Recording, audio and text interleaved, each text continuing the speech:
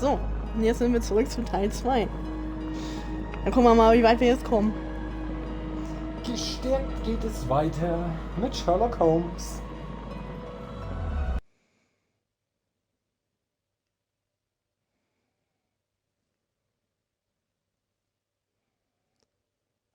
Das Blutbad.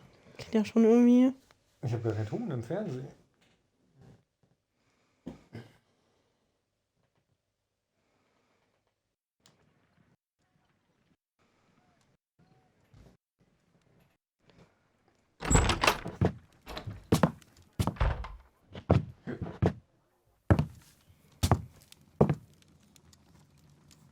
Holmes, what happened?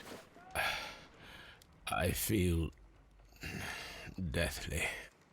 And you look it. Let me examine you. Please don't tell me that you've returned to your old habits.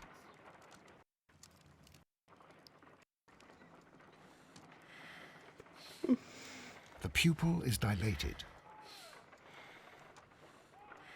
Was, die Pupillen sind geweitet? Ja.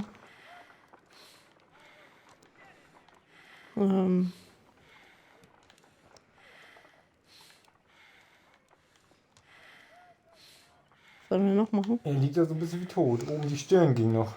Stirneier, stimmt. The temperature appears to be normal. Mal Puls messen. I need to Oh, concentrate ja. and count the heartbeats. I need to concentrate.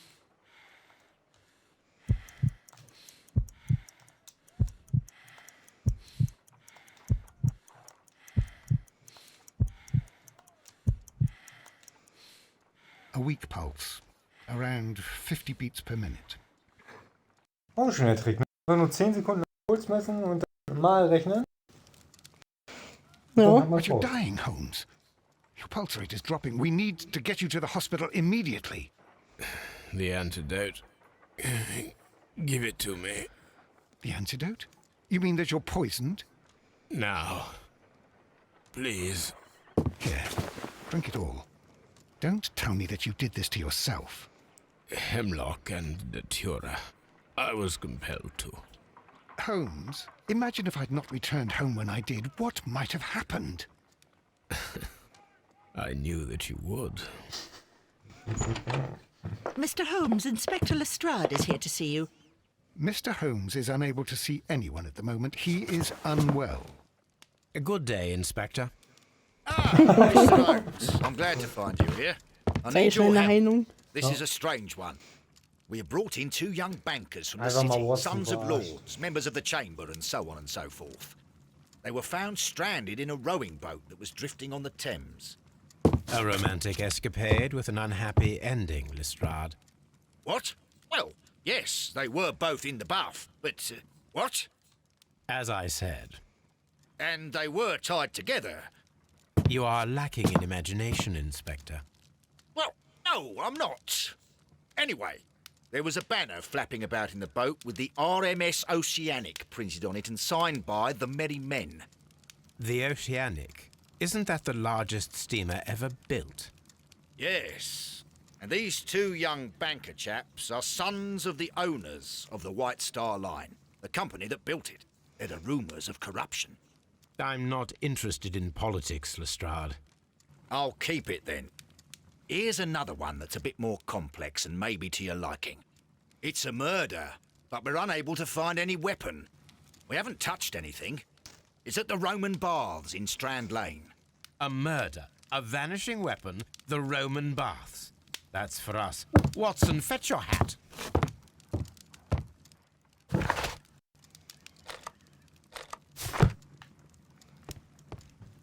Na dann, auf zum nächsten Fall. Wo ist eigentlich Tobi? Da ist liegt Tobi. Tobi. On the sofa for the 3rd time today.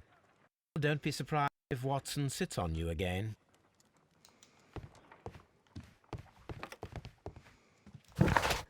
Ans Fenster müssen wir auch nochmal. Nein.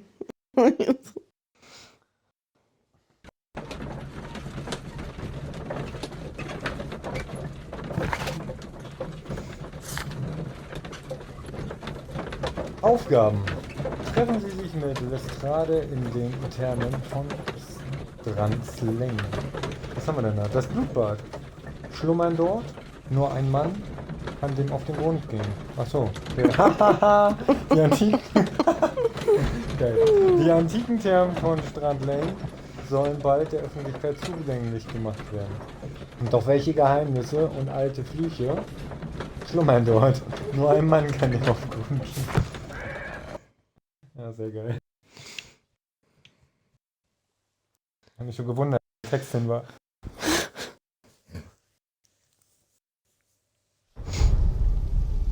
Oh.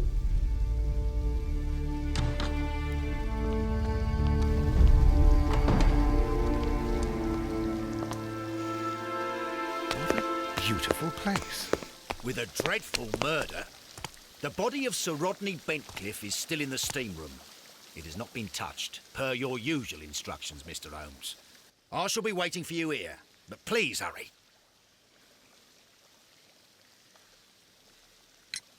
Are you able to identify the men who were with the victim in the steam room? Yes. The manager of the bath, Sir Gregory Pitkin, a lad from the City Council, Garrow, and an archaeologist by the name of Blinkhorn. I think the plump one, Garrow, did it. He doesn't seem right in the head. Well, we shall see. You found no murder weapon? No, and that's why I called you. All three witnesses and the victim were locked in when the murder occurred, and they remained so until we got here. We even had to pick the lock to enter. I see. Was there anyone else here, apart from those gentlemen in the steam room? Yes, a Mr. Phillips. He was the one who called the police. He will be able to give you more details. Okay, wir wissen also nicht, wo die Mordwaffe ist, nur dass 3 Personen eingesperrt worden sind. Naja.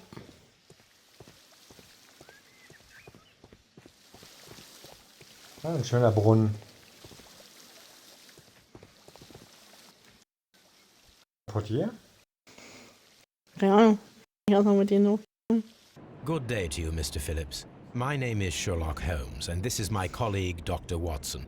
Would you be so kind as to answer our questions? Certainly, sir.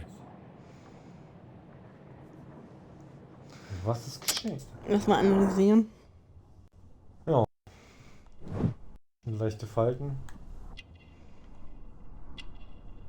Da war noch auch irgendwo, ne? Ja.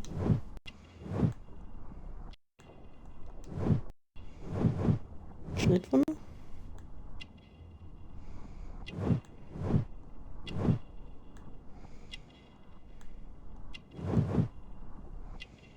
Wieder glänzende Knöpfe. Haben wir, glaube ich, bis jetzt bei jedem, ne?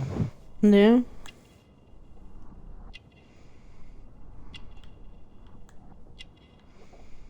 Ah, okay. Was haben wir hier?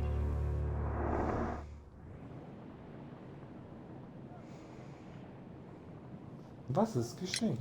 Please tell us the chain of events from the start of your day. Everything that you can remember. The slightest detail may be of importance. Very well, sir. I came in at 6:30 this morning, and I opened the baths. I made sure that the room was clean, and I prepared the towels. The brazier was still burning. There was a fire burning all night. Yes, Sir Gregory ordered me to light the brazier yesterday. It takes some time until the room is fully heated. The gentleman had a meeting at 9 o'clock this morning. I wanted everything to be perfect. They'd been in the steam room for 20 minutes when I suddenly heard shouting. I ran to the door, but it was closed. I couldn't open it. So I ran out to the street to call for the police. One constable came up, and then there were others, and they picked the lock. Then Inspector Lestrade came along, and he told us that nothing should be touched. Did you receive any other visitors this morning? No one. Until these gentlemen arrived. Sir Gregory was the first. And then, while we were discussing work details, Sir Rodney and Mr. Blinkhorn arrived, and Mr. Garrow followed. What happened after that? I waited until they'd all entered the steam room, then I returned to the hall. The changing room door was open, so I should hear if they needed anything. You would have heard if someone had entered or left the steam room. Certainly, sir. These doors make a lot of noise. Okay. Okay, wen kann man noch befragen? Was Das mit denen hier? eine gute The Frage. steam Yeah, room's on the other Polizist. side, Mr. Holmes. Ja, The wir steam gehen an die room's Tür. on the other side, Mr. Holmes. Das ist schon das Watson uns so sagt, ne? Ach, hier kannst du gehen. Und da ist...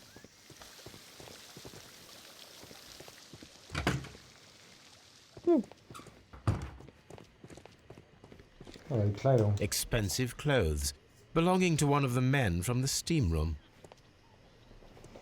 Ach, Dampfraum. Das ist eine Dings, eine Sauna. Ja, war ein Dampfbad, ja. Was? Champagne, for a special occasion. Ja, geschmeißen An ein. ice bucket to keep the champagne chilled.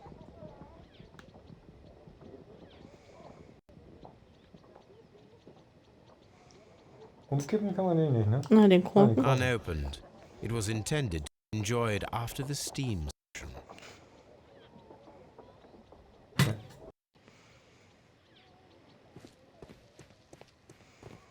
Ja. These clothes belong to one of the suspects from the steam room.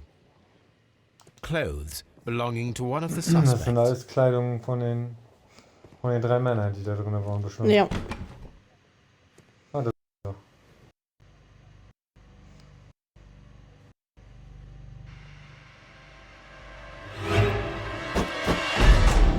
Okay.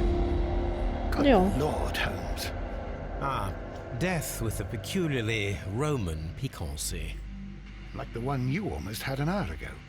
Let us forget about that.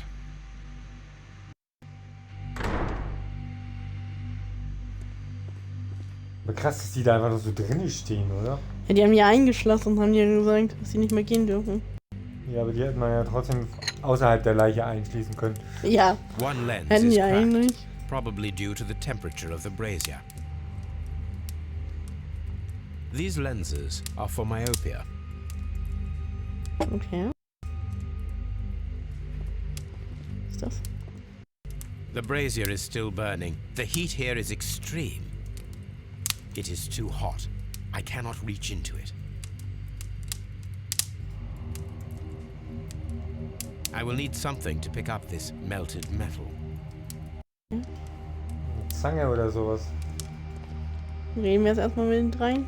Jo. Ja. Welchen fangen wir an? Rechts oder links? It's Ich Ja. würde horrible. Blinkhorn nehmen. I can't talk at the moment. Oh ne, der kann gerade nicht reden.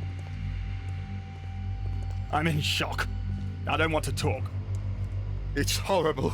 So Rodney, he's dead. Can't we speak about it somewhere else? Nein, die wollen alle drei nicht Aber mehr stopp, reden. stopp, geh mal zu dem Typen. Guck mal da, der hat Blut an seinem... Ja, stimmt. Da ist eine Hand. Blood traces wiped on the towel. Okay. Echt, ne? Hat doch Blut Ja. an den Finger, oder? Ja, das kann man sehen. So richtig. I found him. I touched his shoulder, thinking that he was just asleep. Ah, okay. Naja, okay. Dann würde ihn einfach festgehalten haben am Handtuch. Okay, was haben wir hier noch? Außer die Leiche ist klar. Aber irgendwas da rauszuholen haben wir auch nicht, oder? Na. Ne, Aber was war hier? So Dampfhebel. Dampfhebel. Wow. Dann sehen wir noch With weniger. the steam on, I'm unable to see even a few feet away. Aber jetzt können wir mal gucken. Mit unserem Adlerauge. Was passiert war.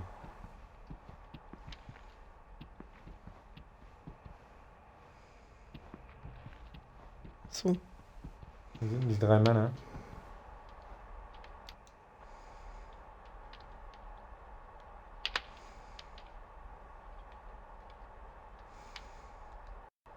With the Benutzen. steam on, I'm unable to see even a few feet away.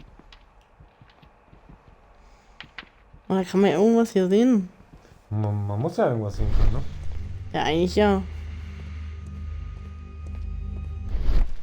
Er will ja, dass wir irgendwas sehen. Aber was denn? Was liegt da bei den Toten? Nichts. Ich sehe nichts. Guck mal an die Decke. Nein. Das Einzige, was sie sieht, ist ein Hebel. Ja, aber der Hebel bringt uns ja nichts. Ne. Und wir machen jetzt auch noch hier hoch. Vielleicht geht das nachher auch erst.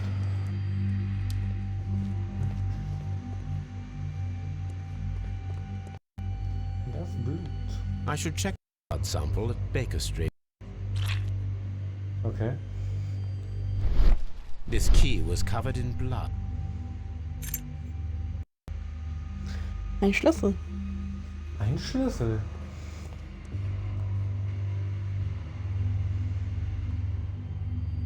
There was only one hit from the weapon. Pierced the right eye straight through the brain. Death would have been instantaneous. The wound should not have bled so profusely. This pool is rather large.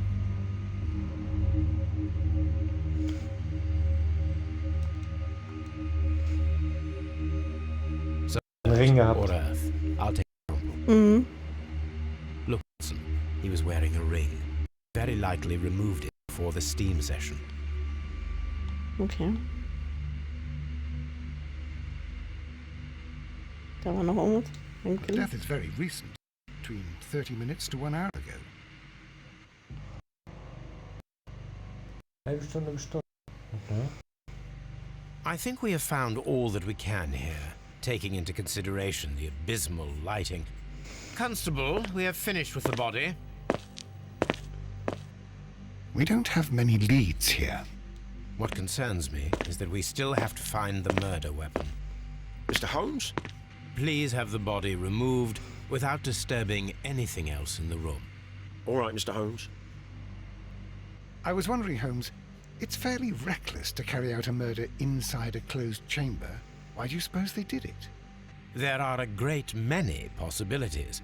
The murderer was in a hurry, or he is an artist, or a ghost, or he wanted to ensure that I'd be brought in on the case. Probably the latter. You are ridiculous. Do you know that? Ist doch geil, wie er schwitzt. Naja. Oh, ist die Leiche weg. Einer hat gedacht, die sollen die abtransportieren.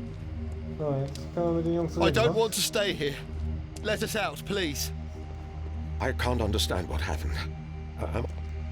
If you have to interrogate me, I'd like to be dressed properly first.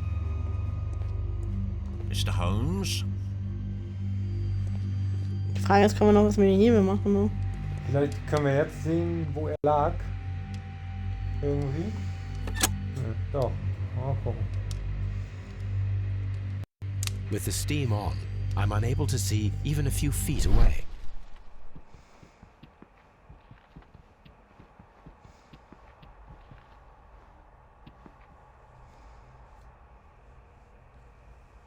Ne. Ne, da sehe ich auch nichts.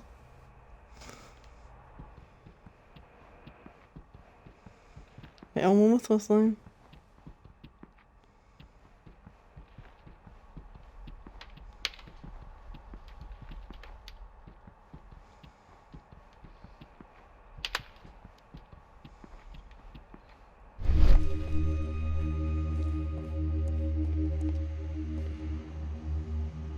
Merkwürdig.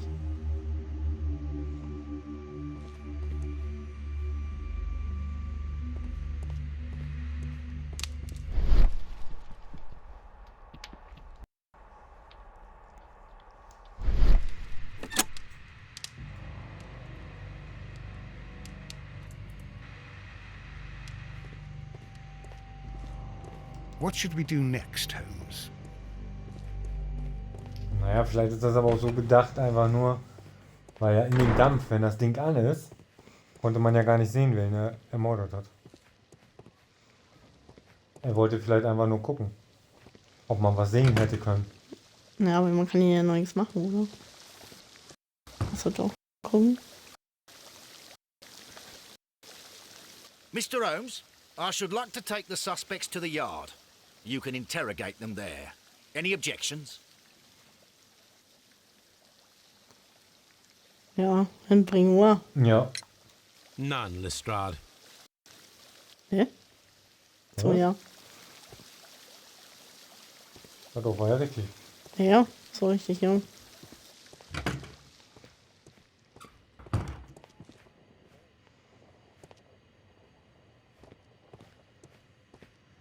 Aber was ist denn mit dem Schlüssel? Können wir dem nicht irgendjemandem geben? Gucken wir gleich mal. Und das Metallstück muss man ja eigentlich noch Das drauf holen. müssen wir noch irgendwie rauskriegen da, ja. Die Frage ist halt wie. Mal gucken. Und hier ist ja auch nicht so wie eine Zange. Nee. Champagner-Ding? Nein.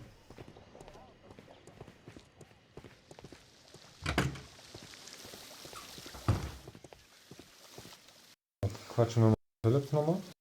Ja, ich warte, die können wir ja schon nochmal quatschen. Ah, der Schlüssel.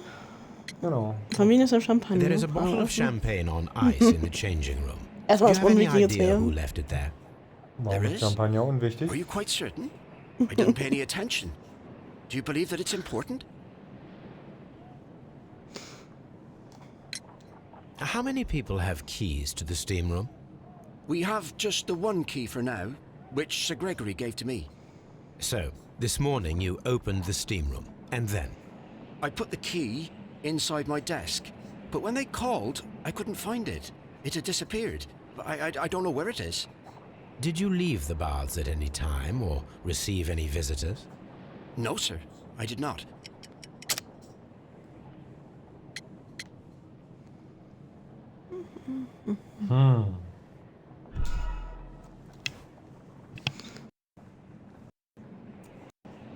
Did you leave the baths at any time or receive any visitors? No, sir, I did not.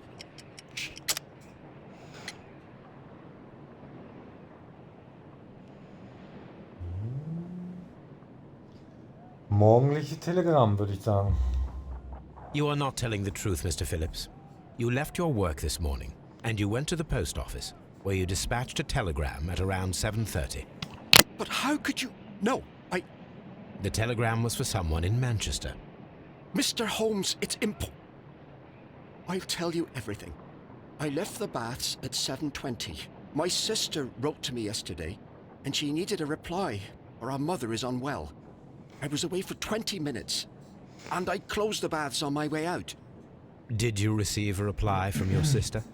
No, she wasn't meant to. I just told her to pawn my old school uniform so that she could pay for the medication. Did you check to see if the key was still in your desk when you returned? No, I didn't. Please, Mr. Holmes, don't tell the police about this. Sir Gregory would give me the sack. I need this job. I see. Jo. So. Mr. Holmes? Haben wir noch irgendwo einen Raum, den wir betreten können? Ja, den können wir jetzt betreten. Ist da was? This What area is- serves as Sir Rodney Bentcliffe's workshop. Sein Büro. Das ist das Büro, ja. Na, guck mal, da liegen die Steine. Vielleicht finden wir ja auch eine Zange. Irgendwo. Vielleicht finden wir da auch eine Zange. Glass plate negatives, a remarkable method for recording ancient civilizations. Was haben wir da drin? A glass da fehlt plate was. negative is missing. So. Glass plate negative of an Egyptian statue.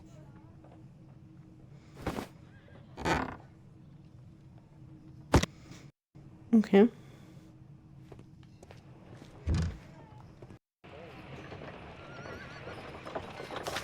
Oh, noch ein Brief. Oha. Rodneys Nachricht.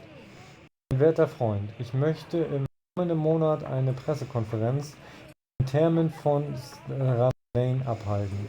1839. Quatsch, 1893. Ein bemerkenswertes Jahr für meine Arbeit in Ägypten. Doch jetzt ist es der Zeit, mich auf diese englische Archäologie zu konzentrieren. Es gilt, unsere nationalen Schätze ins Rampenlicht zu stellen und der Öffentlichkeit zu präsentieren. Bei dieser Pressekonferenz will ich möglichst viele Journalisten sehen und sie sollen wohlwollend darüber schreiben, da wir sie äußerst gut behandeln werden. Daher werde ich meinen alten Freund Lord Blackmore ansprechen und die Sondermittel des Königlichen Archäologischen Instituts für die Veranstaltung nutzen. Sir Rodney Bancliffe. Okay. Da fehlten aber Wörter. Hast du das gesehen? Ja. Daily Mirror. Es gibt nur wenige Menschen, die den Namen Sir Rodney Bancliffe nicht kennen. Er ist ein Gentleman, der an Reichtum, Bekanntheit und Tatendrang seiner ersten Zeitgenossen in England in nichts nahesteht. Er ist nicht nur äußerst intelligent, sondern im selben Maße charmant, wie die jungen Damen europäischen Adels nicht müde werden zu wiederholen. Er hat hervorragende Beziehungen zum House of Lords und durchaus Einfluss auf die Weltpolitik. Nicht wenige würden ihn übertrieben perfektionistisch und autoritär bezeichnen. Wir würden eher sagen, dass Sir Rodney zielstrebig und willensstark ist. Wenn er sich bei einer Ausgrabung einbringt, ist der Erfolg für alle Beteiligten garantiert. Zielstrebig. The Times. Wunderbare Fortsetzung der Ausgrabung in den römischen Thermen Strand Lane. Die Ausgrabung in den Thermen stand schon kurz vor dem Aus, als wie aus dem Nichts der Retter auftauchte. Sir Rodney Bancliffe. Sir Rodney hat die Kontrolle über die Arbeiten übernommen und behauptet, dass in den Thermen der Schlüssel zu einem großen Geheimnis zu finden ist. Alle weiteren Neuigkeiten in dieser aufregenden Sache erhalten Sie bei uns. Gleich auf exklusiv. So. Oh, da ist noch was. Ein Schild. Ah, nee, Dokument. Yay, hatten wir ja lange nicht. Bancliffes Forschungen. Die Metallplatte ist nicht nur vor archäologischem Interesse, sondern scheint auch Teil von größeren zu sein. Im Moment kann ich jedoch nicht genau sagen, um was es sich dabei handeln könnte. Okay. Das ist gut, oder? Sieht auf jeden Fall geil aus. Oh ne, oder? A shape has been cut in the plate. What should be done with it? Einfach mal mitnehmen. Ja. Archaeological mit. findings. Old clay pots with numbers inscribed upon them.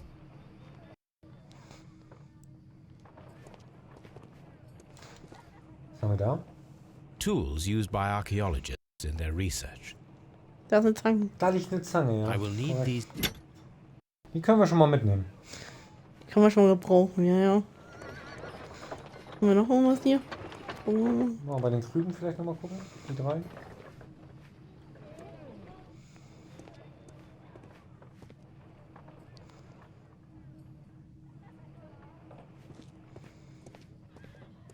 Archaeological findings. Old clay pots with numbers inscribed upon them. Ja. Die Zange haben wir. Hm? Die Zange haben wir ja. Ja. Dann gucken wir mal weiter, was wir hier noch finden. Sieht schön aus. Oh, das sieht geil aus, ja.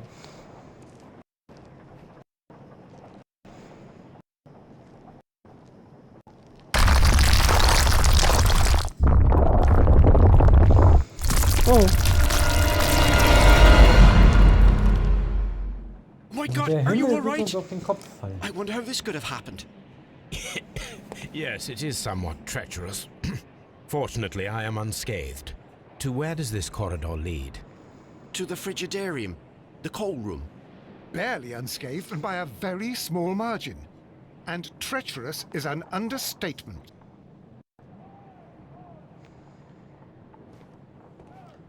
Naja, aber das war ja auch schon wieder Those ziemlich stones weigh tons. offensichtlich, ne? Er geht da hin und da fällt irgendwas zusammen. Our investigation requires it. We shall ask for them to be removed. Das sind zu viele Zufälle auf einen Tag. Ja. Okay, hier haben wir auch nichts mehr. I'm always wondering what's on your mind, Holmes. Kann ja auch was anderes sein.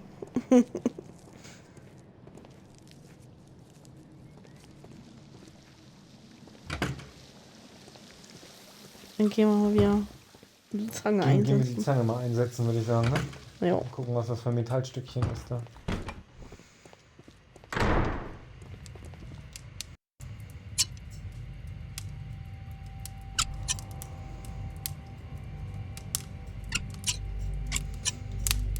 Ein bisschen weiter runter. Hey, ich überlege gerade, wie es hier runtergehen. Hä? Geht nicht. Geh mal über die Dings und drücke mal A und halte einfach mal. Auch nicht. Ah, super. Okay. I should analyze this melted metal.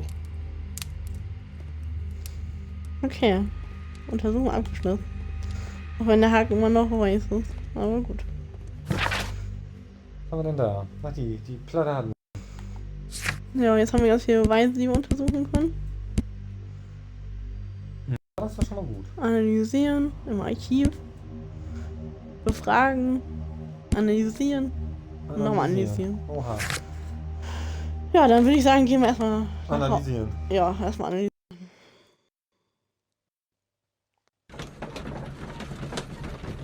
Er muss herleiten. Nein.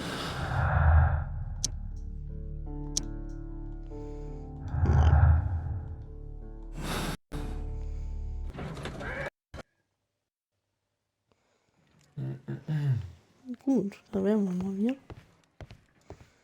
Tobi On the liegt immer noch auf sofa der for the Couch. third time today.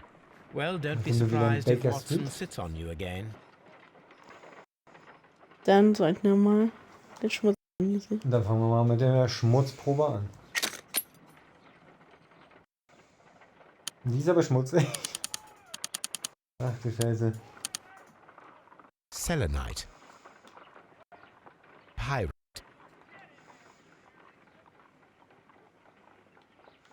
White clay particles. Interesting. According to the color and its composition, I deduce that this sample is white clay. Now, I need to find which area near London this sample belongs to.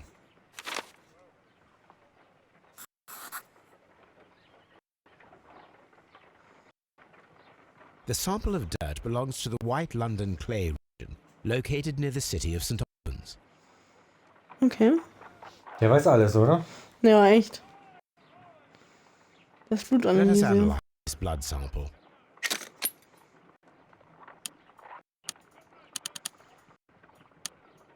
This blood has not coagulated well. It seems very liquid. That is strange. Let us see what is inside it.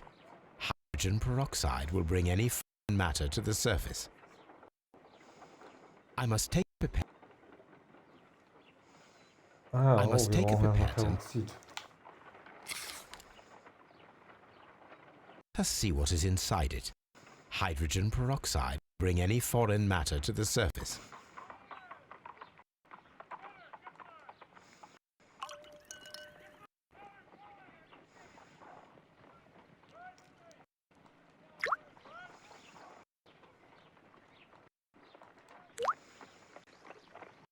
Ein paar kleine Kiste machen. Ja. This blood is heavily diluted with water. Okay. Okay, das Blut ist mit Wasser verdünnt. Ja. Und so Metall analysieren. This is a piece of metal taken from a brazier. It appears to be silver, but I need to be sure. If it's silver, it will be possible to melt it, since silver's melting point is at around 900 degrees Celsius. Let us compare this sample with a silver penny by testing it with acid. If it changes color to match the result of a reaction with a silver coin, then it is silver. Okay. I must take Ja, gut, da muss halt eh die Pimpette nehmen. Außer du gibst das ganze Päckchen Säure rüber. Ja, das wollten wir jetzt auch nicht gerade.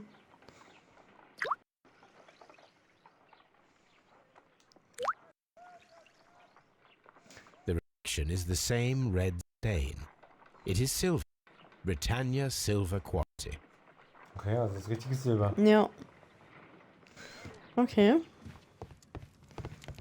Dann kommen wir noch.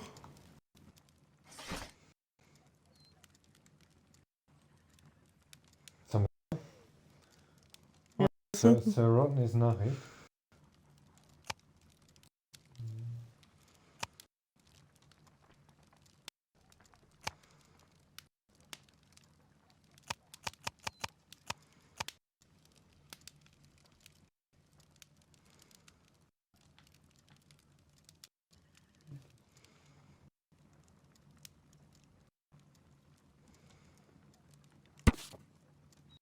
Here it is. By the eye he was punished, for he saw that he was not worthy. Dreadful. Oh, Bancliffs Mumie. Die große Ausgrabung in Asuan dauerte über 3 Jahre. Sir Rodney Bancliffe leitete das archäologische Mammutprojekt. Dabei wurde eine Mumie mit einem enukleierten Auge in seltsamer Körperstellung entdeckt. Die rechte Hand war ausgestreckt, als ob die Mumie nach etwas greifen wollte. Sie war zudem unglücklicherweise stehend begraben worden.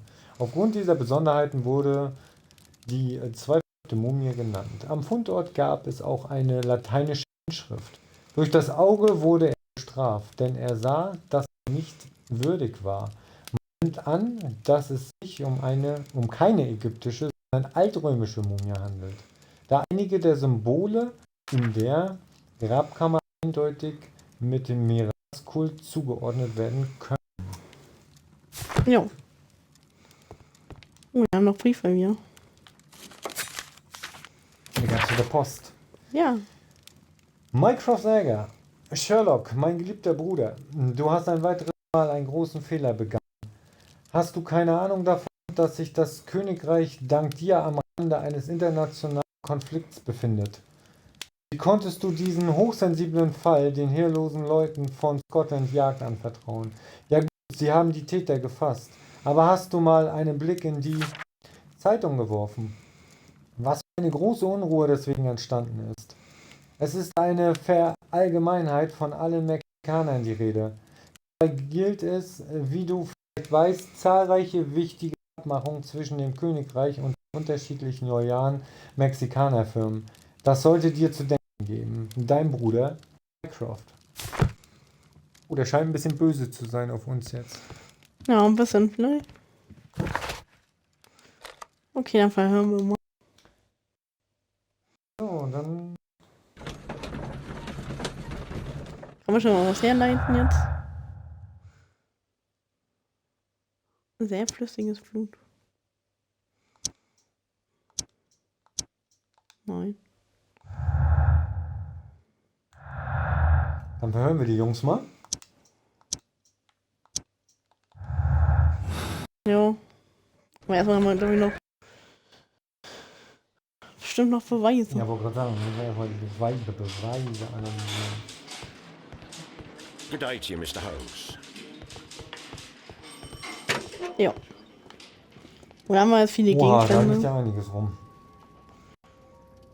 Dann gucken wir mal beim ersten. An embroidered silk handkerchief. A fountain pen with solid gold trim. Eine Visitenkarte. Sir Gregory Pitkin's visiting card. Okay.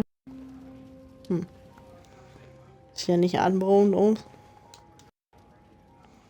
When Garrow found Sir Rodney dead, he wiped the blood upon himself.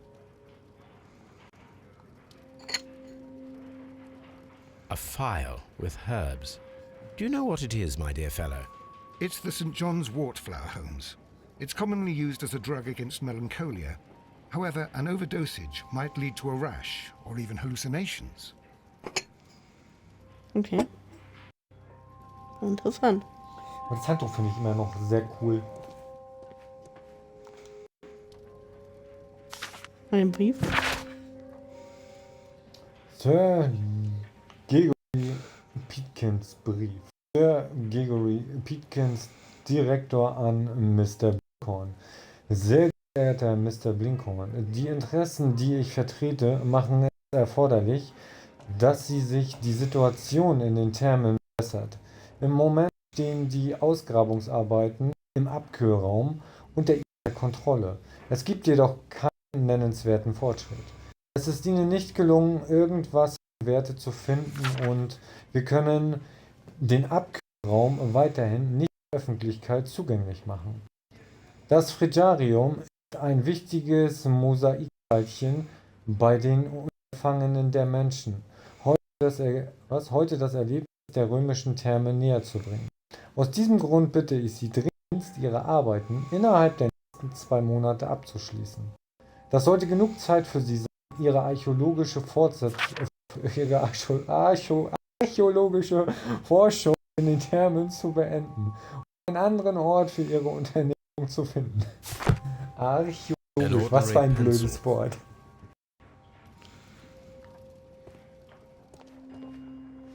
Was haben wir jetzt noch? Dann haben wir noch ein Büchlein. Ein Notizbuch. Rodney Bentcliffe's notebook. It may contain something of interest. Oh, da fehlt The was. last pages were torn out. We must find a way of retrieving Sir Rodney's last lines. Watson, please prevent anyone from entering the room. But first, fetch me a pencil.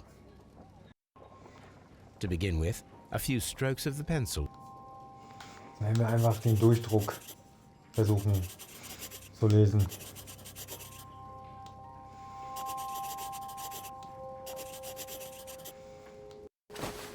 And then to gently smudge the leftover pencil marks with a handkerchief.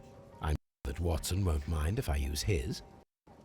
Mal wieder. Geil ist halt, dass dieses wirklich funktioniert. Ne? Also, Ja, ich weiß. das ist schon cool.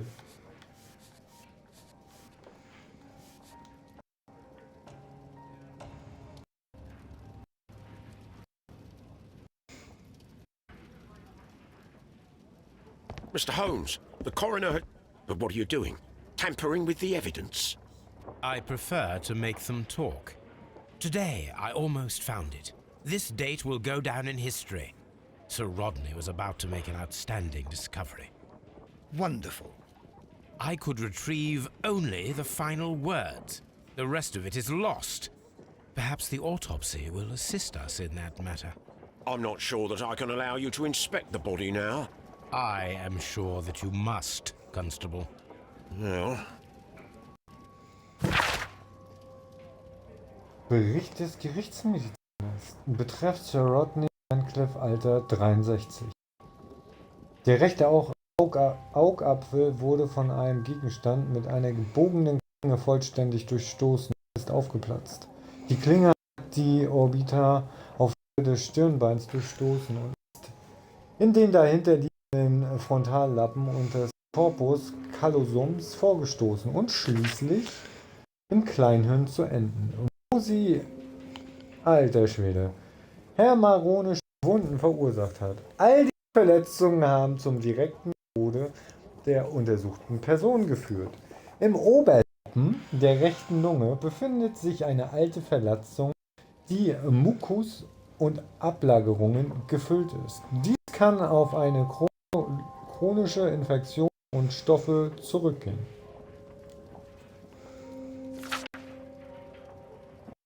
Mosebox, wir grüßen dich. Moin. Hi. Achso, geht noch weiter. Die wahrscheinlich in einer Grabkammer eingeatmet wurden. Elemente einer wesentlichen Mumie zum Beispiel oder von getrockneten und verfaulten Lebensmitteln, die als Grabbeigaben dienten. Weitere Verletzungen sind nicht festzustellen. Alter. So, Eine Karte. Man wird ja noch Gerichtsmediziner hier heute Abend. eine Münze. An old and rather dirty coin. Und ein Ring. The ring was most likely the one that Sir Rodney wore. He removed it before entering the steam room.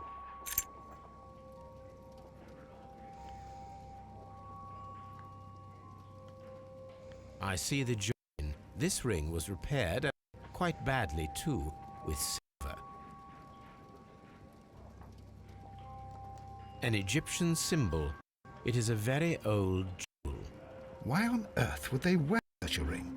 A very pertinent question.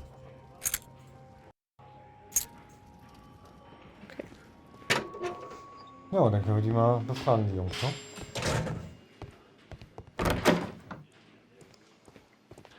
Oh, Na, ich geh erstmal.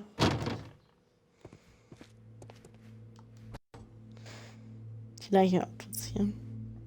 An unusual wound, inflicted by a curved knife, which resulted in instant death, as the coroner's report says. Aber vor allen Dingen, er sagt, es wurde... According to the coroner, Mit there were einem- no cardiac problems nor lung congestion, but there were traces of fungus, possibly contracted from the Egyptian tombs.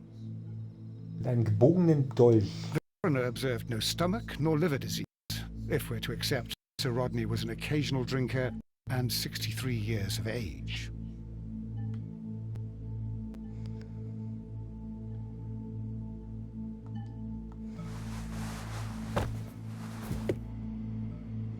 The bruising is in lines.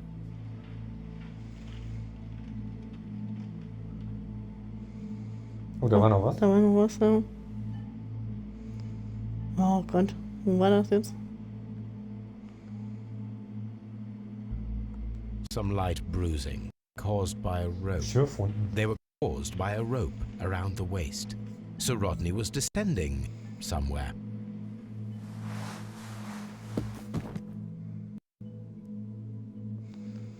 Ja, super. Das muss reichen.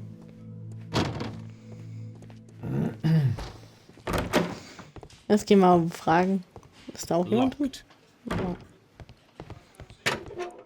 So, dann schnappen wir uns mal den ersten. Ne? Ja, wen denn zuerst? Ich würde mit Sir Pilgrim anfangen.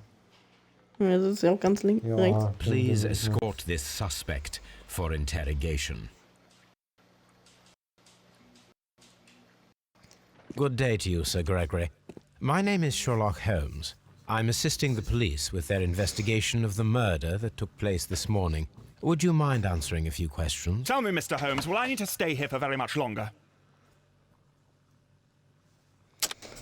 Erstmal analysieren. Ja.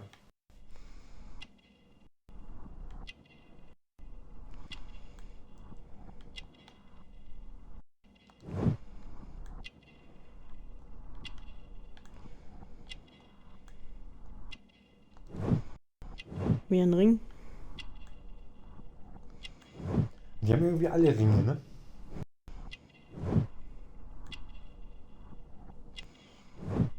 Fehlt noch was. Oh.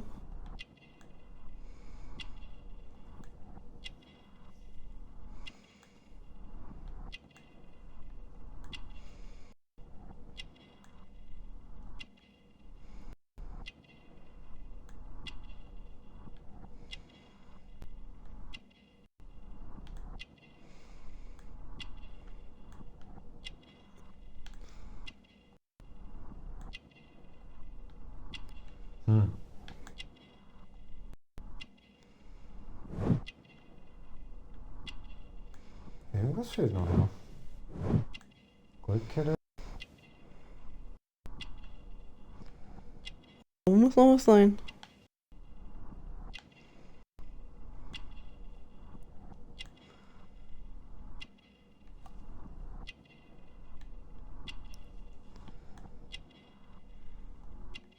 Arroganter Ausdruck.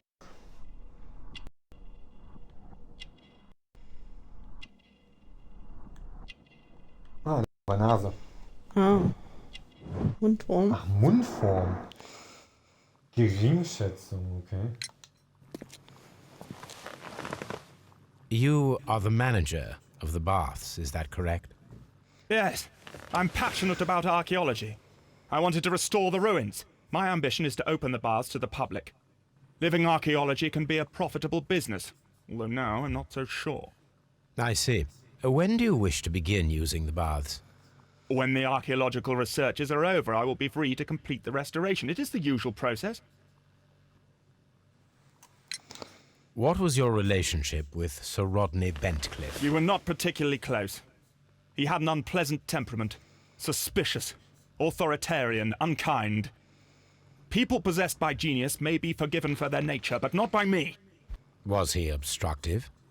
Not at all. Everything he did led us to greater success. He helped us increase the potential of the building. Please tell me what happened this morning. The test that we performed this morning was a success. The steam was working well. But then, of course, that awful murder. What did you see? The steam was too thick to see anything. But ask Garrow. He saw the body first. Had Sir Rodney exhibited any recent strange behavior? Look, I'm not a suspicious fellow, but I think that he had professional interests elsewhere that he did not wish us to know about. Why should you think that? Where? I have no idea. But after all, it was not my business. How was the work progressing before Sir Rodney's arrival? Rather slowly, I would say.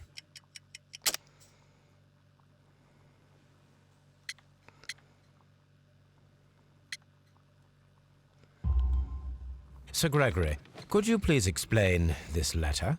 You expressed the wish to call off the research work at the baths. It was all about Blinkhorn. He was merrily digging away and taking very little care about it, ruining everything and finding nothing of any value. But the arrival of Sir Rodney changed your mind? Sir Rodney's work was extremely promising, and it was good for the bath's publicity. So yes, I changed my mind. Are you aware that Mr. Garrow is under a form of medication? Garrow? No, but I never liked that parasite. Do you believe him to be capable of murder? Well, he did have blood on him. Does that make him a murderer?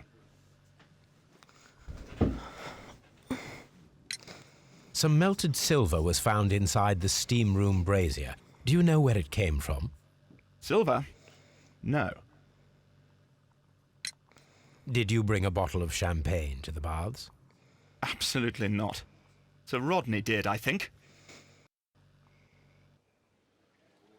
Wenn man mal so überlegt, ne, wo die da alle so rumstanden, waren die so klein mit Hut.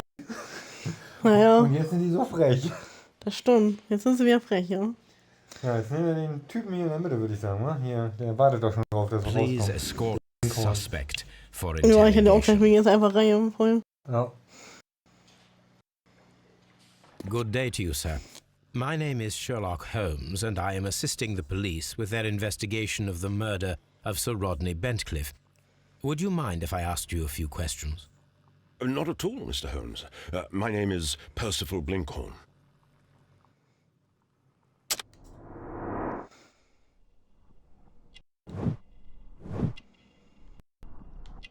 Was haben wir bei dem dann so alles? Gucken wir mal.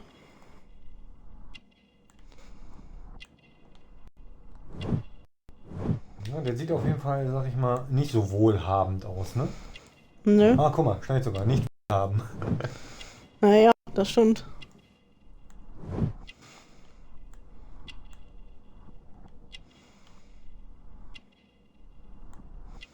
Jetzt fehlt noch. Hm.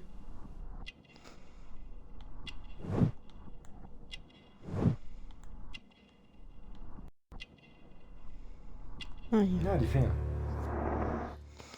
Hornhaut an den Fingern. What is your occupation? I'm an archaeologist, specializing in the Roman period. I'm working on several excavation sites at present, including the baths at Strand Lane. Can you tell me more about the baths? Well, we're hoping to retrieve a great many interesting artifacts from the site, and to list any items of value before their eventual restoration and exhibition. And has it been successful? It has, thanks to Sir Rodney. What was your relationship with Sir Rodney? Well, I couldn't say that he was a kind man, no. But he was talented. I felt a great admiration for him, I must say. Was it your first collaboration? I had met Sir Rodney briefly once in Egypt, and I'd shared my researches with him. Surprisingly, my work did convince him to come here. He arrived only a couple of months ago. Surprisingly. Well, Sir Rodney was, God, a cold man, and so very secretive too. But I learned so much from him. I can't believe that he's dead. Can you tell me what you saw today? Well, we entered the steam room and we all went to sit down. The steam was particularly dense, and I didn't see anything much further after that. I just heard Mr. Garrow shouting, but we all ran for the door and bumped into each other. I was very alarmed by this point. What did you do? Well, the door was stuck, and with all the steam, it was quite frightening. I was barely able to see my own feet. Garrow was covered in blood. Do you believe that Garrow killed Sir Rodney? Oh, no. Garrow couldn't harm a fly. Can you recall any recent event that would occur to you now as being a little strange? Well, yesterday we had a small argument. Is that all? No. Sir Rodney informed me that he was to attend the London Archaeological Congress with me. Then he advised me of quite the opposite. And rather aggressively, too. Do you recognize this ring? Certainly. It's the famous Aswan ring. Sir Rodney brought it back from his last campaign in Egypt. And he kept it for himself? Sir Rodney has had his own particular ideas of archaeology. What can you tell me about Garrow? Well, he always looks so sad. And he has been acting strangely lately. He complains about voices and visions. I will keep an eye on him because I'm worried. How well were your researchers Aber in progressing dem Fall ist er auch before Sir verdammt viel. Rodney's arrival? Oh ja. Aber gut, das sind natürlich auch 3 Verdächtige, ne?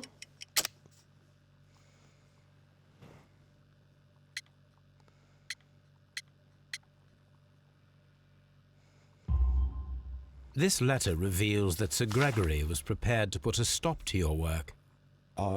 Yes. But since Sir Rodney's arrival, he had calmed down. He allowed us to work. I'm not sure what they agreed on. What will happen now that Sir Rodney is dead? Well, I haven't thought about that. But if it's needed, I will fight to defend Sir Rodney's expectations. We discovered some melted silver in the brazier. Did you put it there? No.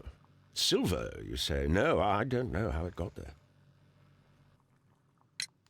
Did you place the bottle of champagne in the changing room? No, I did not.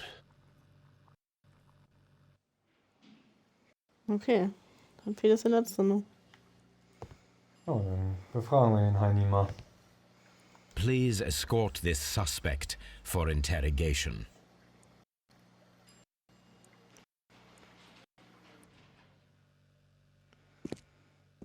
A good day to you. My name is Sherlock Holmes. I'm assisting the police with their investigation of the murder of Sir Rodney Bentcliffe. Would you mind if I asked you a few questions? I am Tristram Garrow.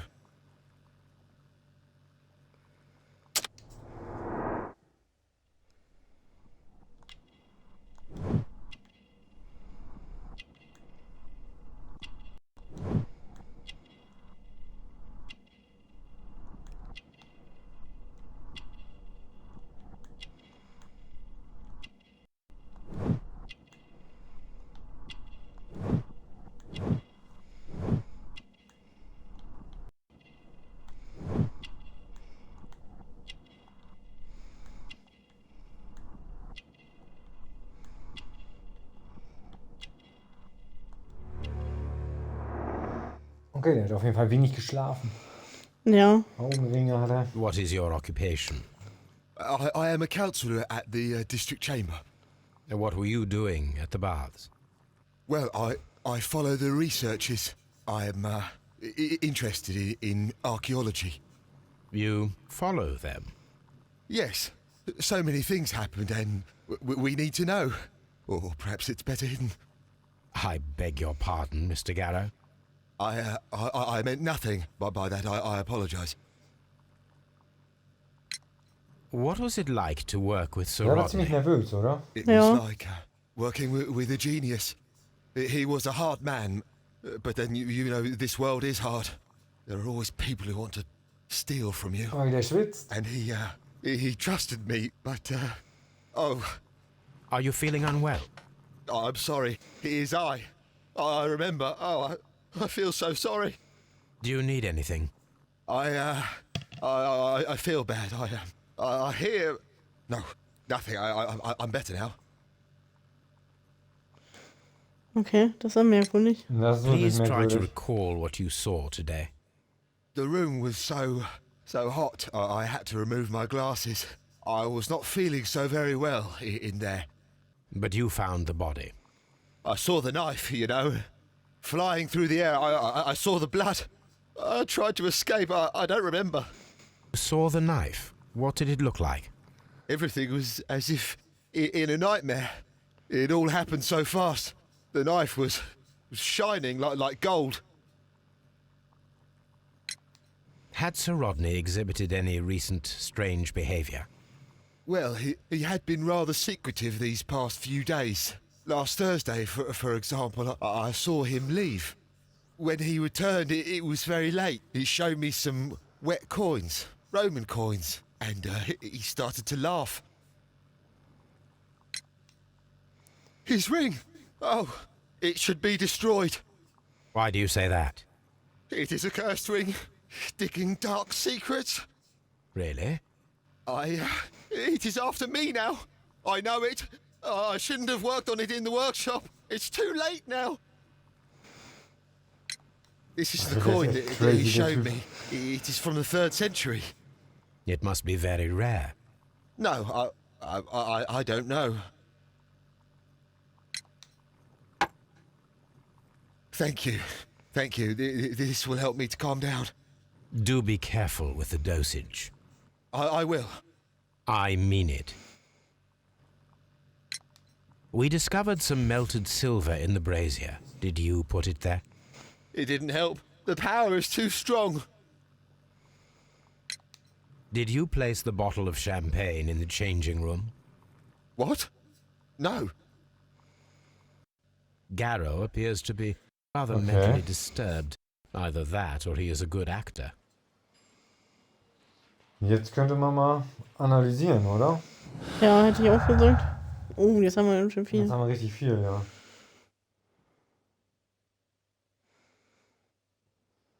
Ich würde auf jeden Fall mal hier Sir Rodneys Lüge nehmen. Okay. Und die gestohlenen Nachrichten, also Notizen. Okay. Ein tödliches Geheimnis. Warum hätte Sir Rodney etwas verbergen wollen? Könnte seine Entdeckung das Motiv für den Mord an ihn sein?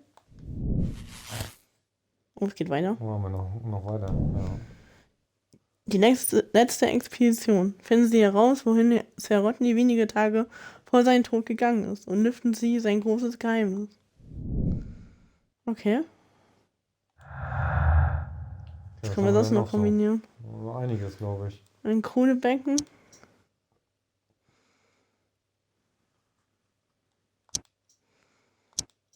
Ne.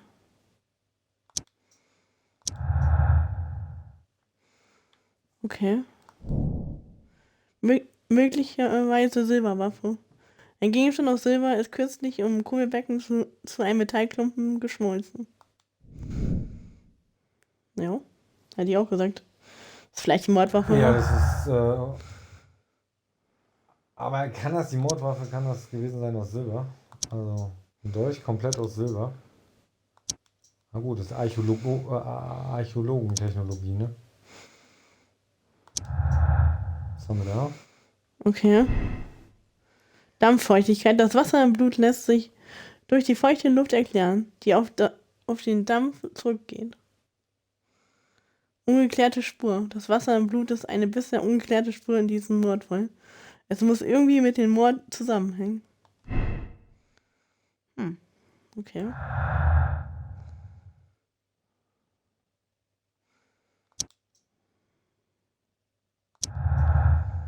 Und noch was, Alter Verwalter, wir haben echt viel hier. Was haben wir denn da jetzt? Blinkhorns Demütigung. Blinkhorns Arbeit wurde durch das Eingreifen von Sir Rodney gerettet. Doch das ging sehr zu Kosten seiner Moral. Blinkhorns Interesse. Blinkhorns Arbeit wurde durch das Eingreifen von Sir Rodney gerettet. Er war sehr dankbar dafür, dass er mit Sir Rodney zusammenarbeiten konnte und die Möglichkeit hatte, von ihm zu lernen. Okay.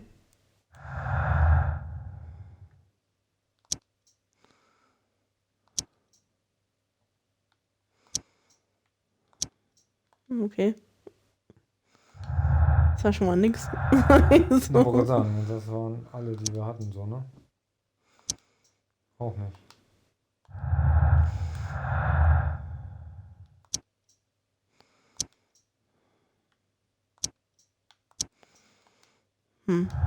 Passt jetzt nichts mehr?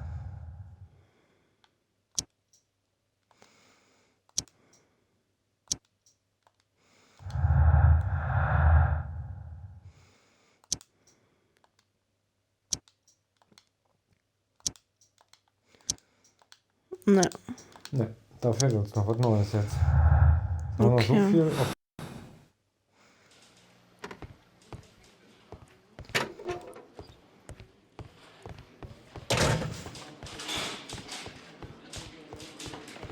Na, dann würde ich sagen, erstmal nochmal wieder nach Hause. Ja, obwohl, was hat der gesagt? Finden Sie die verschwundene Waffe.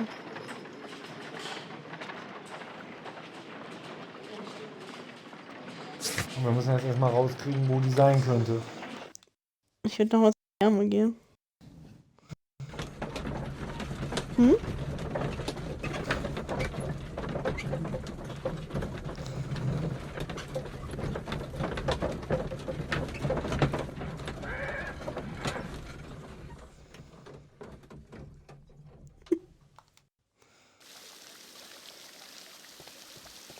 Ja, mal gucken, ob hier noch irgendwas ist.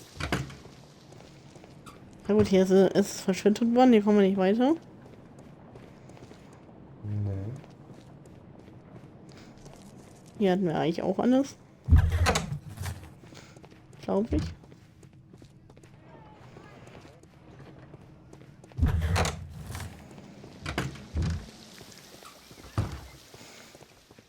Haben wir These den noch paths are gefragt? becoming sinister. Nö. Ja, hier gibt es irgendwie noch nichts Neues.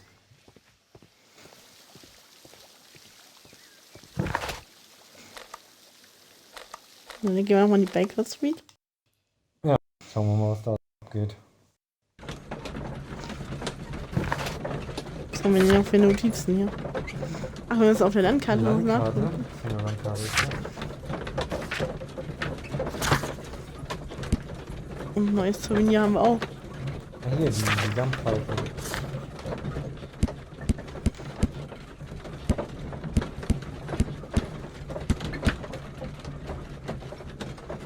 Oh, wir haben schon alle in den Files. War nur der eine? Ja. Ah. Also waren nur die 3. Karte. Ach ja. Ach Man ja, darf die ja. Karte lokalisieren. Now we Ja, have die two. wollen schon mal hatten. We must find them properly. Okay.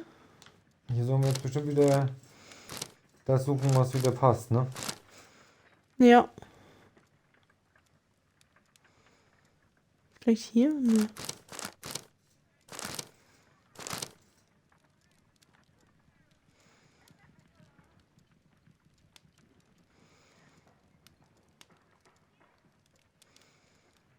Watson, pack your Das sieht bag. gut aus. We are visiting a location Ja, das in passt St. so, wenn ich Albans gesagt. marked on Sir Rodney's map. Ah, guck mal, St. Albans. Dann gehen wir da mal hin. Neuer Ort, den gehen wir doch mal gucken.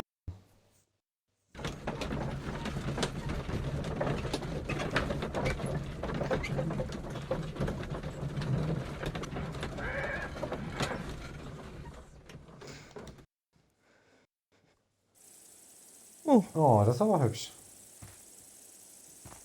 Zutritt verboten. This Okay. archaeological site has been abandoned. Why did Bentcliffe come here?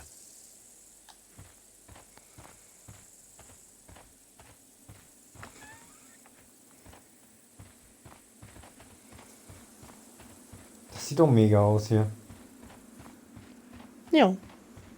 Sag ich mal, gehen wir erstmal in die Hütte. The door has been left open.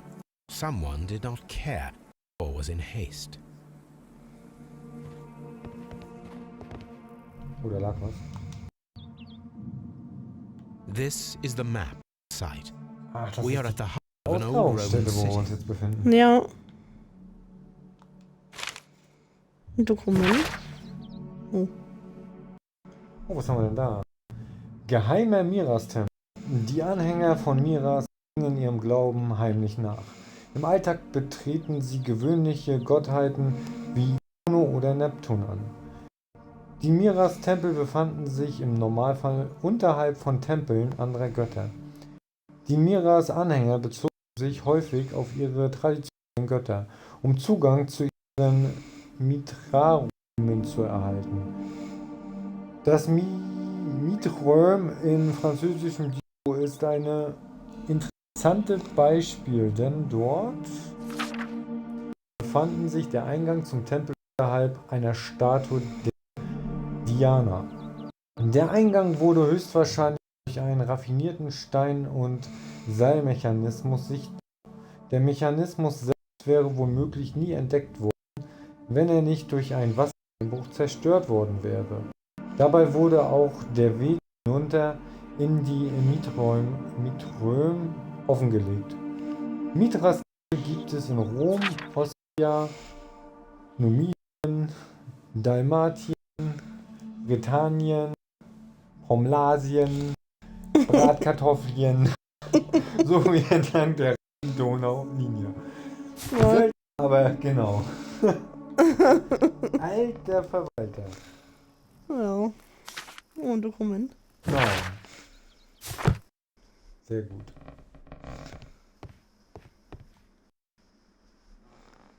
Teilwürfel. Metallwürfel. Und noch ein Dokument. Was haben wir da denn? Traukatonidolch. Die Klinge mit den mit denen der Miras die Tauroktonie, die Stiertötung durchführte, war ursprünglich ein heiliger Dolch persischen Ursprungs. Die Krümmung kann in 5 bis 10 Grad reichen. Der Name des Dolches geht auf das persische Wort Shasharia, oh Gott, zurück, das so viel wie Schwert bedeutet. In diesem stark gekrümmten Schwertfamilien fallen der Schamir, Krummsäbel, der Talwar, der Kindisch, das Pulver und der mongolische See. Die Legende des goldenen Dolches ist ein Schlüsselelement des Miras-Kultes. Das geht so weit, dass manch einer im Hinblick auf den Dolch vom heiligen Gral Miras Anhänger spricht. Der goldene Dolch ist jedoch mit einem Fluch belegt, der die Unwürdigen in den Tod stürzt, die es wagen, ihn zu berühren. Okay.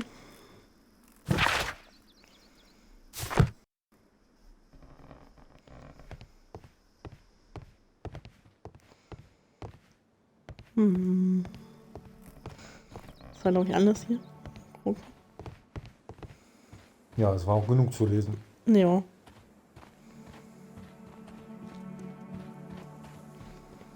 Was haben wir hier noch? Oh. Jetzt gehen wir auf Archäologensuche. Oh, wer ist er denn?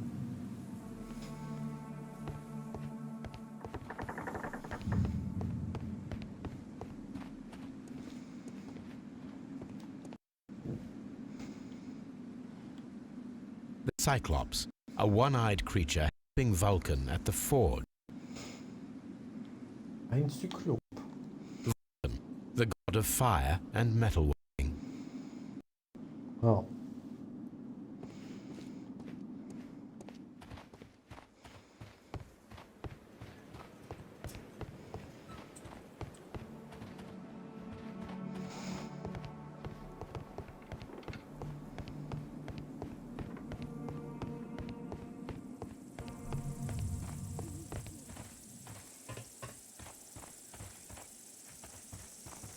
Was haben wir da noch?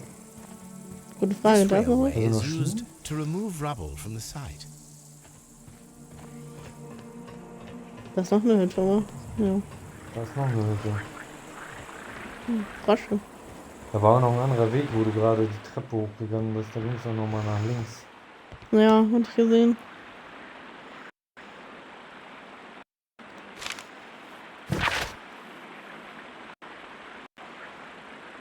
Oh, was haben wir hier?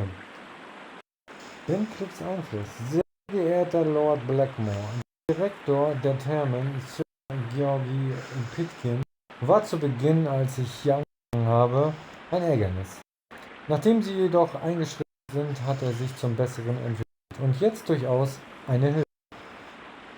Bisweilen kann es natürlich vorkommen, dass Menschen seines Schlages mit einer Arbeit von solch großer Bedeutung nicht umgehen können, weil ihnen die nötige Wiese fehlt. In wenigen Wochen hoffe ich, Ihnen eine gute Nachricht aus den Thermen von Strand Lane überbringen zu können. Ich stehe nämlich kurz vor der Entdeckung eines großartigen archäologischen Artefakts. Ein Artefakt, das auch von Ihrer Partei auf politischem Parkett eingesetzt werden könnte, um die Stärke unserer Vorfahren eindrucksvoll darzulegen und das Königreich vor jeglichen Gefahren zu schützen. Hochachtungsvoll, Sir Rodney Bentley.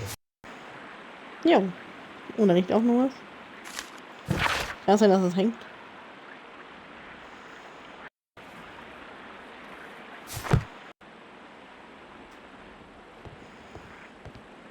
This is a reproduction of an ancient Greek crossbow.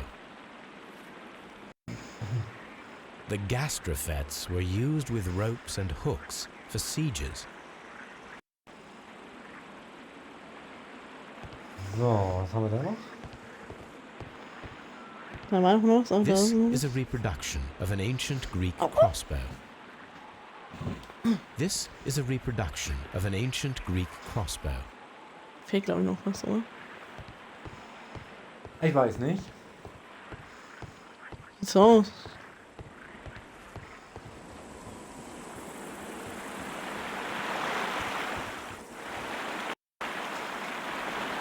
This is the map of the site. We are at the heart of an old Roman city. The gastrofets were used with ropes and hooks for sieges. Okay.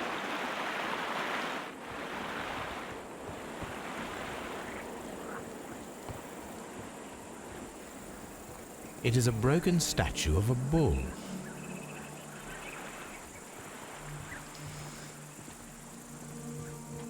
Hier sind aber viele Skulpturen und Sachen. Ja. Viel. Construction hooks.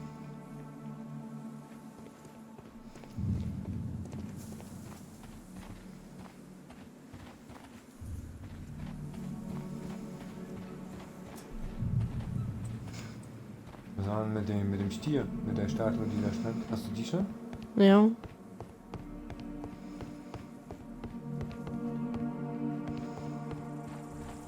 Oh, da war noch was. It is a statue There's of not. Minerva. Oh, da ist auch noch was. Neptune, the god of the sea. Achso, ja, der Stier. Ach, der hat ja nur 3 Beine. Ja. Der dreibeinige Stier. Aber hier kann man, glaube ich, nichts mehr untersuchen. Ne, ich glaube auch nicht. Ah, die Kiste, da waren wir dran. Ja. Aber irgendwas muss hier noch sein, weil es noch nicht beendet. Ja, die Treppe links ging ja noch runter. Hier ist auch noch ein Da war Schacht. noch was. Ein Schacht. Ach, du ahnst nicht. Ah, okay.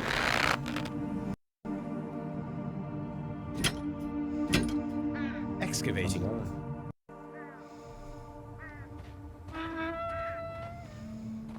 Okay. Ist hier auch was drin? Nein. Ne.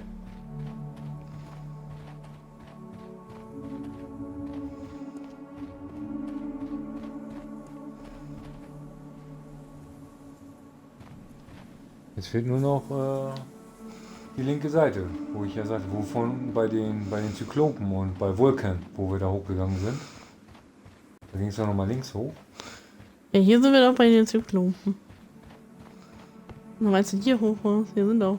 Ja, irgendwo war noch was. Du bist irgendwo vorbeigelaufen, was noch geleuchtet hat vorhin. Okay. Ah, hier kommen wir noch lang, aber hier. Macht ja keinen Unterschied. Ich weiß halt leider nicht, was das war, was da geleuchtet hat. An so einer Kiste bist du da, glaube ich, vorbeigelaufen.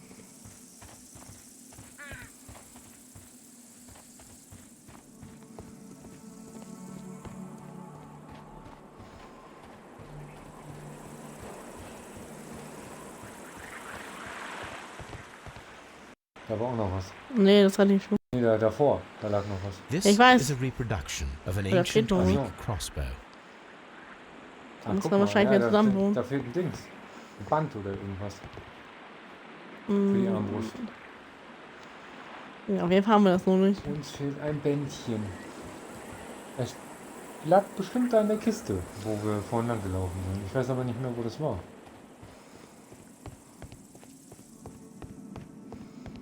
Wo war denn das mit dem Zyklopen?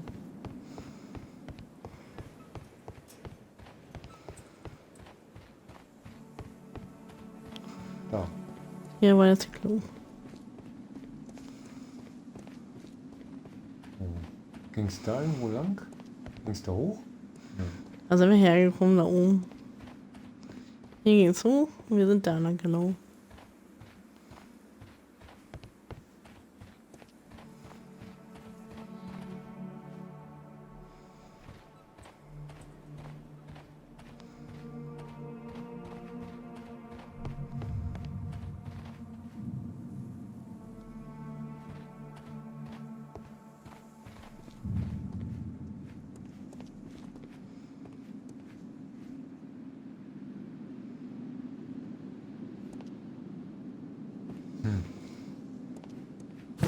Da ist auch nichts. Kelle.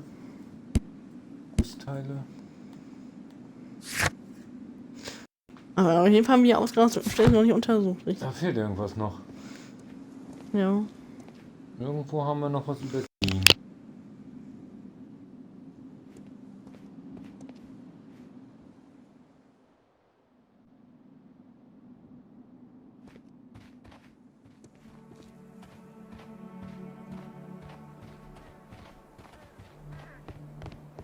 I don't need the ropes for now. Ah. I don't need the ropes for now. Ah, okay. Okay.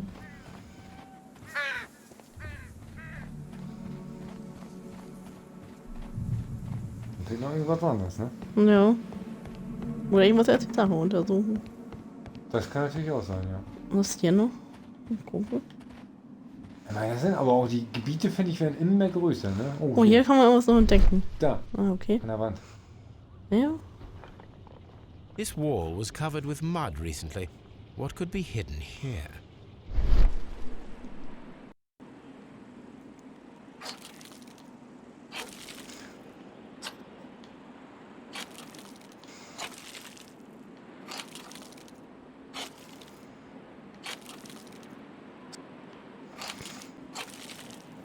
Haben die das vertuscht, oder?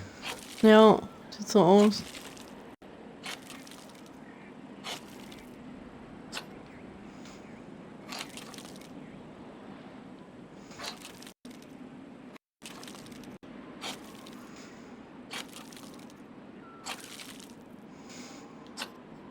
I can see Ja.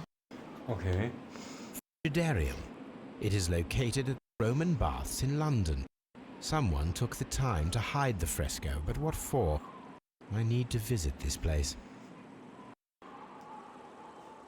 Ja, was war das? Okay. Ausgrabungsstelle abgeschlossen. Oh, sind wir hier fertig? Ja.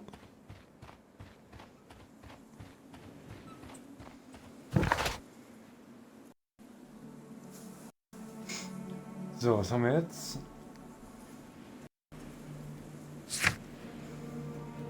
Was haben wir noch? Oh.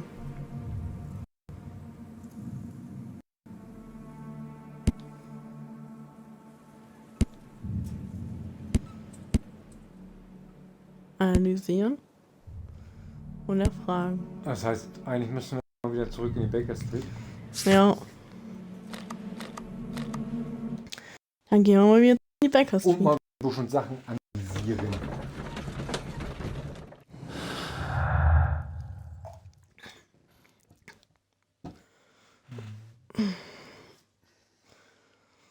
Noch nichts Neues.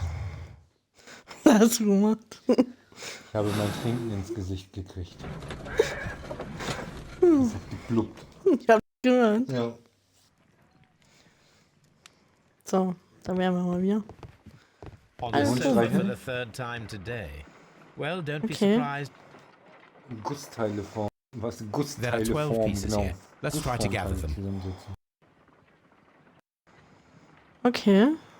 Count this piece as a starting point. Oha. Ja, das sieht gut aus.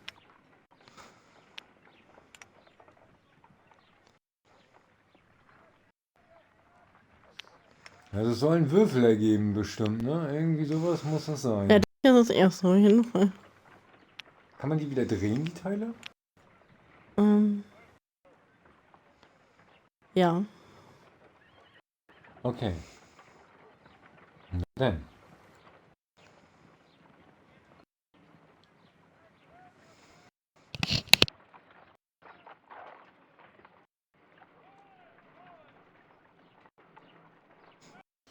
Ja.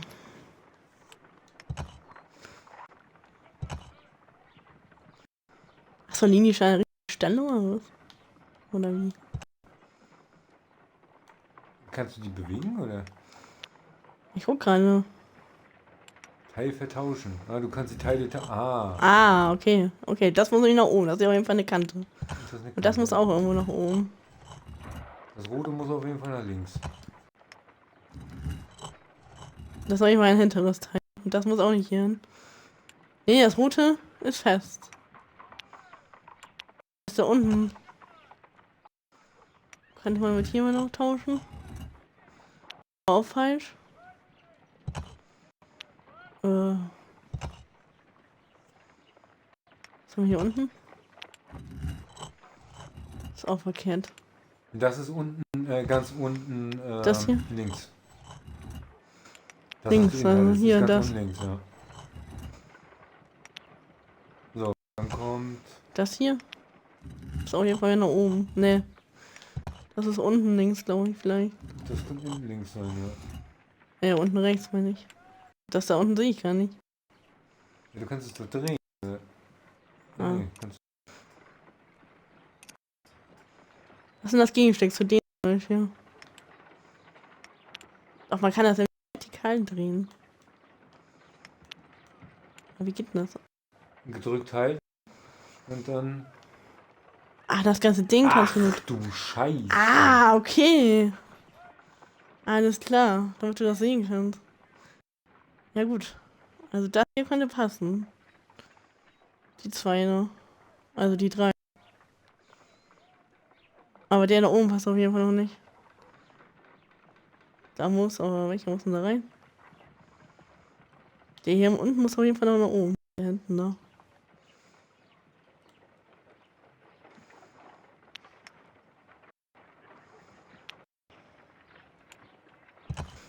Der muss irgendwo nach oben, auf jeden Fall.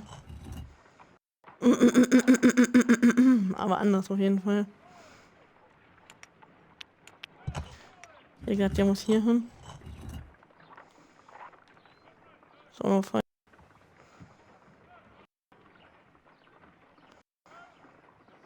Der, den du da eben hattest, der ganz rechts unten, der muss nach links. Welcher der? Der muss nach links unten. Also der, ja, muss links unten rein. Der. Ja, Warum? weil das ein Gegenstück ist. Das heißt... Nee. Ja, auch nicht. Ah, pass auf. Der muss noch ganz nach oben. Der muss Der hier muss hin. oben hin, genau, ja. Das gleiche spielen auf der anderen Seite auch. So, warte mal, der ist auch falsch, ne? Da muss auch ein anderer.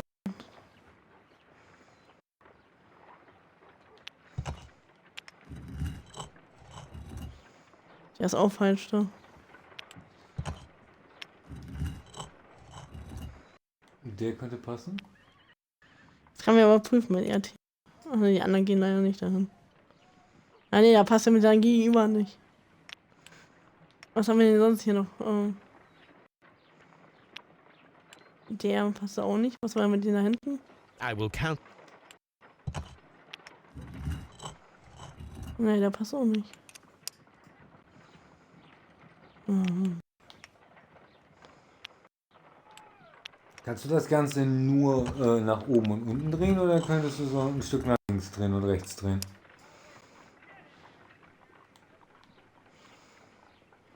Naja.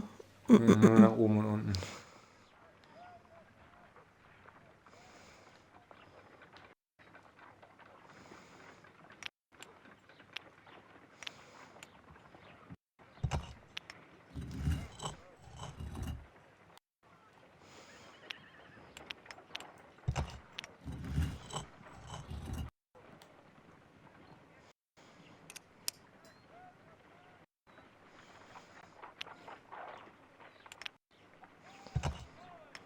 Aber den du da jetzt ganz unten rechts hast, das muss ein Mittelstück sein. Also das ist ein Mittelstück. Oh, So, der war schon mal richtig hier unten. ja. Das ist Oh ein Gott, Mittelstück. der ist schon mal mit. Der geht mit. Der kann nicht passen, weil der hat ja außen links, außen rechts die Kante. Ja, ich weiß nicht gesehen.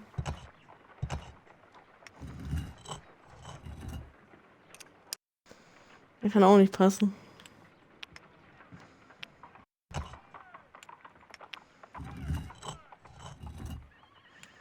Oh nein.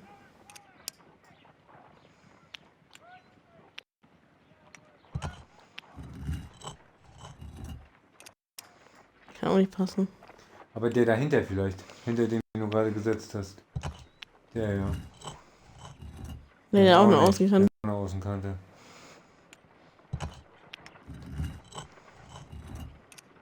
Und auch eine Außenkante. Hä? Ja? Auch nicht. Das sind die den da unten und der hat auch eine Außenkante. Der ging auch nicht, oder? Weil der hat auch eine Außenkante. Hä? Aber darf der auch gar keine Außenkante haben? Ne. Der muss ja oben flach sein, ne? Ja, eigentlich muss der oben flach sein, ja.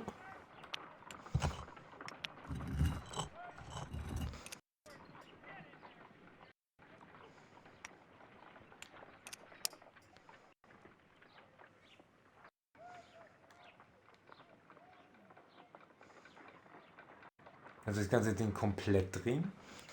Auch nicht. Kannst nur so drehen. Oh, okay.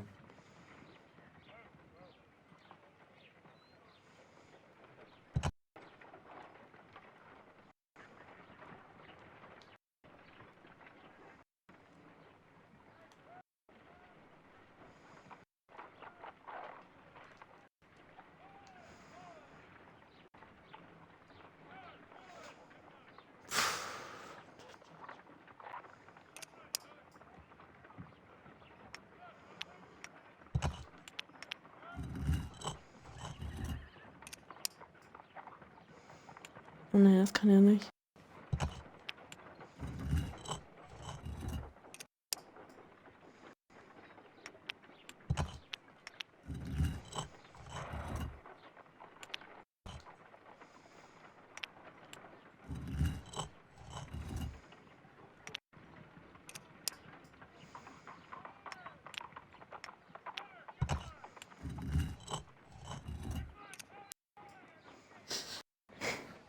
Oh je. Das ist schon crazy.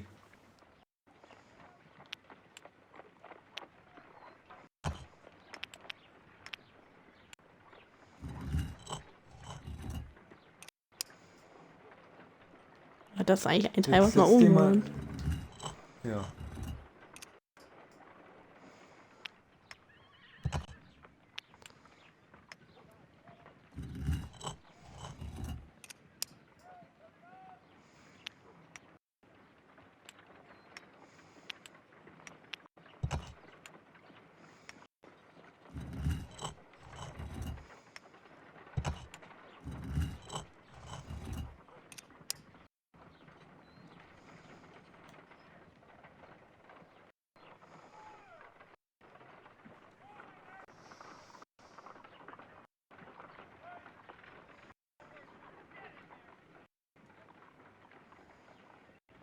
Und den roten können wir nicht versetzen, ne? Der rote ist fest. Der muss auf jeden Fall getauscht werden.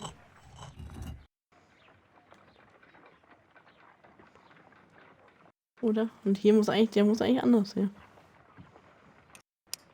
Den roten kann man nicht. I will count the... Den kann man nicht versetzen.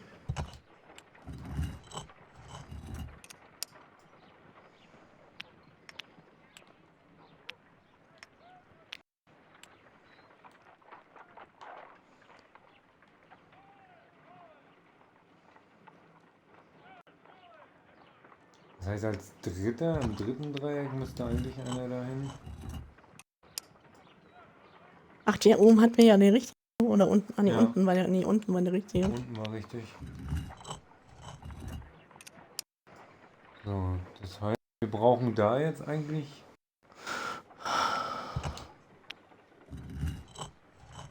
einen flachen, der damit unten ran kann.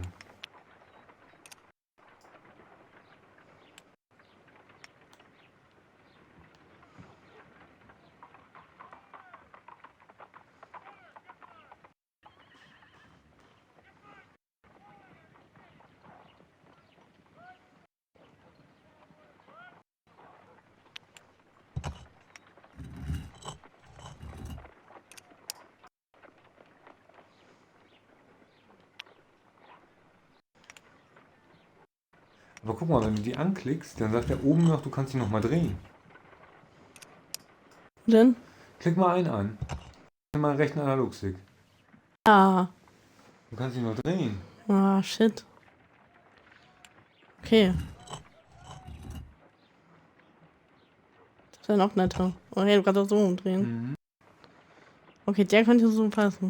Ja. Ja. Okay, von den anderen hier unten auch irgendwie den da. Dann passt der nämlich, genau. Aber passt der mit denen? Nee. Nee, da muss ein anderer rein, da muss.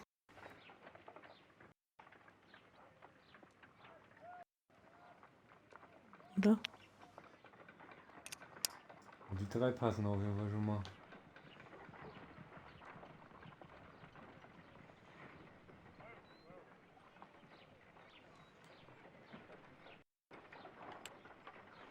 Du musst den du ganz hinten hast, den musst du nochmal wieder ein Stück drehen, dass er gerade ist, weil sonst kann er nicht in den roten greifen.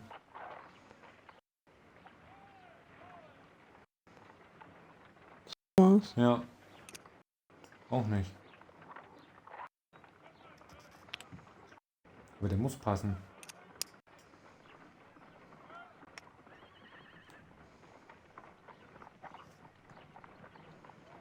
Der eine andere Form.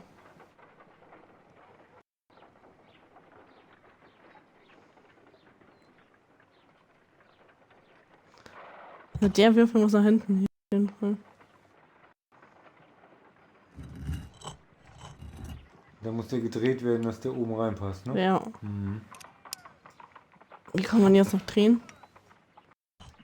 Ach, jetzt.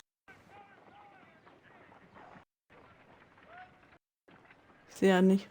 So ein Stück. Ah ja, passt. So. Drehen wir den ganzen Wirbel komplett. Was muss der da unten hin? Und der muss gedreht Der muss werden. auch wieder gedreht werden, ja.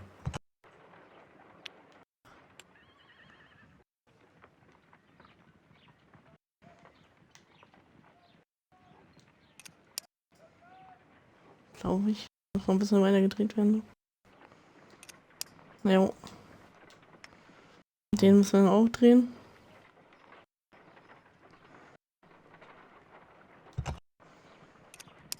Genau. Und jetzt kommt die Sache schon näher. Oh, dann hätte ich gesagt.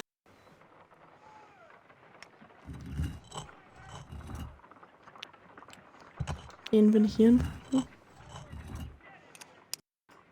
Naja. Ach nee, das kann ja nicht passen.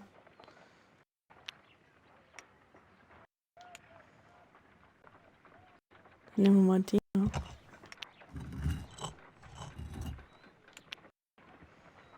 Oh, das passt auch nicht, ne? Doch, der muss bloß einmal komplett gedreht werden, dass die Außenkante glatt auf der linken Säule ist. Dann könnte das passen. Nee, da muss ja eine Naht rein. Ja, passt doch. Wenn ich die Naht, so ist er ja glatt. Ja. Achso. Was hat der denn hier für eine Form? Ja, den nochmal.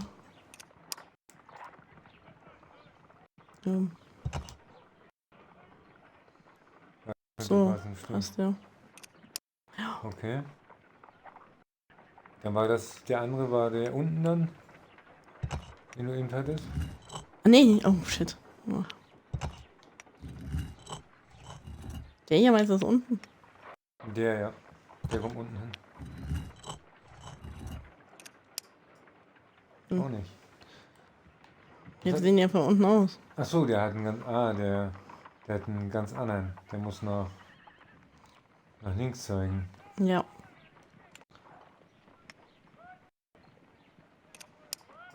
Dann nehmen wir wahrscheinlich den hier hinten. Der ganz hinten. Nein, das ist auch falsch. Du musst den einmal nochmal komplett. Ach nee, auch nicht. Nee, der geht ja nicht. Was mit denen? Oh nein. Shit. Was ist mit dem, der da hinten in der Ecke sitzt? Der? Nee, unten links. Hinten. Ja, gerade da drin war, ne? Hinten links. Mit denen auch. Ja. Und den dann einmal drehen.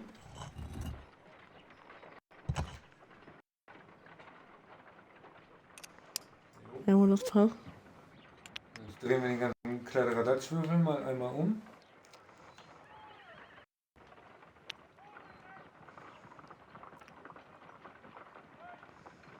Okay, der hier passt noch nicht.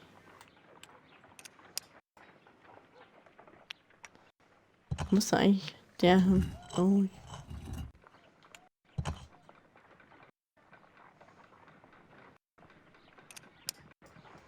Na. Ne, der hintere, der fasst nicht. Der hat ja keine Nut. Oder doch, den muss einfach nur ein bisschen drehen. Haben wir den hier unten? Hatten wir doch schon passend, oder? Nee. Doch. Aber der. Ja, damit passt auch jetzt noch der hier.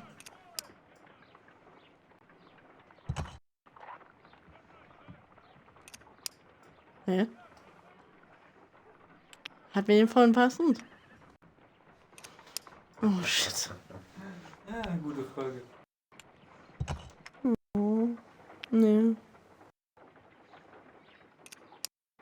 Was ist denn bei dem Würfel oben links? Was haben wir da denn für Ah nee, hat mir nicht passend. ein Unterteil? Bei dem oben links.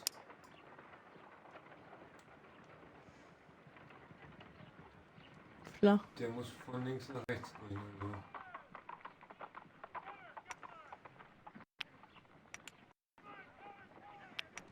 Aber die gehen ja alle zu. Es sind ja noch 3 Stück, die hier aufpassen.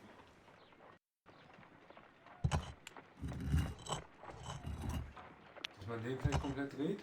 Nach rechts? Ja. Passt. So, welche Das sind noch die passen? zwei. Nur die zwei, ja.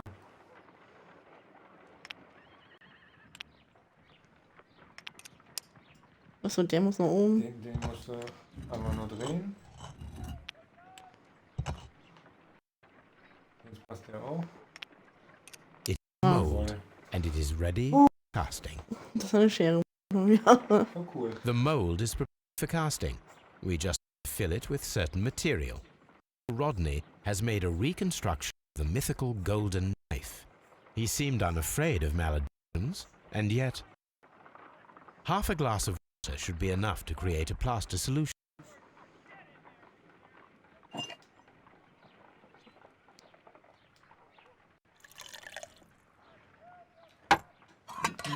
Ein Kitzabdruck oder was? Ja.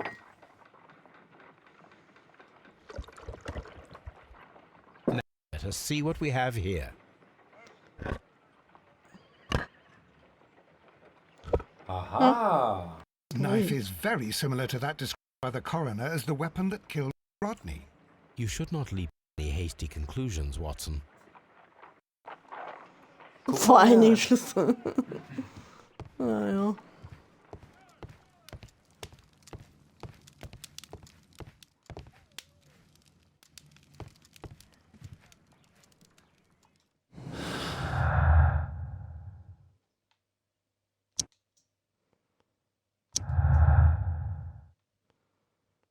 Neues jetzt. Oh Gott.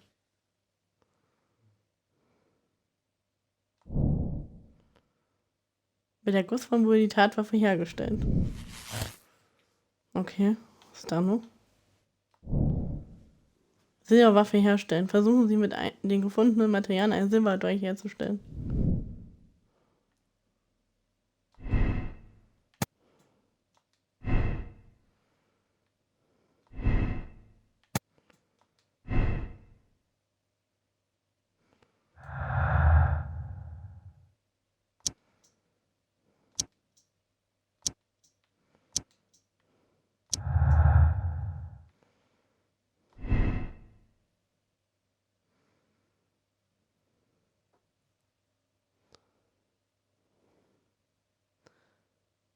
Pitkin war nicht glücklich darüber, dass sich die Eröffnung der römischen Thermen wegen Zerotny verzögerte. Er war verärgert. Pitkins Hoffnung. Pitkin ging davon aus, dass sich Zerotnys Forschungen für ihn auszahlen würden.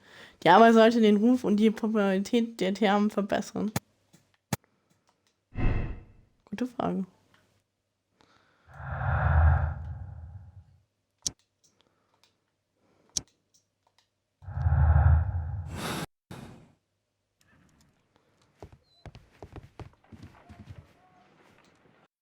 Let us try to create an object from silver by using the mold. Jetzt müssen wir das ganze Spiel nochmal mit Silber machen. Ja. It will take a minute to melt the silver with my gas burner.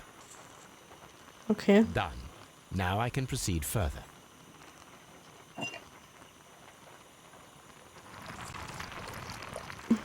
Wozu kann man da so einen Dolch bauen? Ja. Aber ich glaube, das normalerweise würde das ein bisschen dauern, bis sie getrocknet Now I can proceed further.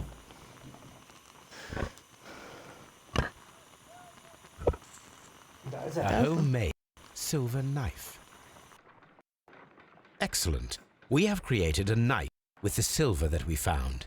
It could have been used to kill Sir Rodney. It was extremely clever to create a weapon that could dissolve at the scene of the crime. Oh, jetzt glaube ich schon mal auf die Karte dann, oder? Ja. Silberdolch und Kohlebecken, das stimmt. Ja. Silberwaffe. Der Mord wurde mit der Waffe aus Silber begangen, die nach der Tat im Kohlebecken eingeschmolzen wurde. Okay. Methode Silberdolch. Der Täter versteckt die Tatwaffe im Dampfraum. Danach legt er sie in das Kohlbecken, um sie zu zerstören. Das Ergebnis war das geschmolzene Silber, das wir gefunden haben. Na gut, das ist plausibel. Ja.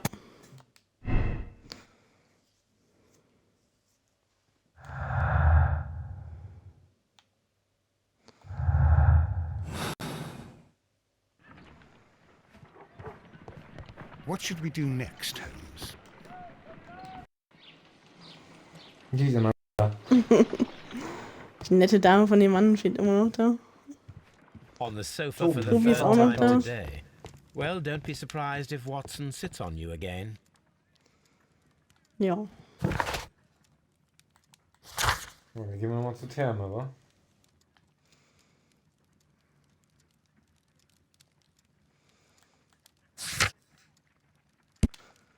Was haben wir hier noch? Ein Buch über Fragen. Ich glaube, wir gehen mal davon aus, dass es Scotland Yard. Okay. Oder zu den Thermen. Oder zu den Thermen. Na gut, dann gehen wir zu den Thermen.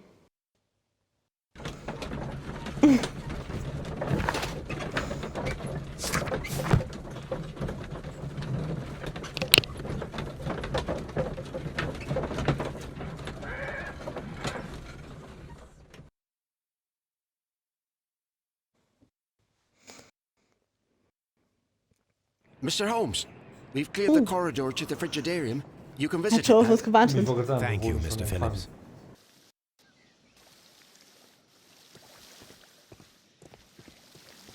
Okay, der Schrott wurde beseitigt. Scheinbar. Dann können wir da ja mal hinlaufen. Ja. Weil Ich hab gedacht, wir können ihn abgeben. Oh, das ist ja schön hier. Oh, und so ist die Tür. ja, was fällt mir hier auf? Was? Es erinnert mich an die Zeichnung, die wir gerade gesehen haben. Ja. So der gleiche Raum, oder nicht? Ja, dafür bei der Danach Zeichnung. was? Perhaps I could find some clues by activating the flagstones.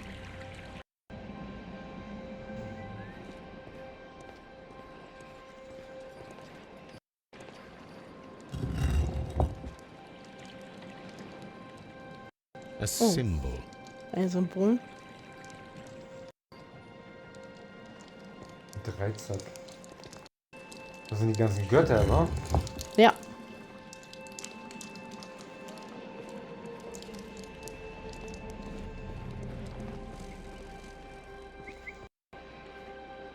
Skorpion.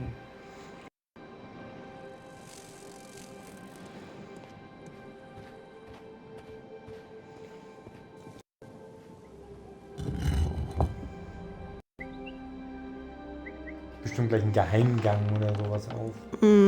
Aufwenden. Das Wasser wird rausgelassen. Oder so. A hidden symbol. Noch ein verstecktes Symbol.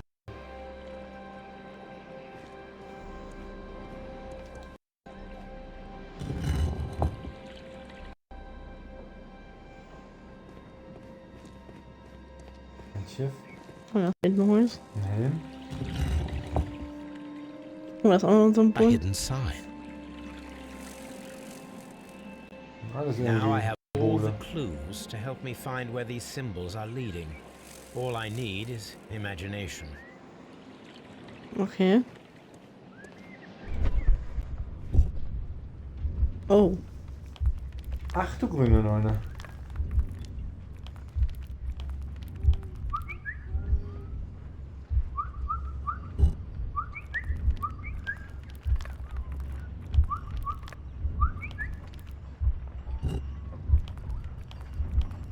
Das muss auf jeden Fall irgendwas wieder ergeben hier, ne? Ja, den bin ich auch noch. Die Frage ist nur was. Also das ist schon ganz richtig, dass du, denke ich mal, auf die Statue zeigst, auf den Vogel, weil der zwitschert. Ja.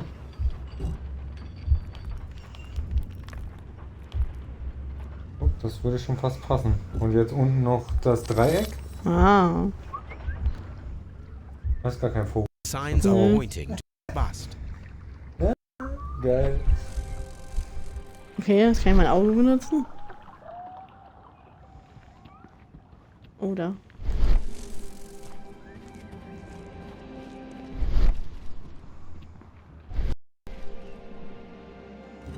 Das ist eine Büste.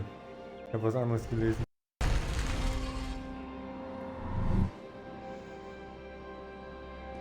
Da geht der Weg nach unten.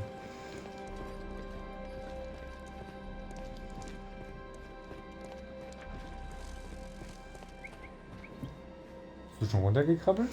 Nein, noch nicht. Ich habe noch geguckt, ob hier irgendwie auch was ist. Ja, hier sollte alles abgeschlossen sein. Stand ja eben da, dass alles fertig ist. Oh. Klettern wir mal runter. Oha.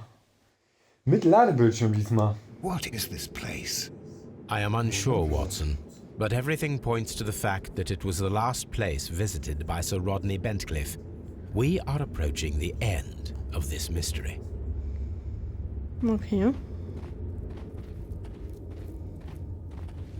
Okay, das Regalium besuchen haben wir abgeschlossen. Was liegt da?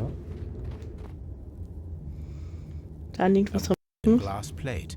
What is it doing here? I should examine it at Baker Street. Okay. Eine Lampe. How very peculiar. An ice maker. Why would Sir Rodney have brought such a device here? Ein Eismacher. Mal Salz. Und Salz ist auch. A sack of crude salt. Okay. Ja, dann gehen wir mal gucken.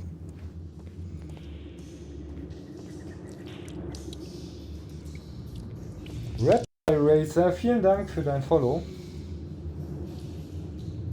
Genau, danke für die Follow. Herzlich willkommen. Mithras, the god, clothed in Anatolian costume and wearing a Phrygian cap, killing the bull.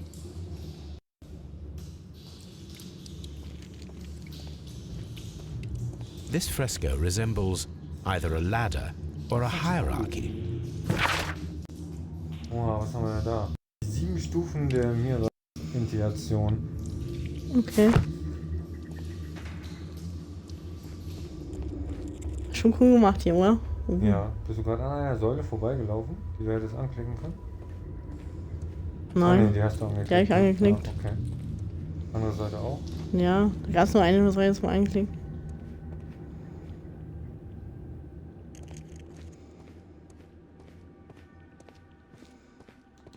Haben wir noch mehr Säulen? Oh, Brennholz. Ah, okay. The fire casts a shadow upon the floor. Oh, okay. Ich tippe alle 4 Säulen nur. Ja, alle 4 würde ich auch sagen. Oh, Mäuschen. Irgendwo. Oh. The pillar collapsed a long time ago.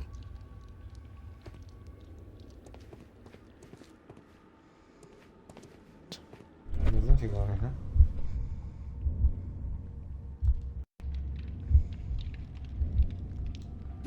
Ach, guck mal an. Oh, okay, das passt. Okay, jetzt haben wir die ganzen Symbole auf dem Boden. It resembles a bull. Eine This Brücke. shadow seems to represent a bridge. It is very similar to the face of Mithras. Okay.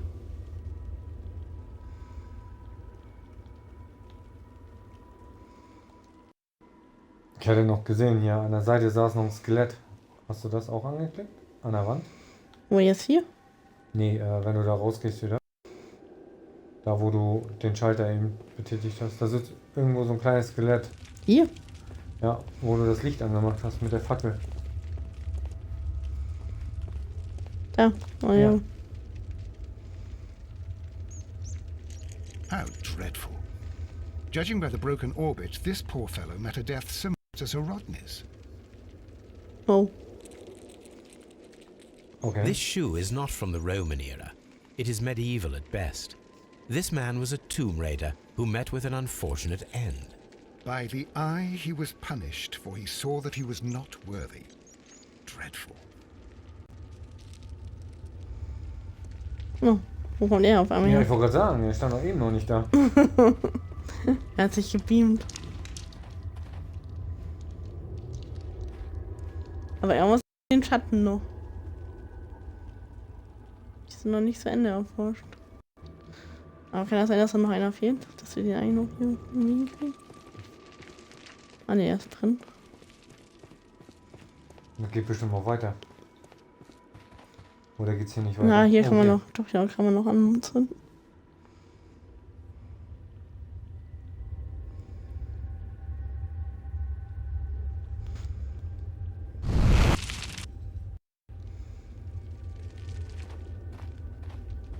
Ah, Haben wir fehlt 4 noch, ja. Symbole.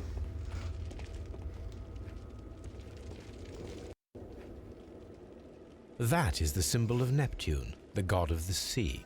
The shadows show us the way to go. We will find Mithras after Neptune, the bull, and the bridge. Okay.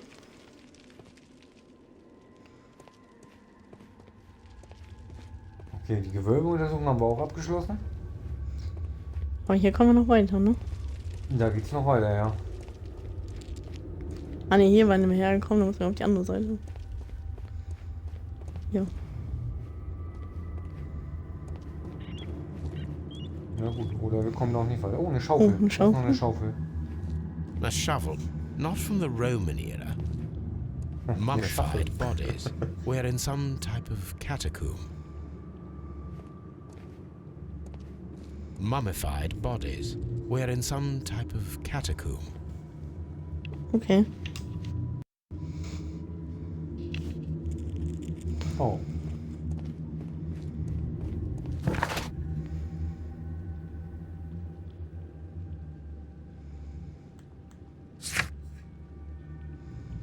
Das Analysieren. müssen wir wieder analysieren. Da haben wir noch was zum Erfragen. Fragen, ja.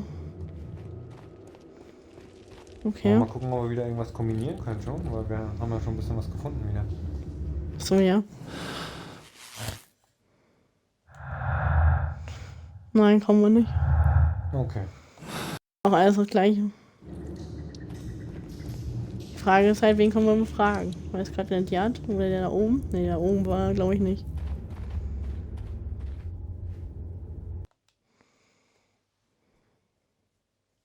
Naja, würde ich sagen, gehen wir erstmal zurück nach Hause. Streicheln Tobi nochmal eine Runde. Und dann gucken wir uns das Foto, was zerstört ist, einfach mal an, was wir mitgenommen haben. Ja, hätte ich auch gesagt. Analysieren wir das mal.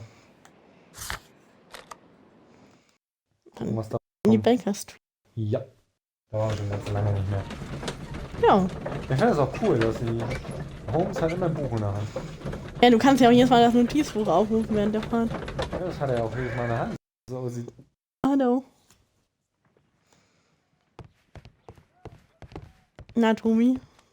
Oh, jetzt geht gar nicht. Jetzt können wir nicht mehr streicheln. Ja. Cool.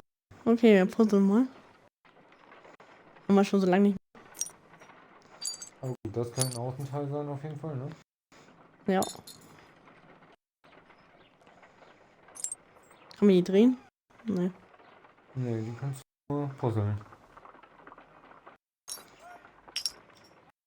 Deswegen sagen wir jetzt auch nicht. Ja.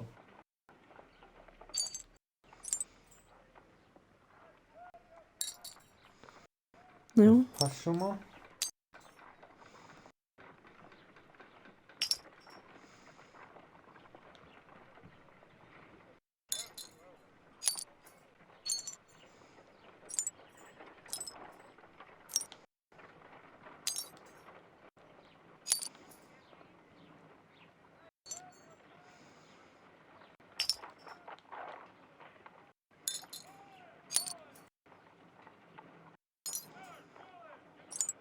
Ja, passt nicht. Nee, nicht so ganz. Aber Und das irgendwie könnte, hier so, ne? könnte oben ran direkt. Ja, ja. Ah, ja.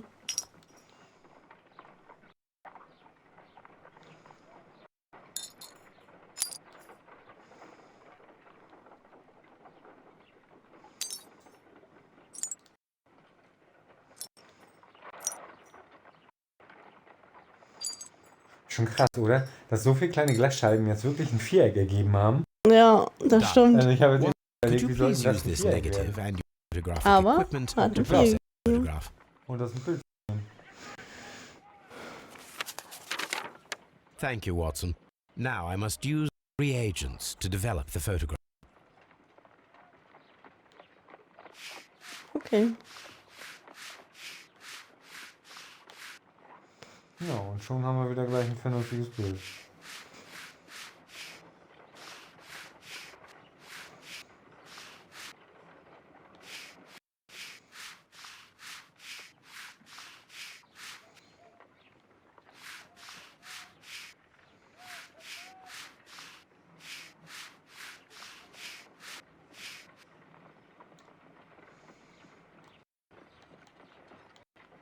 Ice cream.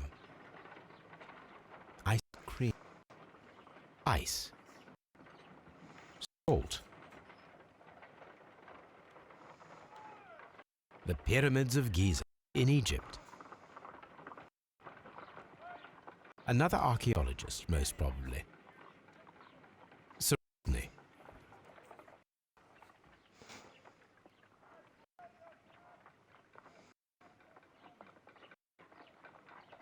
Ice cream in the desert. Indebted to the Romans who developed the technique. Okay. So that's it. Salt and crushed cream ice in may the help yeast. to create ice cream. Okay. Salz und Eis und der Champagner wahrscheinlich, ne? Okay. haben wir denn da? Unten. Eisenerzeugung. Jemand experimentierte mit der römischen Methode, Eis zu erzeugen. Okay, da ist noch Neues hinzugekommen. Eiswaffe herstellen. Sie versuchen mit der gefundenen Materialien ein Dolch aus Eis herzustellen. Das Eis? Ja, der schmilzt ja noch schneller weg. Wollte ich gerade sagen. Dann findest du die Mordwaffe gar nicht, wenn das wirklich eine Eiswaffe war. Oha, was haben wir da? Auf jeden Fall If I wish to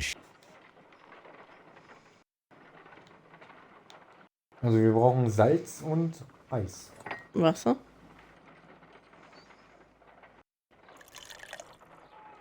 ice, salt, and then the mixing. It should be a trip. We need to reach minus 20 degrees Celsius, fully freeze the water inside the mold. Before beginning, I must remember that I have enough ice and salt for no more than 4 attempts. Okay. I think that ice, salt. Holmes, look. The temperature...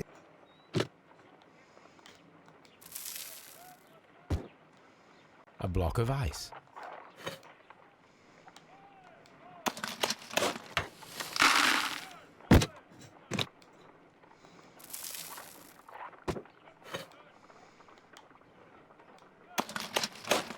Ja, das ist ja genau das, was er meinte, ne? Eis, Salz, Eis, Salz, Eis, Salz. Ja.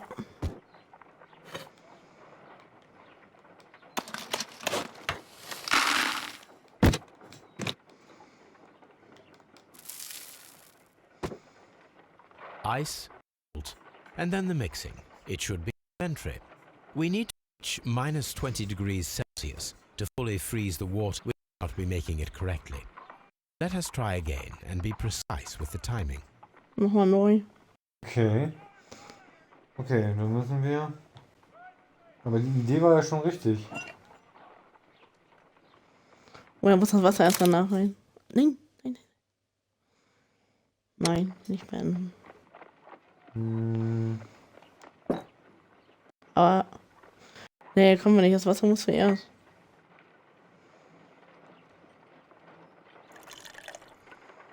Ice, salt, and then the mixing. It should be elementary.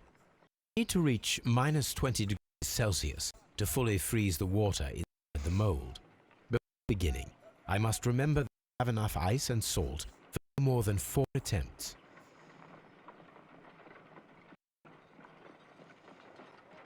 Okay, also mit Salz müssen wir, glaube ich, anfangen.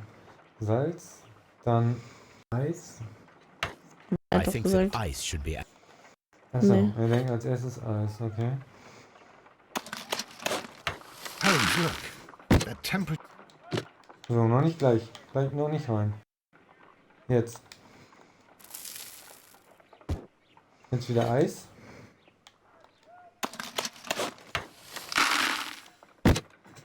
Müssen wir wieder warten, bis die Temperatur wieder ungefähr gleich ist. Jetzt wieder Eis.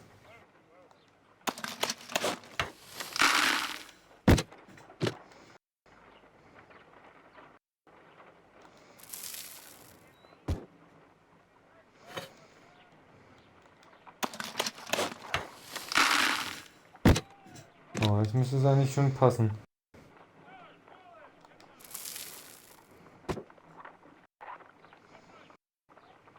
Muss ja komplett spielen. Now we must Excellent. to Ja. ensure that it is adequately frozen. Sehr gut. Ja. An ice Ja, jetzt haben wir weapon ein durch. for a cold-blooded murder. Für einen kaltblütigen An Mörder. Aber ice überleg mal, knife. wir haben A surprising and yet a very brilliant idea. It's the perfect Erst- weapon. erst einen aus It enables one to Gips kill a gemacht, man and then dann einen aus it Metall melts. und The jetzt only einen aus trace it Eis. leaves is a small puddle on the ground.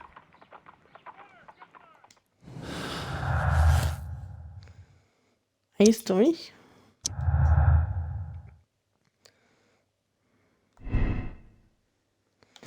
Dampffeuchtigkeit. Ungeklärte Spur. Das Wasser im Blut ist eine... Nein? Jetzt Waffe. Methode Eisdurch. Der Täter versteckte die Waffe im Eisbehälter der Champagnerflasche. Nach der Tat wurde die Waffe zum Schmelzen zurückgelassen und sorgte damit für die Flüssigkeit des Blutes. Ja. Klingt plausibel.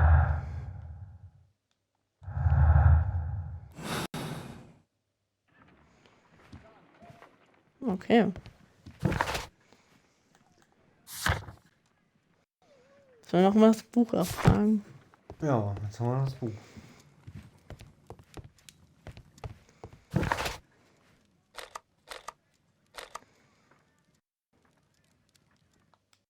So, was kriegen wir, wenn wir da fragen sollen?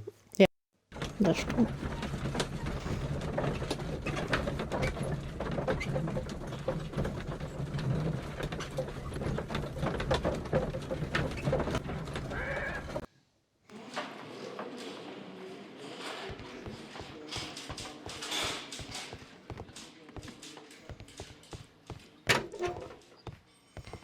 Ja, wen befragen wir jetzt? Nimm mal Blinkhorn nochmal. Ist der noch da? Please Nee, escort sind alle this noch da. suspect for interrogation. Der ist noch nicht... Der darf noch kein gehen. What can you tell me about Mithras? Oh, so much. It was the core of our work. Why do you ask? Were you seeking the golden knife? I see you are an amateur. Yes, the golden knife was our grail. It is said that it bears the only text explaining the ritual of the cult of Mithras. I understand. I read something about immortality.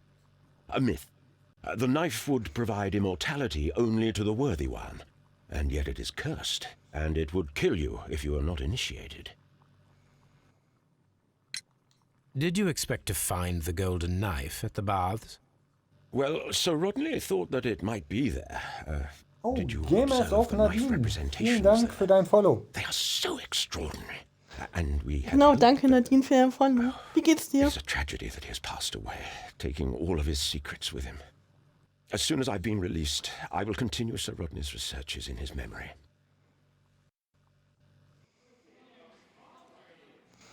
So, Okay, dann den haben wir Blinkhorn gefragt. nochmal. Quatsch, Blinkhorn hatten wir ja. Ich denke Sir Gary. Goro. Ja, meinst du? Please escort this suspect for interrogation. Wahrscheinlich egal, was wir alle drei noch mal fragen. Schon. Wir müssen jetzt rauskriegen, was passiert Perhaps of Mithras to me. No, there is nothing to say. We are not the worthy ones. But Sir Rodney believed that he was. He was wrong. I have visions. The golden knife, the mummy. Oh, it's all my fault. Calm down, Mr. Garrow. Okay. Please escort this suspect for interrogation.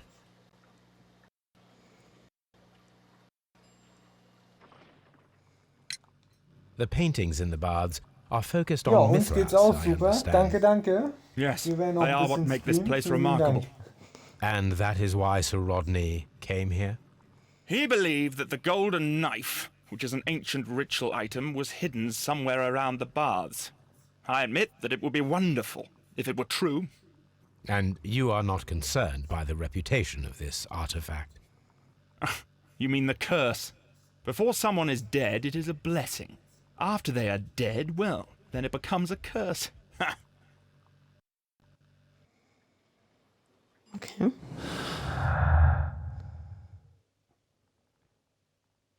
Oh, was kann man jetzt noch zusammenbasteln?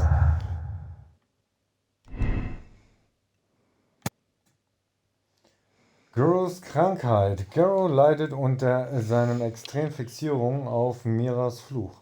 Und zwar so sehr, dass ihn seine Obsession in den Wahnsinn getrieben hat, was durch das Medikament, das er nimmt, nur noch verstärkt wird.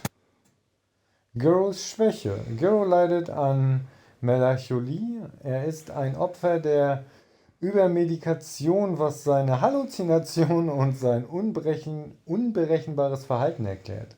Der Schock über Sir Rodneys Tod hat seinen Zustand noch verschlechtert.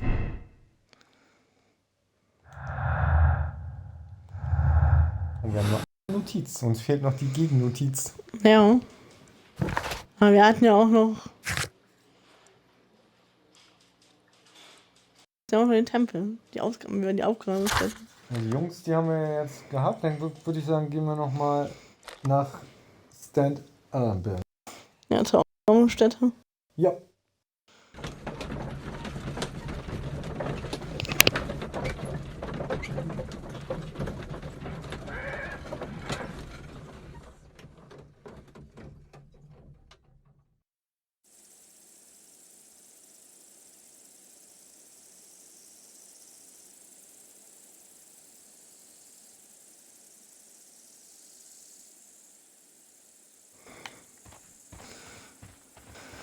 Ja, guck mal, was wir hier noch finden können, ne? Ja. Aber es sieht immer noch schön aus hier. Auf jeden Fall würde ich nochmal zum Dings gehen jetzt. Vielleicht kannst du Ja, das... zum Bogen, ja. Und ja, das Seil erstmal. Ob du das Seil vielleicht schon mitnehmen kannst. Ja, jetzt kann ich es nehmen. Sehr gut. Perfekt.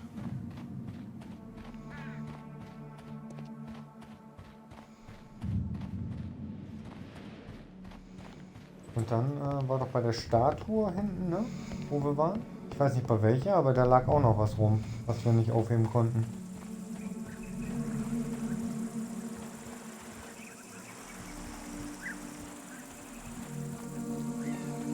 Bei irgendeiner Statue war das.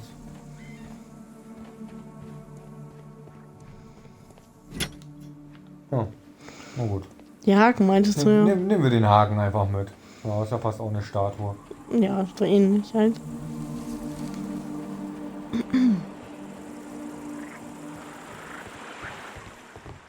This is a reproduction of an ancient Greek crossbow. Ne. Immer noch nicht.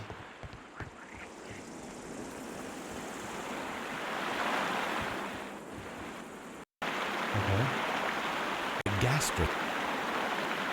This. Okay. Die Brücke und so. Okay. We should use these. There might be something behind these leaves. I have to find a way of getting there.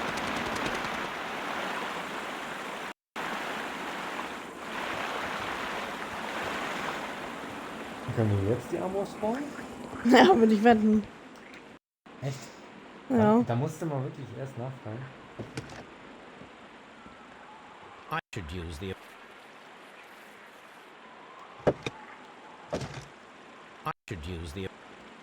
I should use the appropriate object here.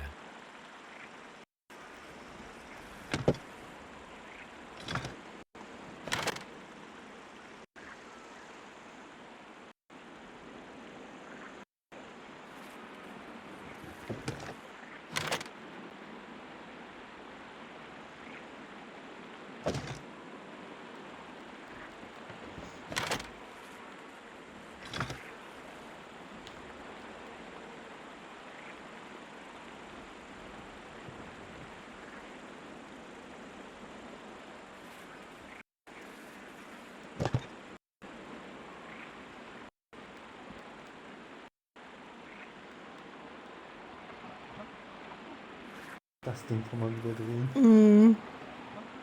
Ja, so rum bestimmt, ne? I Ja. should use. Da kommt der Bogen hin. I should use the.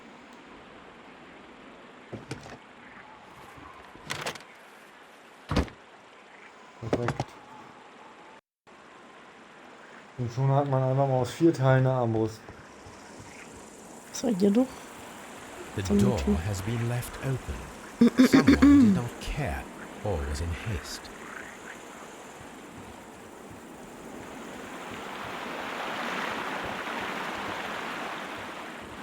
Okay. Those rings on the bridge are perfect targets. Die Ringe schießen? Mhm. Das hab ich mal. Firing a gastrophetes requires a lot of practice.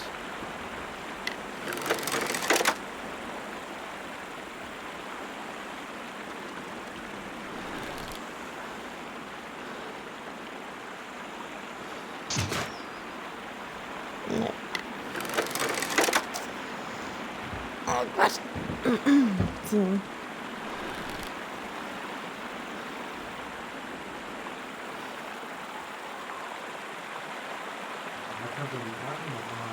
Ja, mach ich doch schon. Ja. Ich muss sagen, mit den Adler am Hälsring mache ich es ein ganz klein wenig. Ein Tick This weniger. one is ready. So, jetzt dreimal.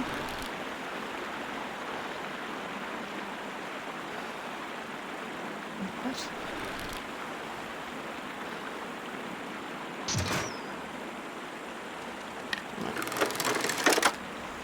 Das ist schon fies, das wackelt wirklich extrem.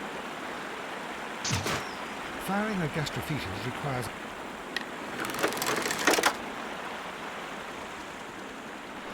Aber überleg mal, wenn er schon so lange braucht, wie schnell der Mörder das ja hingekriegt haben muss. Ja. Ja. Na, er schießt dann auch einfach selber, wenn ich dann... Ach so, okay.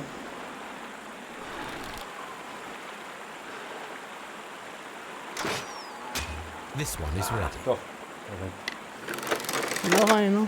Einen schaffen wir noch.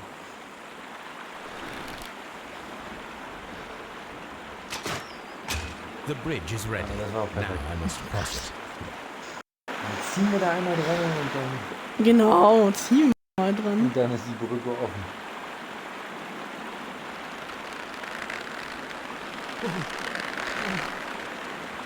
Okay. Oh Gott.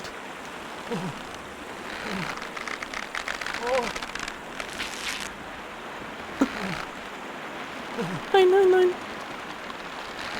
Aber jetzt zieht wirklich dran, oder? Was? Jetzt zieht er wirklich dran. Jetzt zieht er wirklich dran. Und jetzt wirklich der kommt.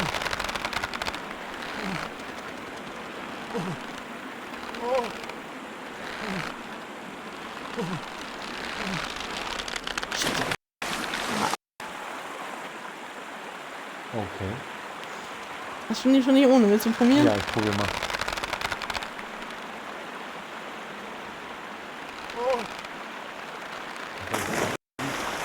Welche Taste bewegen? Steht da oben noch. Links, rechts, nehmen. Das sind die unteren. Ach so. Und mit A geht man nach vorne. Oh, okay. Aber nur im richtigen Zeitpunkt. Das ist halt ein bisschen...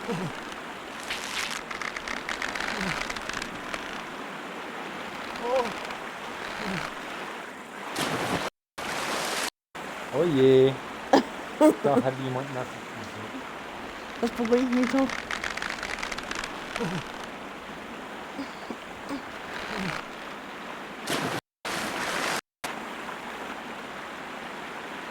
Das erinnert mich so ein bisschen an den Arm drücken.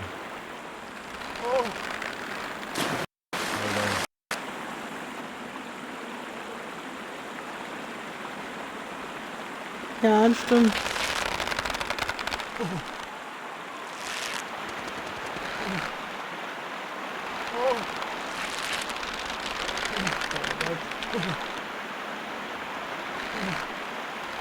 Nein, nein, nein! Das war so knapp. Ja, das stimmt.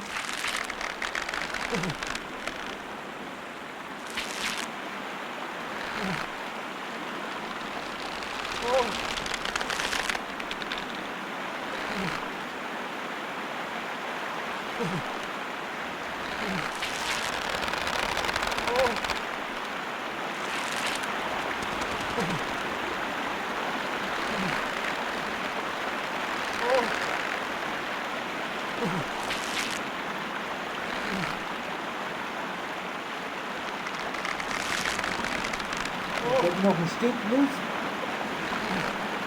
Streng dich an, Junge. Na bitte. So, noch weiter? Ach komm. Watson, come here. Geschafft. I have found something. Guck mal, da geht's runter. Ja, Ein Geheimgang. ab in die Grube. Ab in die Grube. Es gab einen Erfolg. Es gab einen Are we Erfolg. Well, I inside the think, hidden temple of Mithras? us, Holmes? I am not Meine grauen sure. Zellen. We had Wahrscheinlich better be 25, careful. 45 hier. Rätsel lösen. 45 Rätsel haben wir schon gelöst. Was? Ja, glaube ich. Also, naja, das zeigt das ja nur hier wieder nicht an. Ja, das ist halt schade. Oh nein, da war ein Symbol.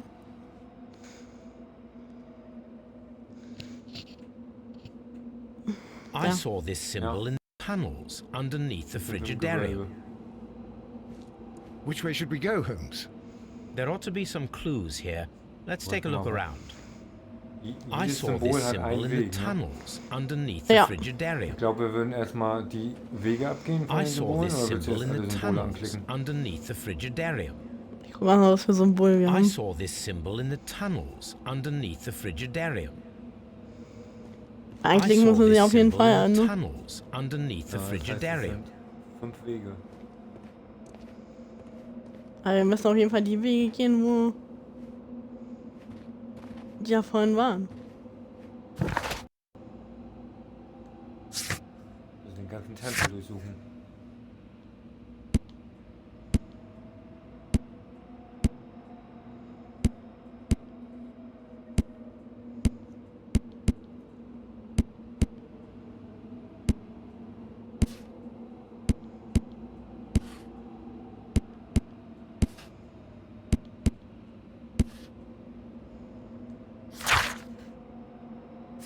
Da sind die, da waren die Symbole, ne? Nee, ich meine, die 4 Symbolen waren vorhin. Achso, das kann ich mir noch, habe ich mir noch gemerkt, was das war. Dann Ja? war der Stier, dann war das der Neptun, die Brücke und die Frau. Aber was sind die hier? Aber die sind Nee. hier nicht, ne. Das sind ganz andere Symbole. Aber da waren auch diese 3 Symbole unter den Figuren, ne? Da sind wir hergekommen. Na egal, wir gehen einfach Wir gehen einfach mal hoch. jeden Weg ab, würde ich sagen.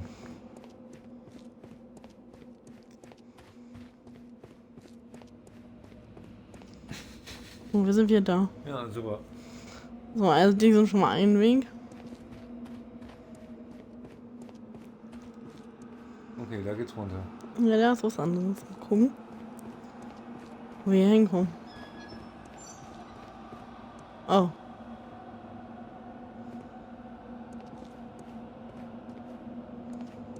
Ach du Scheiße.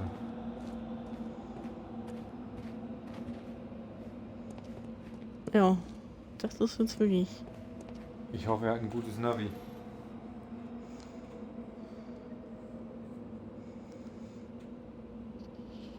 Tja, welchen Gang gehen wir jetzt?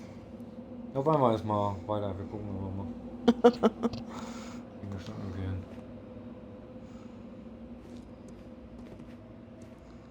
Da sind wir rausgekommen, meine ich, ne? Oder? Ich habe keine Ahnung.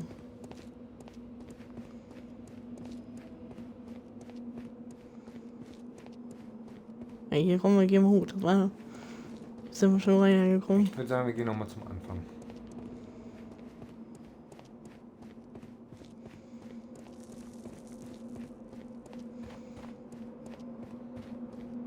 Und dann machen wir uns nochmal die Karte. Das soll aber nicht der Scheiße, Anfang. das ist gar nicht der Anfang. Ah, wir haben uns verlaufen. Hilfe!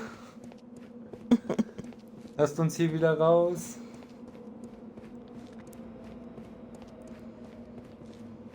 Also, was sind denn das für Symbole auf dem Boden? Lauf mal, lauf mal diesen Teil hinterher, dieser Krone da. Da geht's bestimmt hoch.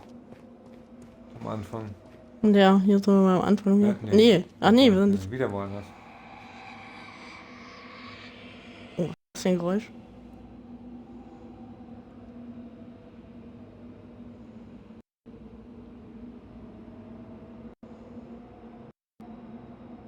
Wo sind wir denn hier? Tja, das ist eine gute Frage. Okay. Was kann man denn da machen? Mal Steine nehmen? Ja, man kann die Steine nehmen. Steht da wie was für Steine das sind? Nö. Roter Stein.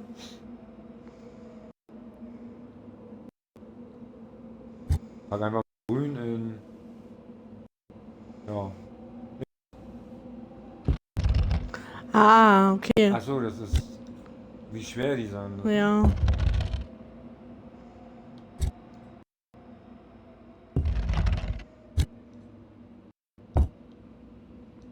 ist so leicht. Ja. Nimm mal den weißen und tausch den mal mit dem braunen, den du hinten links gepackt hast. Den braunen raus. Und den ganz rechts. Oh. Und das ging ja schnell. Das ging wirklich flott hier. Okay, jetzt haben wir 2 Türen. 2 neue Wege. Der eine geht runter auf jeden Fall. Wir müssen wieder dem Halbmond hinterherlaufen, weil das ist das Symbol, glaube ich, was überall ist. Das ist mir überall bis jetzt aufgefallen. Schau mal, das ist kein Halbmond. Sieht aus wie ein Fisch. Ja, die sind ja beide nur aufgegangen, die anderen. Da sind wir hergekommen.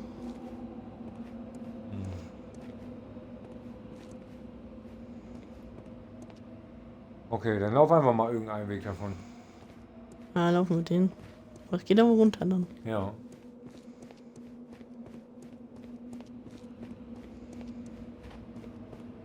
Okay.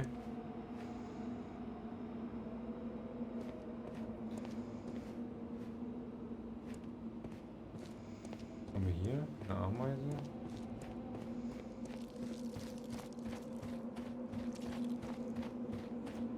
Hier geht's wieder hoch.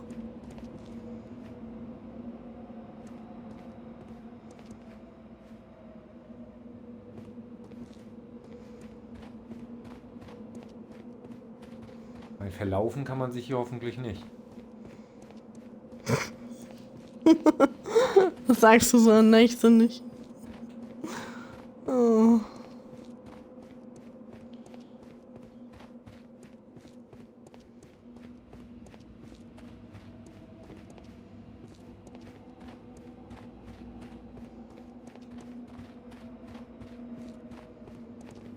Wo gehen wir geradeaus?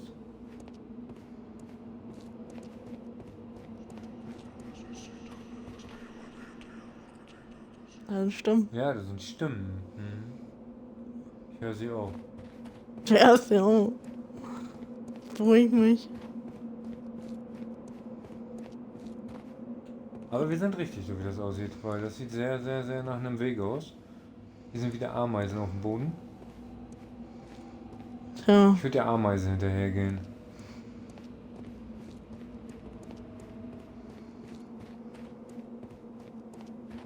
Ah ne, die Ameise verläuft im Kreis. Okay, dann doch der Frau. Oder diesem Helm oder was. Das hier? Nee, von da sind wir gekommen. Damals. Ja. Ja, jetzt kann man entweder da hoch oder weiter hier. Ich würde mal hochgehen, weil wenn wir wieder geradeaus weitergehen, kommen wir vielleicht woanders an. Okay. Sieht gut aus. Okay. Oh, nee. Look, it's the Oh. golden knife. Ein Dolch. How to get it? Der goldene.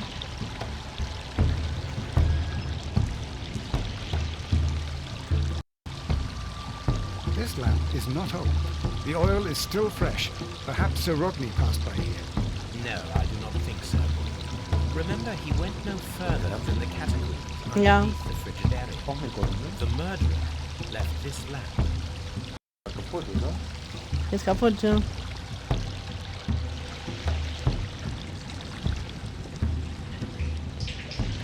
wir den Dolch mitnehmen?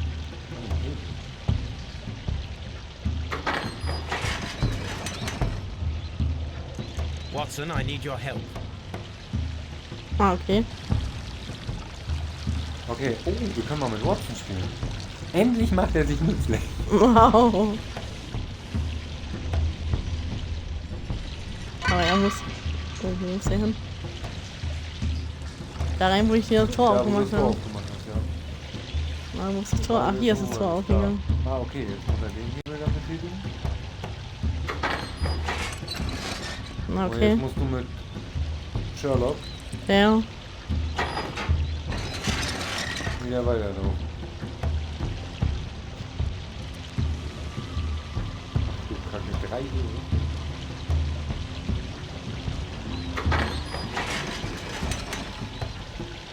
Okay.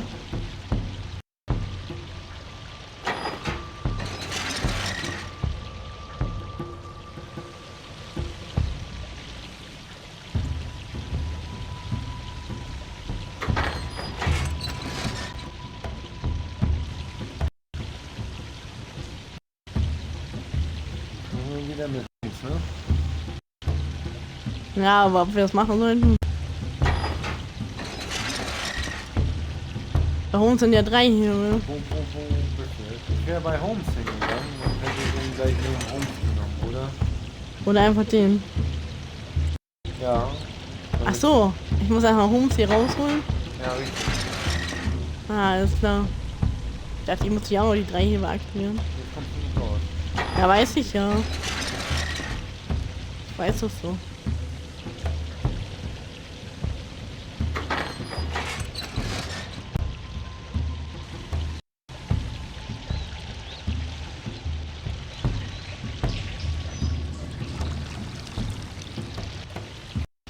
Ah, okay. Die Tür muss ich öffnen. Ja. Das ist quasi alles die gleichen Hebel bei Holmes gewesen, die 3 nebeneinander. Aber die Frage ist, warte mal hier. Die Frage ist halt, weil hier Watson kommt ja nicht mehr raus. Und ob einer von den 3 Hebeln hier Watson auch hier rausholt. Und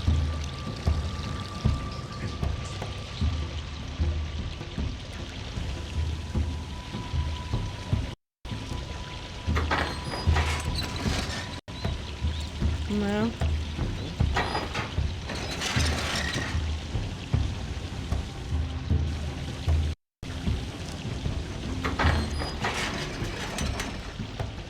Na, das ist unser Ausgang.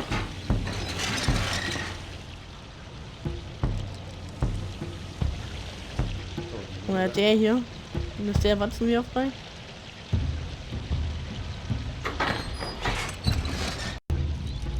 Auch nicht, ne?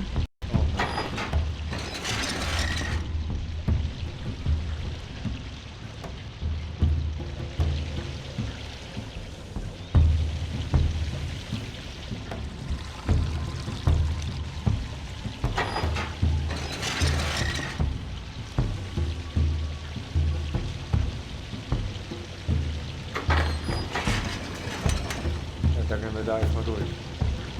Watson kriegen wir irgendwie da raus. Ja, erstmal hier durch und so. Erstmal das Wichtige. The golden knife of Mithras. A long-lost relic has resurfaced. Watson, it is time to conclude this case. Ansonsten, falls das nicht klappen sollte, Now, we should find another way of Watson getting das out of nächste here. Relikt. Was? Ja, ansonsten, wenn es nicht klappen sollte, wird Watson halt das nächste Relikt da unten. Aha. Aber wir können, glaube ich, einfach wieder rausnehmen, oder?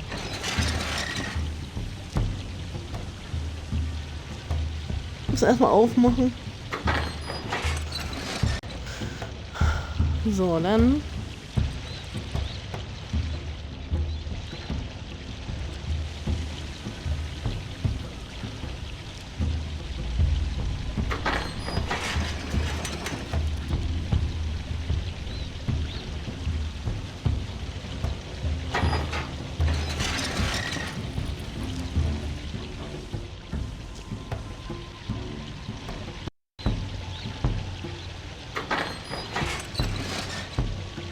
Ja, es wird jetzt auch wieder halt Watson befreien und befreien wir uns. Und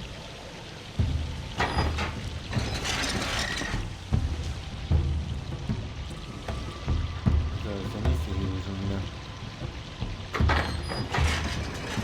Okay, da kommen wir raus.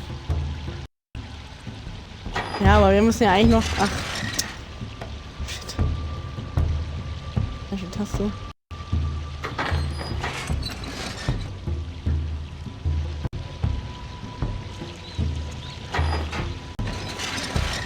Wir müssen ja eigentlich noch die Tür aufmachen, mal oben.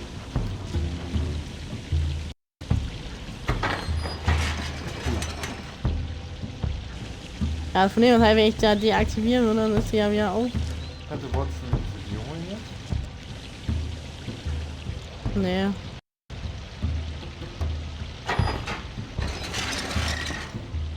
So kommt der ja nicht raus.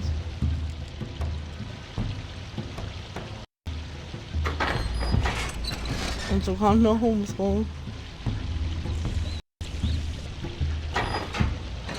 Ach, Mann. Welche Taste gedrückt schon, ja.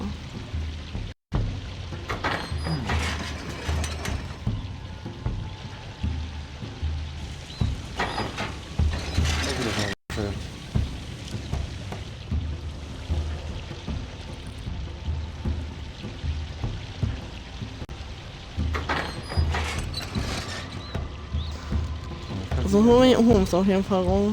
Ich war Watson. Dann gehen wir mal hier raus. Wo haben wir jetzt? Von dem was halt, wir können nicht entkommen hier unten. Jetzt nicht raus. Wo haben wir jetzt Sherlock? Hier. So. Was mal da los?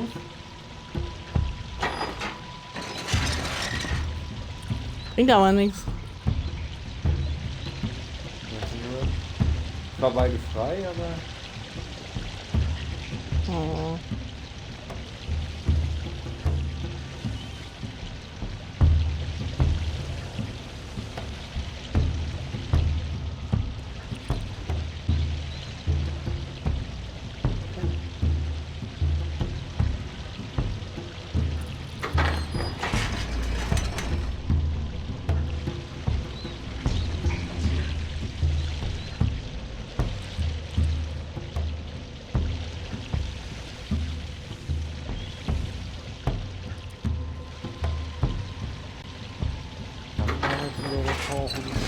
Naja.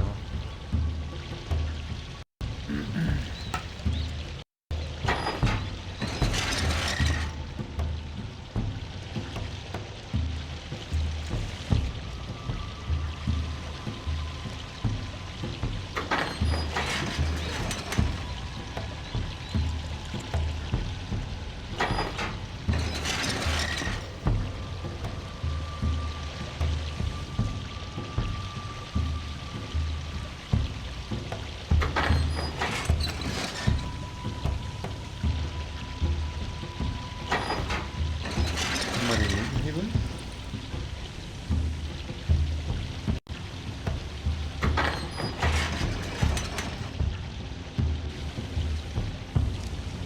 Wo haben wir Holmes jetzt? Ja, das von jetzt, wir kriegen Watson nicht raus. Nimm mal Holmes. Dann nimm mal den ganzen linken Hebel.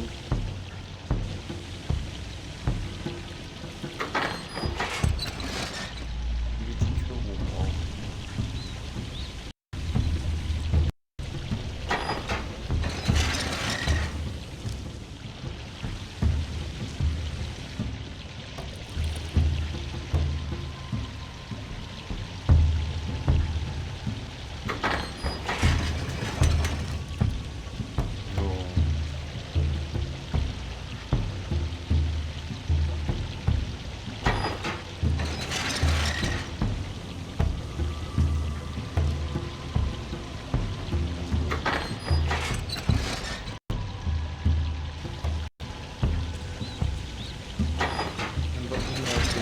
Ganz rechten Hebel jetzt.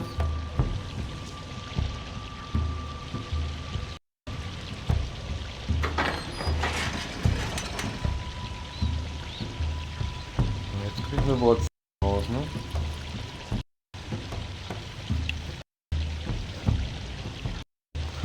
Durch die Linke.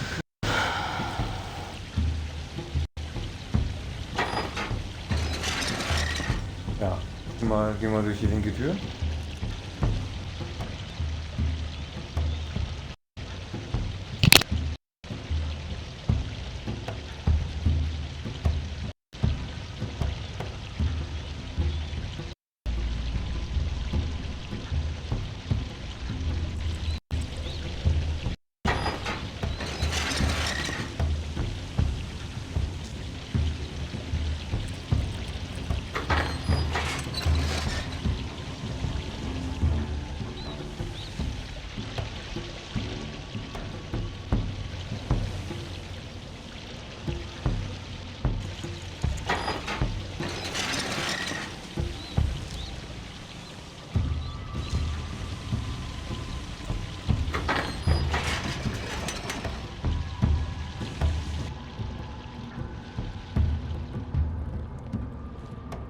This mechanism seems inactive.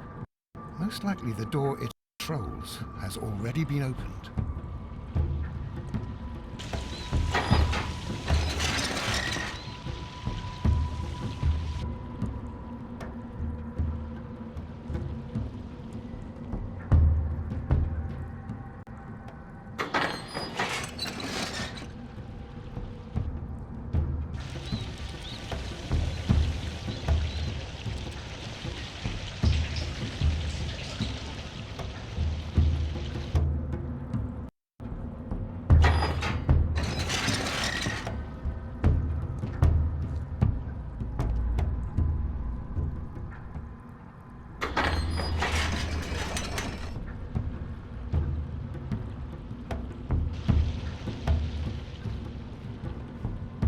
Are we inside the hidden temple of myth?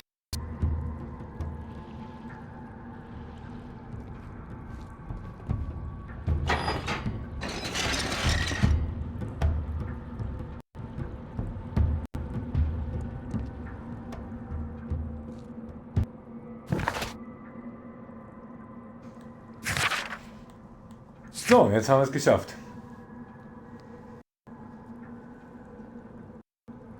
Auf in die Baker Street. Ja, wir müssen ja jetzt den Dolch analysieren. Ne?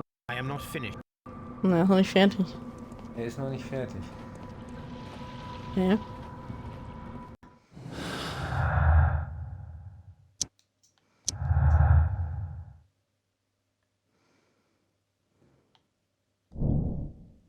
Wertvolles Geheimnis. Sir Rodneys Geheimnis war eine wichtige Entdeckung. Ein Fund, der wie eine Bombe eingeschlagen hätte. Damit hätte er jeden Konkurrenten in seinem Fachgebiet ausstechen und den Ruhm und die Ehre ganz alleine einstreichen können.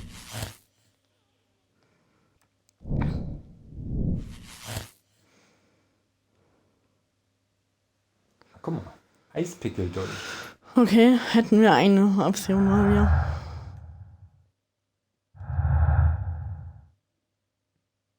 Naja, rein theoretisch müsste es 5 Stück geben.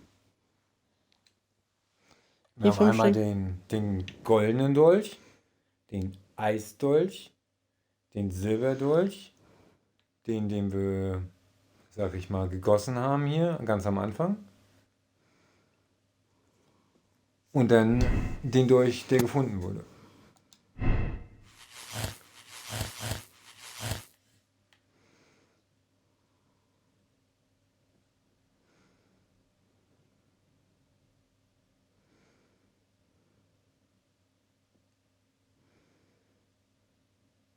Ja, Silberdolch.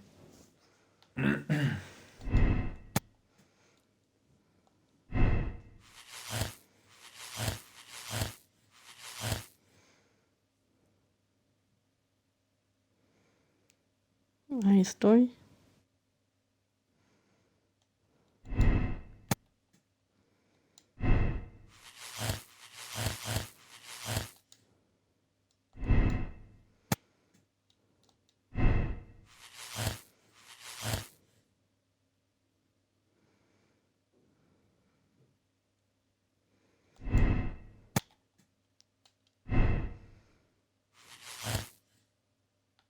Oh, da haben wir noch was Neues. Ja. Maranoia. Gorons Leiden wurde zu stark. Nach Sir Rodneys großer Entdeckung verfiel er in Angst vor dem Mirals Fluch und entwickelte daher eine externe Paranoia. Jo, Okay. das wäre auch nochmal wieder eine Möglichkeit. Das Ist wäre ja auch auch nochmal ein möglich. Silberdolch. Ja.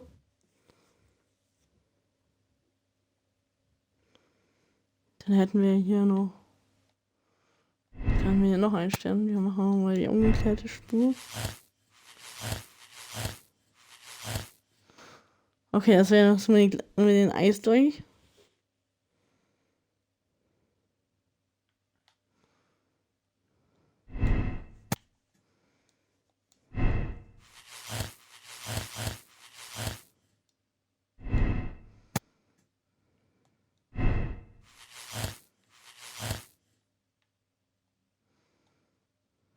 Es gibt halt echt so viele Möglichkeiten gerade. Ja. Oh, das wäre was Neues. Nochmal was Neues. Oh je. Rache.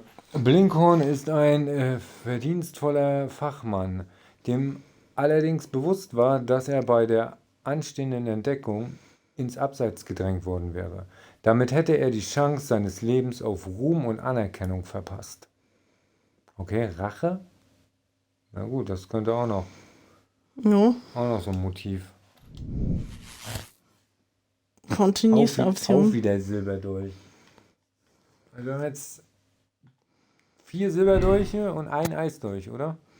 2 Eisdolche haben wir auch schon. Also haben wir 5 Erkenntnisse bis jetzt. Nochmal Eisdolch.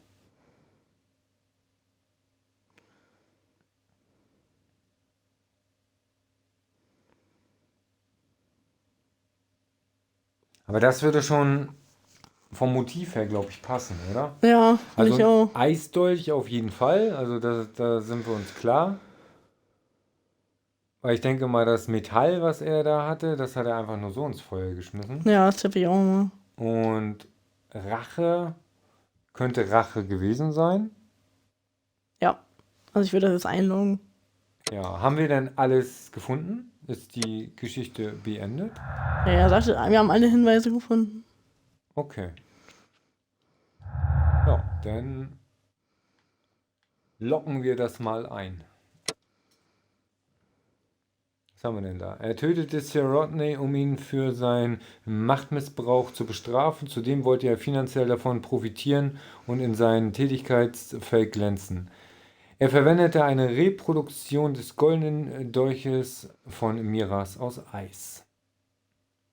Keine Gnade für Blinkhorn. Blinkhorn wusste, dass Bencliffe die Lorbeeren für den Fund des goldenen Dolches allein einstreichen wollte. Daher plante er kaltblütig den Mord und Bencliffe an Bencliffe und dafür ist er strikt die gerechte Strafe. Ja, ich denke. Auch wieder keine Gnade, oder? Ja, würde ich auch sagen. Dann keine Gnade für den Herrn.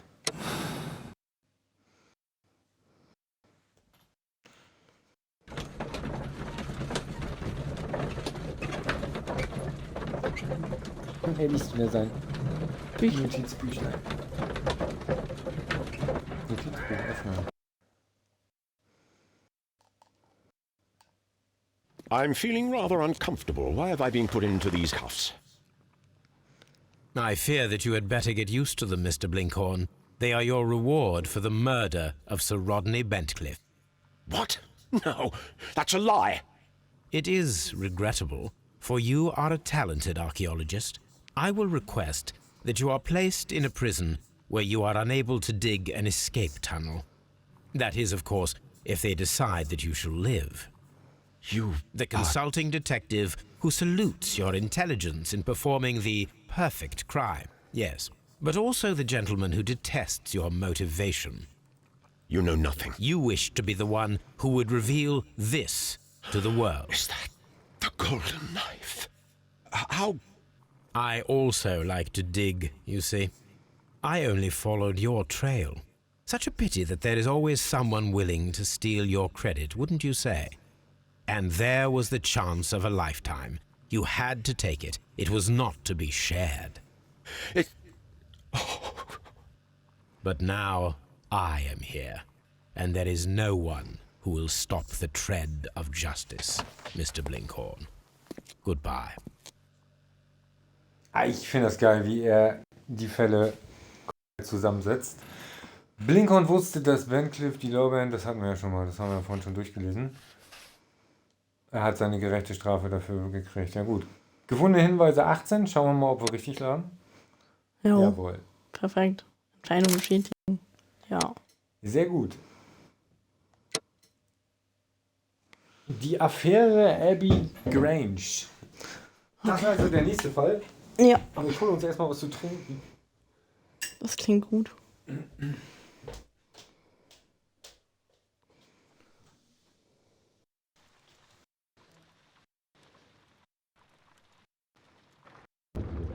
The game is afoot, not a war.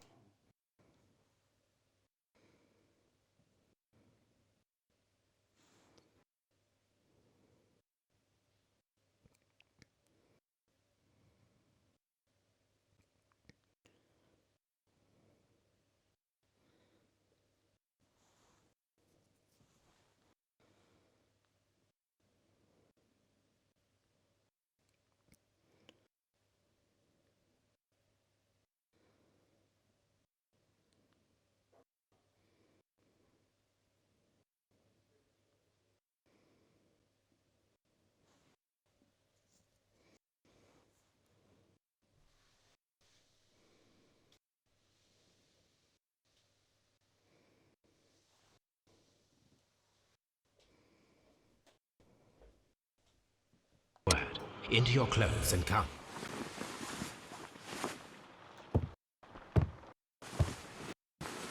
I'll wait for you in the sitting room. I've just received a Weiter note from geht's. Inspector Lestrade. A letter from the suburbs. He is in need of my presence. Whenever he has asked for my assistance, it has always turned out to be entirely justified. I fancy that every one of his cases has found its way into your collection. Yes, they all seem worthy of... However, I regret your fatal habit of looking at everything from the point of view of a story instead of a scientific exercise. Oh, Holmes, you... I beg your pardon, I digress. It would be much better to examine this letter than to try to convince you.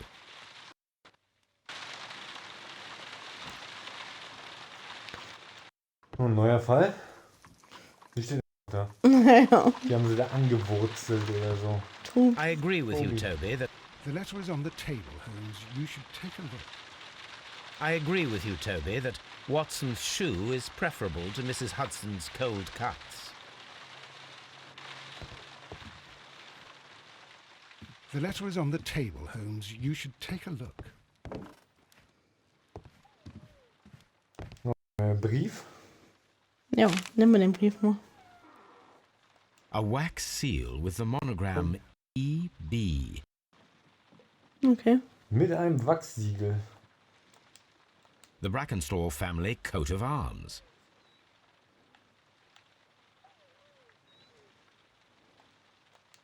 A wax... Der ist schon ziemlich schick.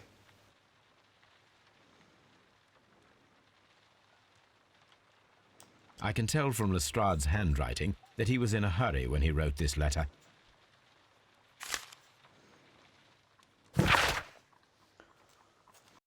Brief des Inspektors.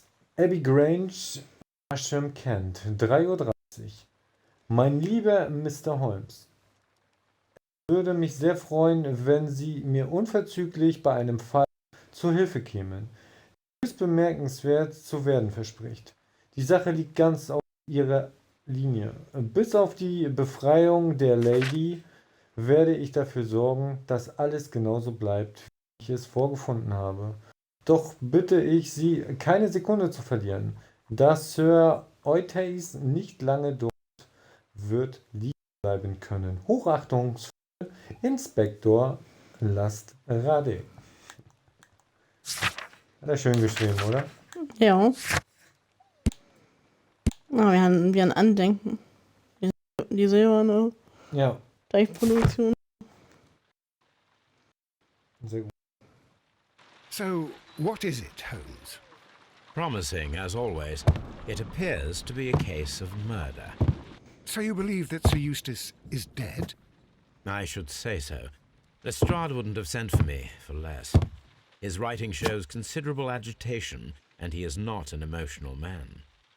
These people belong to high society. The quality of the writing paper, the EB monogram, their coat of arms. The crime was committed before midnight. Holmes, how can you possibly tell? Well, it is all thanks to Lestrade. He wrote his letter at 3:30 in the morning. Imagine the chain of events before that. The local police had to be called in. Scotland Yard was notified. Lestrade himself had to make haste there, and finally compose the letter he sent to me. All of that makes for a fair night's work. It makes sense. Lestrade also speaks of the woman he released. That seems to indicate that she had been held somewhere during the crime. Much time has been wasted. Let us find a cab and go to Abbey Grange immediately. I live in hope of an interesting morning. Na dann wollen wir mal zu Abbey Grange. Ja, dann gehen wir mal. Ein großes Anwesen zu sein, glaube ich. Das sah schon auf dem Foto eben ziemlich groß aus.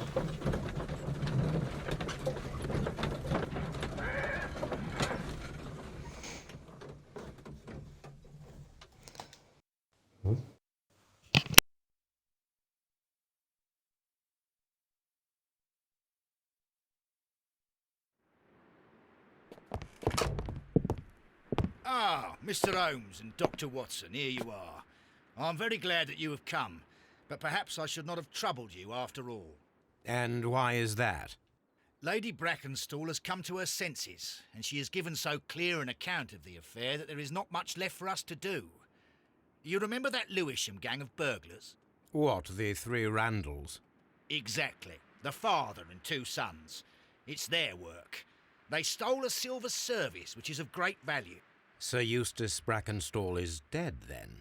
Yes. His head was knocked in with his own poker. A violent act of aggression. Yes, the poor lady.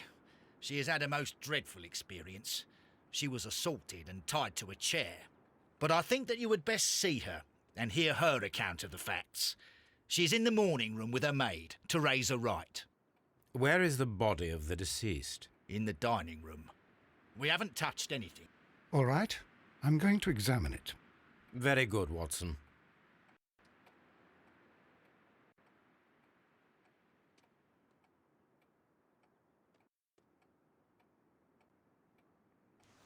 Die Halterung kostet auch nicht viel. So. Und dann? Lord Ramsay Brackenstall. Lady Brackenstall awaits you in the morning room. Lord Brigham Brackenstall. Sir Warthen Brackenstall. Lord George Brackenstall. Oha, das ist aber ein nobles Haus. Baron Lyndon Brackenstall. The Brackenstall family. Lady Brackenstall awaits you in the morning room.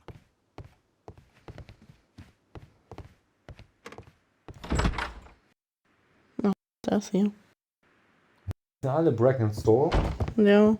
Ladies, allow me to introduce myself. My name is Sherlock Holmes. I'm assisting Inspector Lestrade in this investigation. Mr. Holmes, I am the wife of Sir Eustace Brackenstall. We were married only a year ago. I am sorry for your loss. Please accept my deepest condolences. I suppose that it is no use my attempting to conceal that our marriage has not been a happy one. I fear that all would tell you that, even if I were to attempt to deny it. Was ist mit der passiert? Na, wir werden es gleich sehen. Frische Verletzung.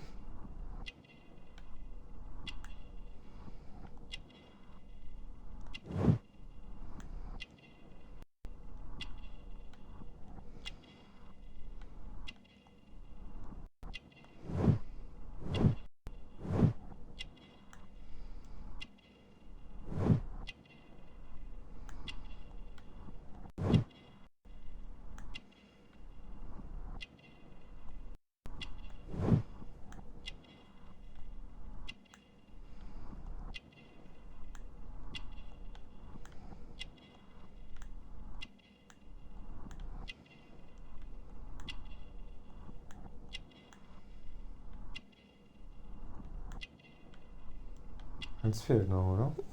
Eins fehlt noch. Ah, hier. Ah, hier. Ja. Elegantes Kleid. Can you describe to me the events of yesterday evening? Is it really necessary? I have already told Inspector Lestrade all that happened. Yes, madam, it is. I will tell you then. Sir Eustace retired about 10:30.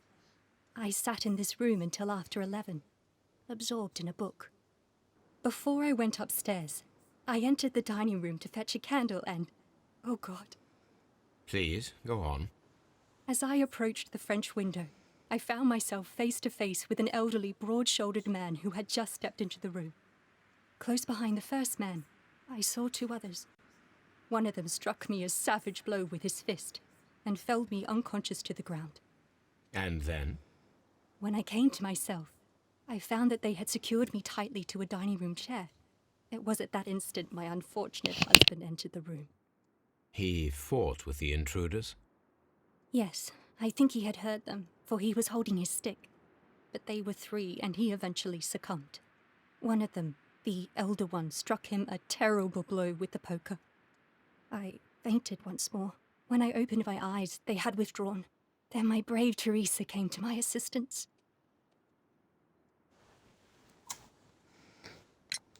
Did these three villains steal anything? Yes, I found that they had taken the silver from the sideboard, but you can see for yourself in the dining room. You mentioned that your marriage was not a happy one. Was there anything specific that was troubling you? He was not a nice man when he was drunk, and he suffered from dark moods, but nothing else. Alte Verletzung. Das würde mich mal interessieren, was sie da in der Hand hatte. The bruises on your hands are at least 1 week old. Your husband caused those bruises? Oh, do you? Yes, he did. He was very angry at the time. Out of control. Again. Sir Eustace was a drunkard. To be tied to such a man for life is worse than death. Your ladyship? Was haben wir denn hier noch so Schickes? Die Theresa? Ja. Teresa, I would like to hear your testimony. Certainly, sir. Erstmal analysieren. Hm?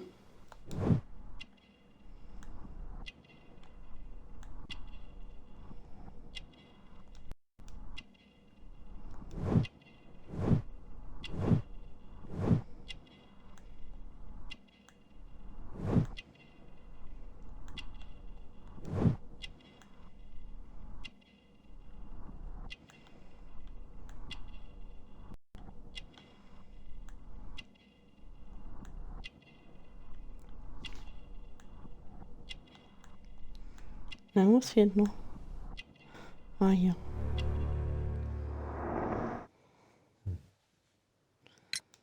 As I sat by my bedroom window, I saw 3 men in the moonlight down by the lodge gate.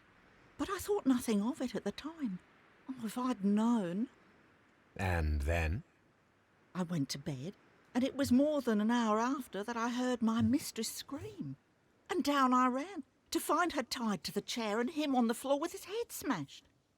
That's all I know. Oh, die hat ja nicht so viel gesehen. Ne. Ich hatte nicht viel zu sagen dabei. Oh, was hier? Ein Zettel auf dem Tisch. Ne, muss jetzt hier noch, wo ich mich drauf konzentrieren muss. Das Bild? Rechts? Ah ja. Kratzer. Kratzer. These scratches are most definitely made by the picture frame. Oh, oh, das ist This safe. is Okay. safe. There may be something important inside. I must ask Lady Brackenstall to open it. Was da wohl drin ist? This photograph of Lady Brackenstall and her maid Teresa was taken at a port, but which one? Das kann man sogar drehen, ne? Ja. Das kann man bestimmt aufmachen. Ja, ich wusste es. Es ist. Okay. So Okay. Dann haben wir ein Foto mitgenommen. Ja. Warum nicht? Aber gehen wir nochmal zu dem Safe jetzt. This is Sir Eustace's safe. There may be something important inside. I must ask Lady Brackenstall to open it. Okay. Die Dame uns dabei behilflich sein wird? Ich glaube nicht. Gucken wir mal.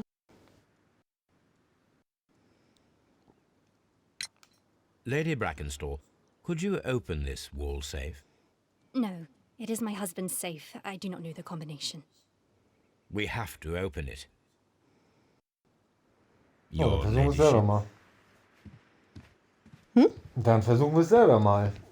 Let us Ja. try to open this safe. Der Panzerknacker Holmes. This safe can be cracked. I only have to pay attention. The dial will vibrate when it is set the correct number. Okay. Nur langsam. Oh. Da war schon was. 15? Ne. 8, würde ich sagen. Ich sag 15. Weil bei 15 bewegt sich der kleine Strich da. In der Mitte.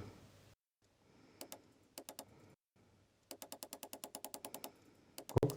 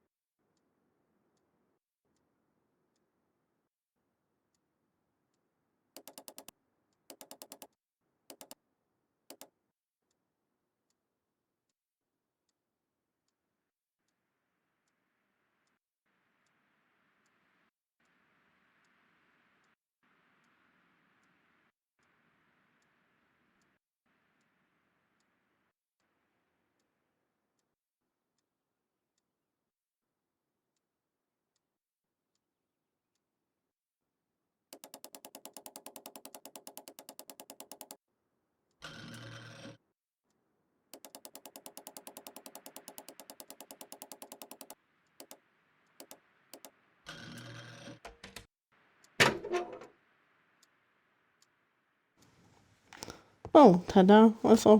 Panzerknacker. Was haben wir denn da? Sir Eustace. Ihr momentaner körperlicher und geistiger Zustand ist äußerst besorgniserregend. So gibt es verschiedene Zeichen für einen schweren Leberschaden. Bei der letzten Untersuchung hatten sie stark blutunterlaufene Augen und ihre Haut war leicht gefärbt. Auch weist ihr Atem einen Geruch auf, der typisch für Lebergeschädigte ist. Darüber hinaus gibt es noch die Lungenabszesse, über die wir bereits gesprochen haben. Die Beinkrämpfe, von denen Sie mir berichteten, werden von einer Veränderung des Nervensystems verursacht, die ihrerseits auf exzessiven Alkoholmissbrauch zurückzuführen sind. Dies gilt auch für den Tumor. Ihre Leber fühlt sich dabei der Untersuchung sehr hart an, was ein deutliches Symptom einer fortgeschrittenen Zirrhose ist. Zudem gibt es Zeichen auf Azistis, also einer Flüssigkeitsansammlung in der Bauchhöhle. Ihr geschwollener Bauch lässt keinen anderen Schluss zu. Die Schmerzen unterhalb ihrer linken Lippe weisen auf ein ernstes Speicheldrüsenleiden, das zu einer akuten, fulminanten und letztendlich tödlichen Bauchspeicheldrüsenentzündung führen kann. Ihr Zustand könnte auch ein Risiko für andere Menschen in ihrer Nähe und darüber hinaus darstellen. Ihr exzessiver Alkoholkonsum schränkt ihre Selbstbeherrschung ein und verstärkt ihre Aggression. Ich stehe Ihnen jederzeit gerne zur Verfügung, um Sie bei diesem Problem zu unterstützen. Es gibt eine Reihe von... Ach nee, das war falsch. Oh, Es gibt eine Reihe von... wenn du falsch klingst, ne? Eine Reihe von Behandlungsmöglichkeiten. Oh mein Gott, ich meine, das eine Wort hätten sie da auch noch mitschreiben können. Ja. Ja, gut. It is common. Also der hatte alles. Antique. Ja, ich würde sagen, von allen etwas. War der andere? Ja, und noch ein Zettel. Oh je. Noch ein Zettel. Das Geschäft läuft. Die Randalbande ist wieder unterwegs. Alter, das sind 6 Seiten. Das lese ich nicht A an. description of the Randall. Bei aller Liebe. Oh, what a horrible thing to have.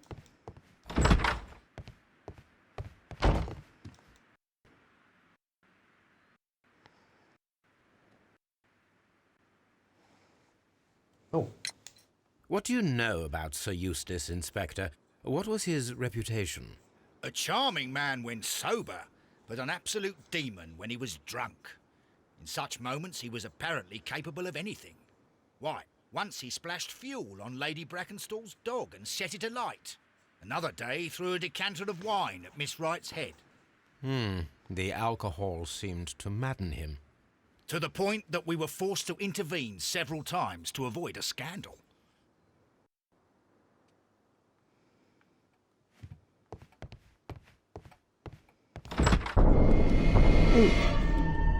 You should examine the body of Sir Eustace Brackenstall. The hunting scene. The hunting scene. The hunting scene. A hunter's cabin.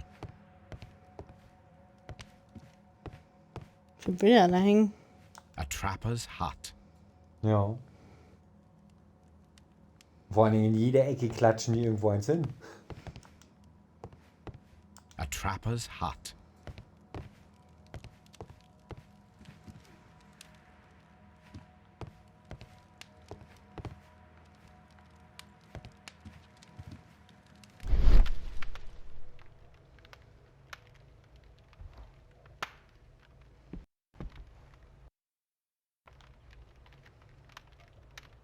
It appears that the bell rope was cut by someone taller than me. A fur trader's cabin.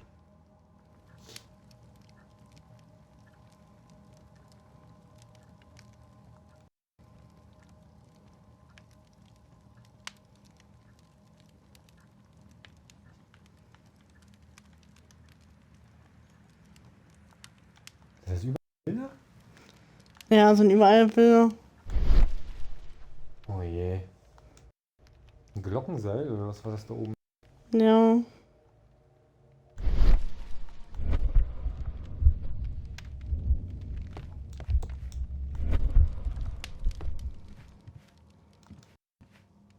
Da liegt er ja. Da stehen noch Eine Gläser. Weinkaraffe, okay. This glass has some wine traces, but no visible beeswing. There is beeswing at the bottom. This glass has some wine traces. It is rather strange that a decanter stands. Chateau.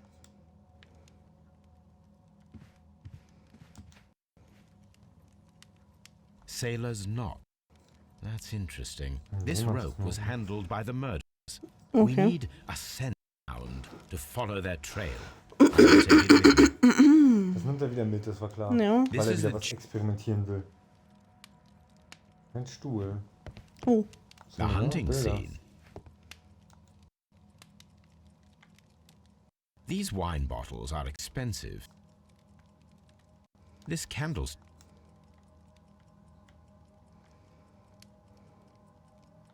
An empty silver. Oh, du kannst Tobi holen. Ja. Das ist ja geil.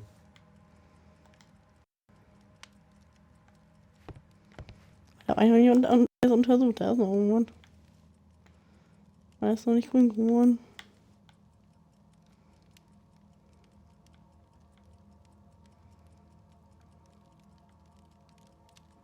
Oh, mehr ist noch nicht. Aber irgendwo muss da was sein.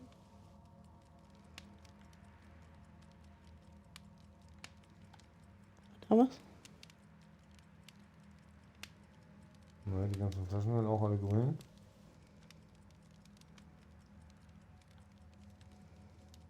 Aber irgendwas muss da eigentlich noch sein. A deer hunt. Da war noch was. Bildchen. Ja, aber bei den Schrank muss noch was sein hier. Weil der nicht grün wird. Das stimmt eigentlich irgendwas da nicht. Vielleicht muss Tobi da was untersuchen. Nein, der muss nicht an den Scherben schnupfen. Glaube ich nicht.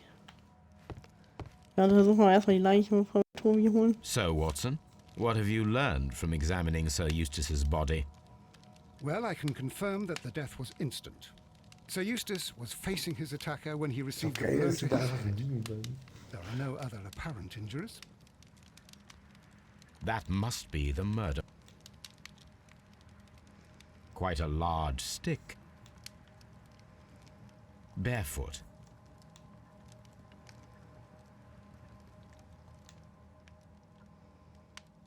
The head was cracked with the force of the blow.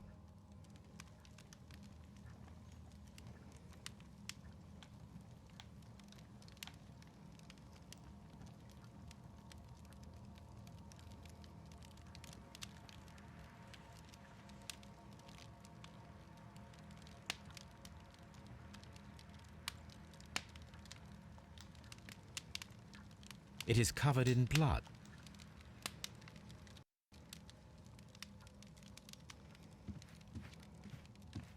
The death was instant.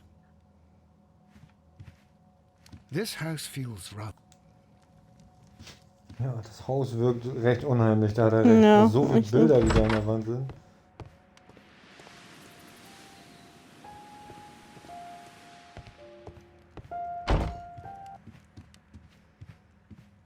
Geil, die Musik hört auf. Ja. This door leads to the upstairs Nur so einen bedrooms. schlechten Apparently the Horrorfilm. criminals did not venture there.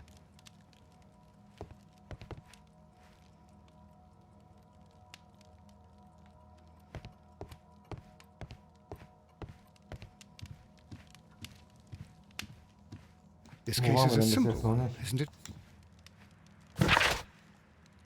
Allgemein, wir haben ja jetzt schon so einiges wieder gefunden, was wir bestimmt untersuchen können, ne? Mhm. Sag mal, also, die Baker abholen. Street. Ja. Und dann mal. Achso, Tobi müssen wir holen. Ja, müssen die holen. Weißt du, der kommt alleine Ja, hinterhergelaufen. ich gedacht jetzt. Du musst einmal Hunde pfeifen und dann kommt der. Einmal pfeifen oder Genau. müssen erst wieder streicheln, ne? Nee, einmal müssen streicheln, so jetzt machen wir den Rest hier noch. Sei Let us see analysieren. if the rope was Oh, cut. geil. The fibers. Let us try to find out what tool was used to cut the rope.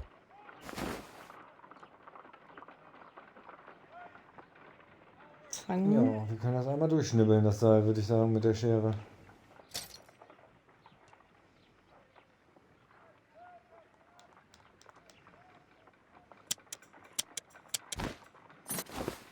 The fibers from this cut appear to be different. Okay.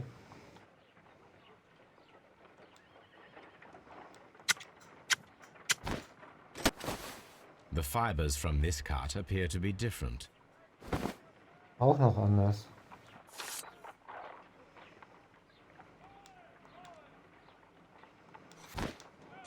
Na, das ist If I bestimmt. cut the rope with a knife, it matches the original. Wahnsinn, oder? Ja. Alleine, wenn man das so mit verschiedenen Sachen durchschnibbelt.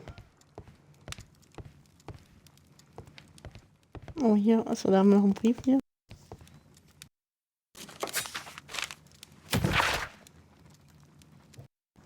The Times. Ein erschütternder Skandal in der High Society. Der berühmte und begnadete Archäologe, der Stolz unserer Nation, Sir Rodney Bentliffe, wurde ermordet, aufgefunden. Das Verbrechen ereignete sich in den Thermen im Strand Lane.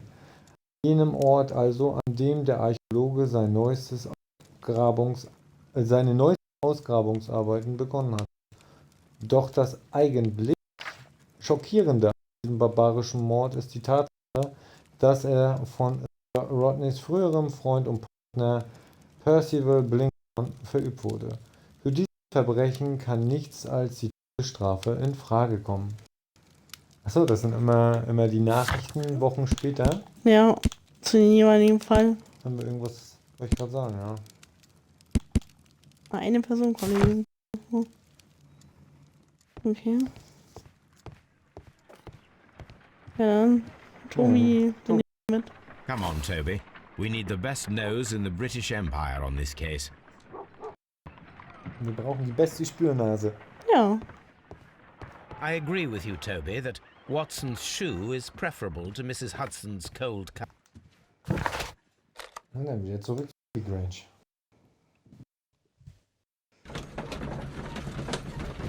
Ist das geil, wie er da mit im Wagen drin sitzt. Ja, ist mega.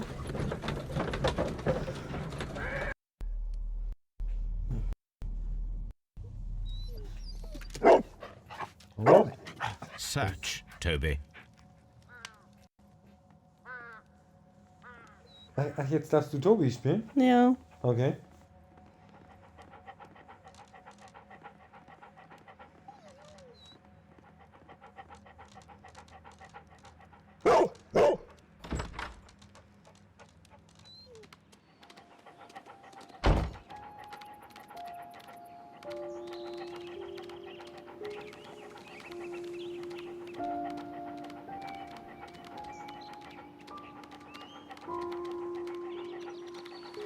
Ach, das ist das Stück, was wir neulich schon mal gesehen hatten, kurz, ne?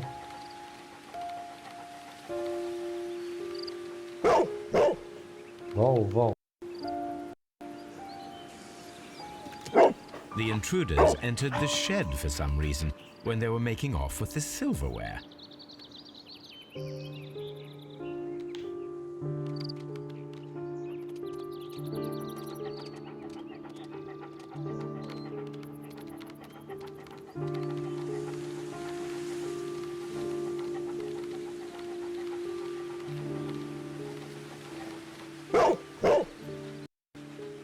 Die Spürnase. Ja. The scent leads to the well. I should check it. Ja, Da ist er hier weitergelaufen. genau. Wir müssen uns halt bloß merken in dem Moment, was Tobi so alles findet, oder? Ja. Und hier, eine Wand.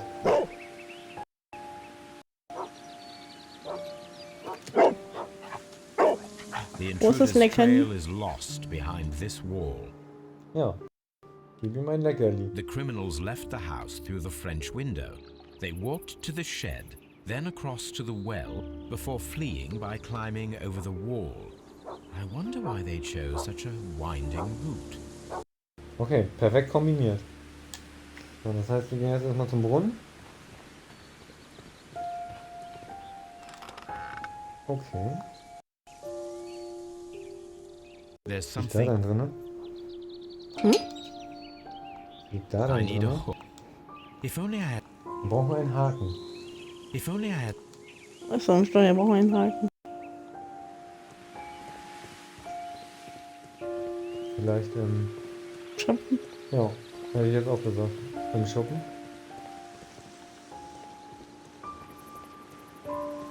Ist die Frage, wo der war. Als Hund sah das besser aus. Da war das alles kleiner. Ach, da ist der Da war es Shoppen. alles kleiner. Ja. Bags of. Bag. This Also. hook.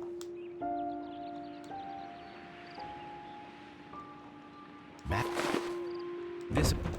This old suitcase.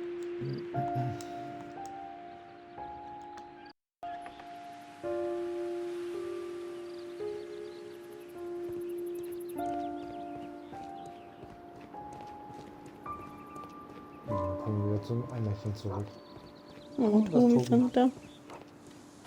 Kannst du ihn da ausstreicheln? Brave Toby, the best nose in the British Empire.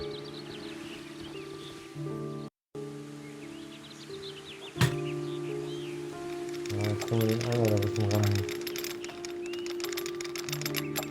Achso. Ah, okay. Oder wir holen das Paket raus. Mit einem Haken. Ja. Silver. Oh, das Silber. Besteck. The bracken. Allein dran. Ne? Schwertwaffen.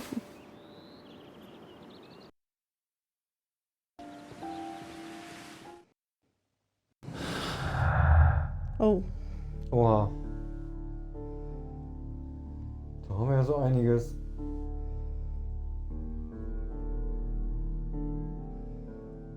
Nimm mal das Kamingitter. Oh Gott, wo war das jetzt? Irgendwo habe ich das gerade gesehen. Das Kamingitter. Und die Leiche, eventuell. Okay. Tödlicher Unfall. Der Tod von Sir Atthews oder so könnte ein Unfall gewesen sein. Er könnte hingefallen sein und sich dabei am Kamingitter den Kopf aufgeschlagen haben. Dann haben wir nochmal den Haken. Schierhaken. Und die Leiche. Das ist keine Leiche mehr. Ah doch, da ist noch eine Leiche. Was haben wir da? Schlag mit Schürhaken. Sir Oithace könnte an einem Schlag mit dem Schürhaken ermordet sein.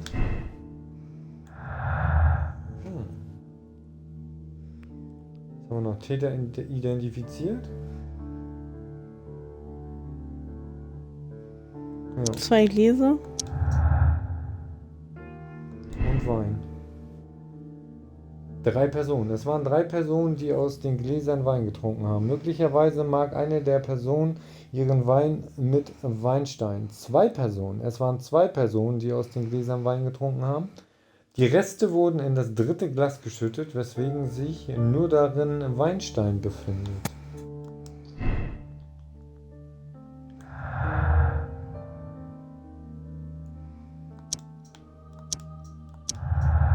Was war das jetzt? Scharfes Messer und verknotetes Seil. Seemanns Hintergrund. Das Glockenseil wurde mit einem scharfen Messer abgeschnitten und mit Seemannsknoten verknotet. Das könnte darauf hinweisen, dass der Täter Seemann war.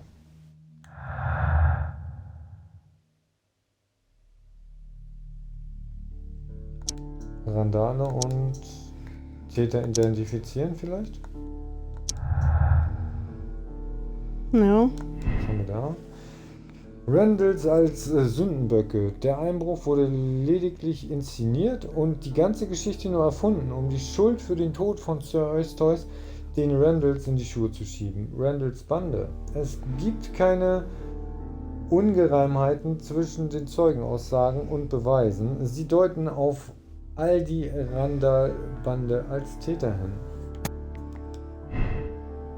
Schwierig.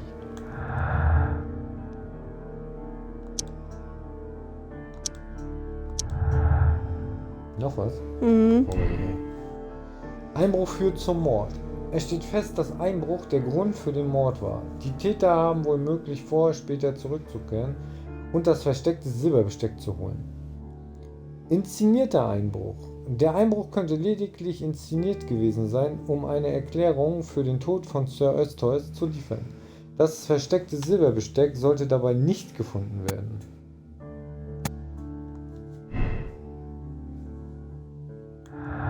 Fragen über Fragen.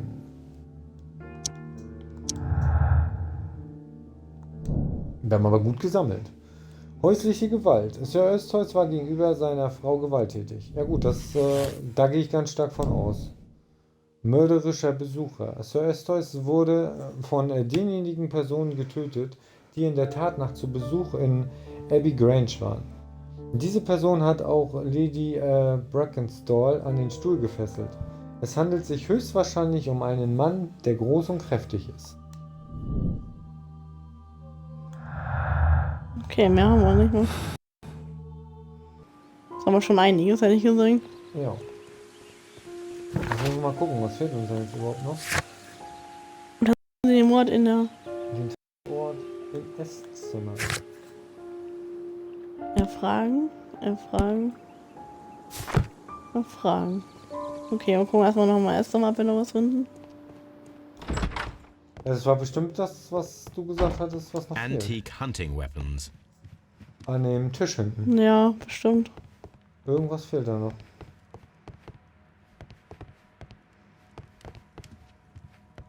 A hunter scene. The Ja, das sind nur Brackenstall die Bilder. family appeared to be preoccupied with hunting.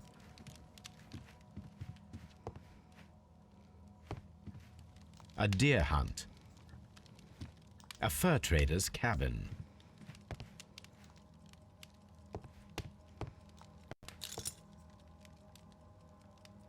These white Ach, nee, waren wir schon. an empty Vielleicht ganz unten noch irgendwas am Fußboden? Nee. Aber irgendwas fehlt sich trotzdem noch, ne? Ja, was fehlt, aber die Frage ist was.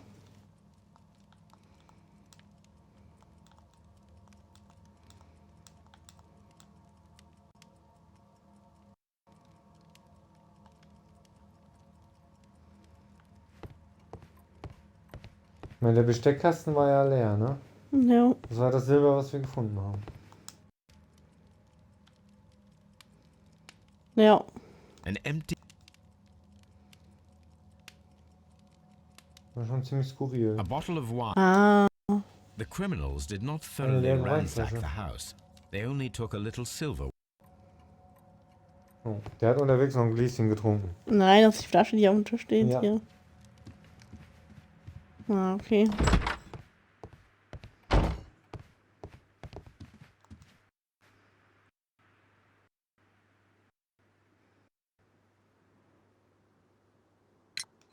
Inspector, I have recovered the stolen silverware. You are a wizard, Mr. Holmes. And where is it? In the garden well. Excuse me? Unique, isn't it? Rather absurd. What is the point of stealing silverware and then throwing it down into a well? Perhaps it was used as a temporary hiding place, or simply the thieves wanted to get rid of it. It is up to us to solve this mystery. Okay. Fragen wir die Damen doch nochmal hier. Vielleicht hat die ja noch was anderes gesehen, oder? There are three Komischerweise weiß sie, was glasses mit on ihrem the dining Besteck room passiert. table. I was wondering if... Oh, I forgot. When I came to myself the first time, each of them had a glass in his hand. They might have been a father and his two sons. They talked together in whispers, and then they left. We found your silverware, Lady Brackenstall. It had not been taken very far. Is that true? I am very thankful to you, Mr. Holmes. Your ladyship?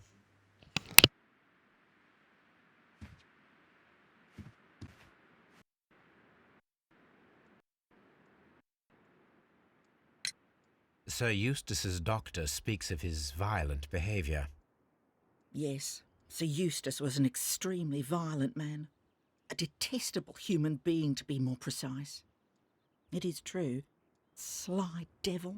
She'd only just arrived in London. Yes, it was her first voyage. She'd never been from home before. Wonder with his title and his money and his false London ways. If she made a mistake, she has paid for it, if ever a woman did. She doesn't have any friends here, so it was specially hard for her. We found your mistress's silverware. Oh, that's good news. You really are as clever as they say. Indeed.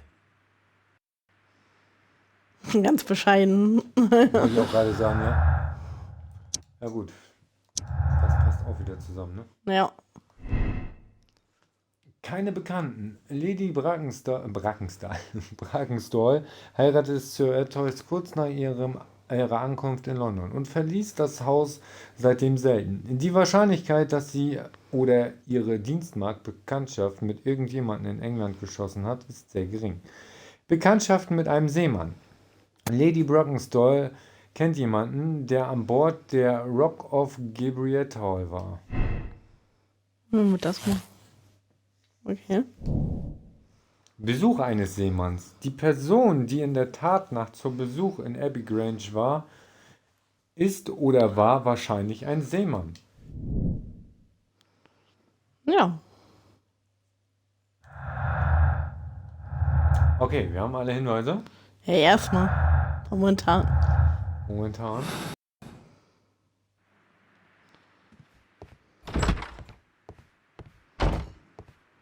Holmes, don't look at me like that. I don't know what to think about. Das eine müssen wir im Archiv nachgucken. Ja. Müssen wir eigentlich Tobi wie abholen? Wo ist Tobi, oder? Ich weiß gar nicht, kommt der nicht einfach mit? Ja, gute Frage. Nicht, dass wir ihn hier vergessen. Da ist er. Brave Toby, the best nose in the British Empire.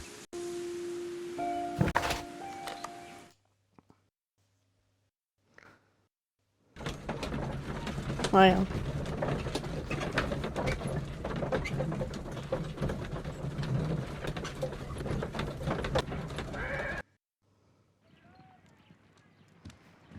So, dann gucken wir mal bei den Unterlagen hier. Oh, das sind wieder Briefe. Ne, Briefe sind keine neuen. Was haben wir da jetzt? Name des Schiffes. Ja, auf jeden Fall nicht. Name des Schiffes. Müsste eigentlich ja in den Zeitungen drin stehen, ne? Und damals? Und 1893. Und dann, wollte ich gerade sagen, und dann Ankunft der Rock of Gibraltar. Ja, das sieht gut aus. Ankunft der Rock of Gibraltar. Ein Schiff kehrt zurück. Die Rock of Gibraltar, ein Frachtschiff der Reederei Adelaide Southampton London Line, ist nach einer 6-monatigen Reise zurückgekehrt, die sie nach Indien, Neuseeland und Australien geführt hat. An Bord des Schiffes reiste auch Miss Mary Fraser nach England, die Erbin der Familie Fraser, die Ländereien und Zinnbergwerke in Australien besitzt. Diese wunderhübsche junge Dame ist mit Sir Eustace Brackenstall verlobt, einem der wohlhabendsten Gentlemen in Kent. Here it is. Da hätten wir es, genau.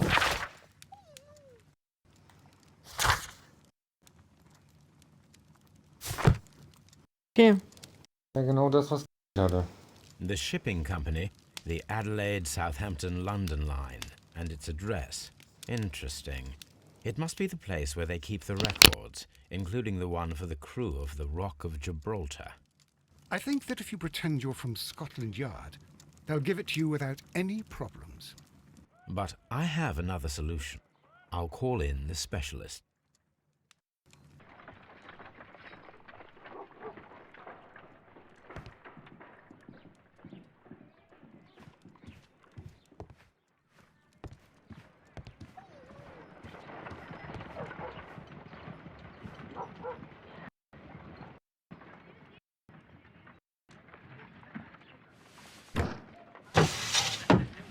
Wiggins, could you come upstairs, please?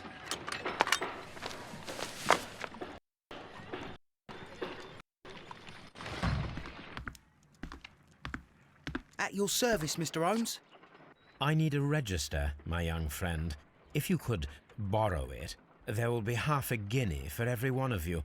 I need the crew list of the Rock of Gibraltar in 1893 and their current employment. I'm straight on it, Mr. Holmes. Do you really think they'll find it, Holmes? My secret police is better than the Yard in many ways.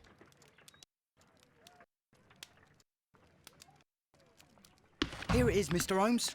But we can't take it back. It's too risky. Put it on the table. I'll take care of it. Good work, young Wiggins.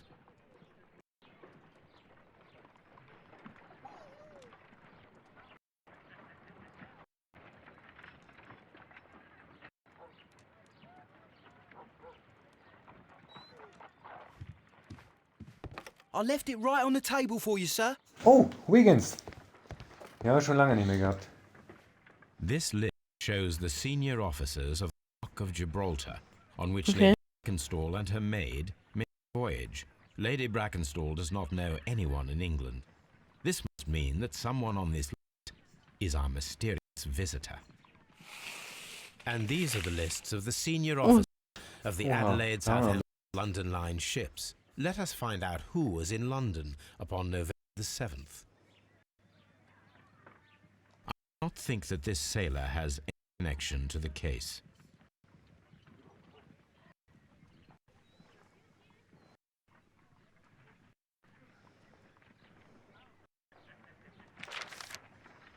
Oh, gibt viele Seiten, ne?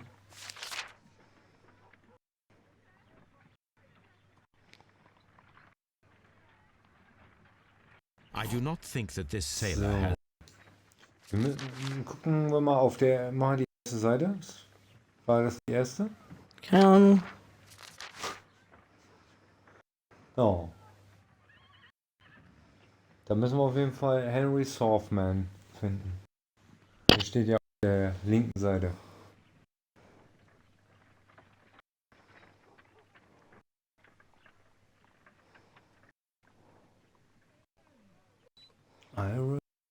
Da unten ist erstmal William Patricks. This officer was on a ship that sailed half a month ago. He wasn't in London at the time of the crime. Okay, die waren aber... Achso, den kann man durchstreichen.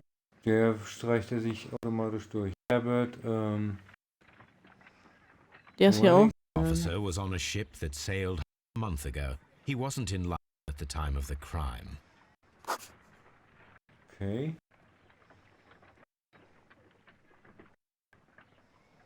Okay. Jack Crocker? Mr. Ja. Jack Crocker was in London upon the date of the crime. He is due to depart in 2 days. Okay. This Thomas officer Wright. is still at sea, therefore he cannot be... This officer is still at sea, therefore he cannot be involved. Oh, jetzt fehlen ja noch Ernest und Harry, ne? Mhm. Da ist Harry. This officer Und is still Ernest at ist auch sea, so. therefore he cannot be involved. Okay.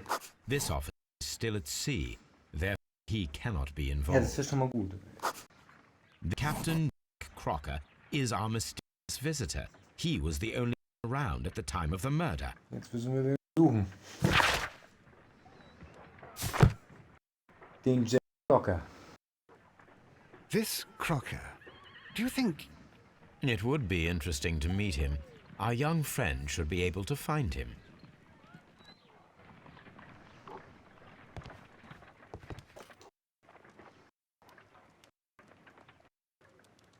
Wiggins, could you find a way to bring this Captain Crocker here to us? Here? Holmes, that could be dangerous. No problem, Mr. Holmes. Einige Zeit später. Aber auch schnell, der Junge. Ja. Auch ein Spioner. Mr. Holmes? Oh. Oh, I da was ist er schon. informed that you were looking for me, and I'd like to know why. Yes, it is important that we talk. You will soon understand why.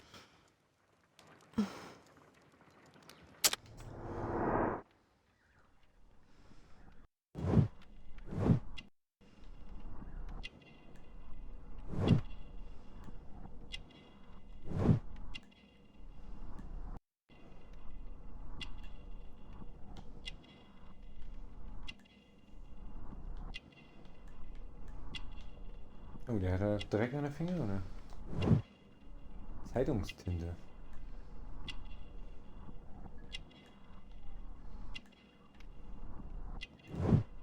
Saubere Stiefel.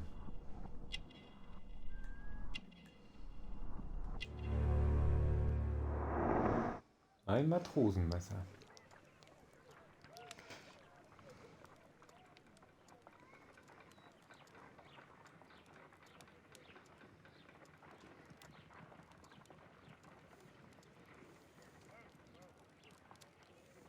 Lady Brockenstall.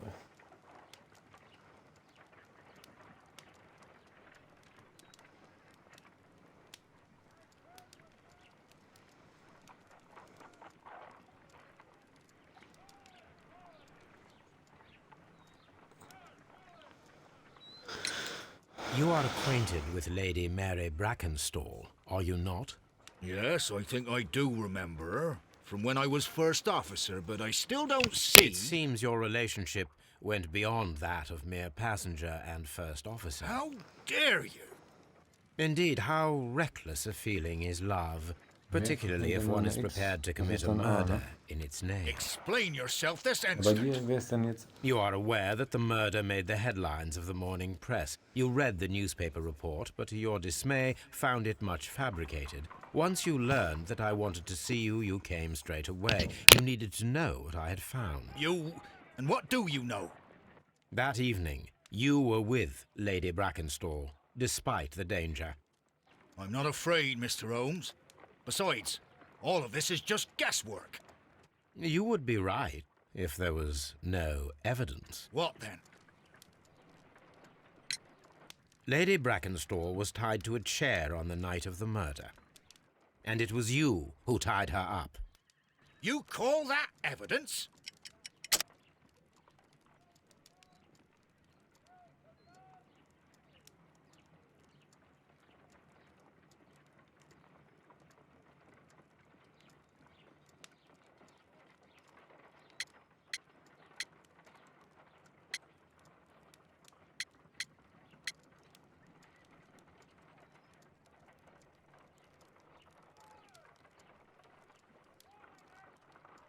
Was passen würde.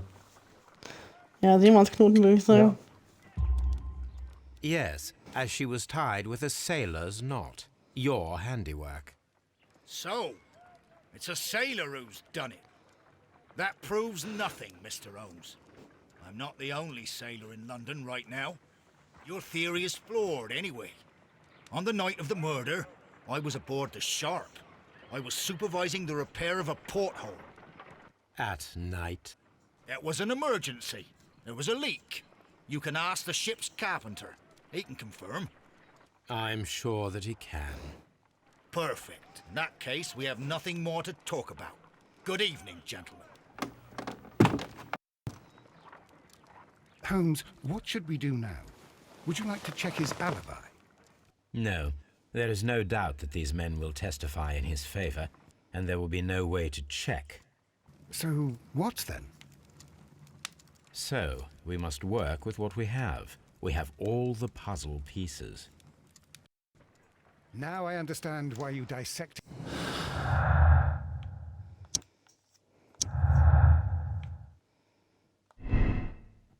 Crockers Mitschuld. Crocker lügt, seine Mitschuld ist offensichtlich. Er erschien sofort, als er gehört hatte, dass nach ihm gesucht wurde. Das deutet auf seine Schultern. Crockers Alibi. Crocker war zur Tatzeit an Bord der Charp. Er hatte Angst, sich mit mir zu treffen und wirkte selbstbewusst.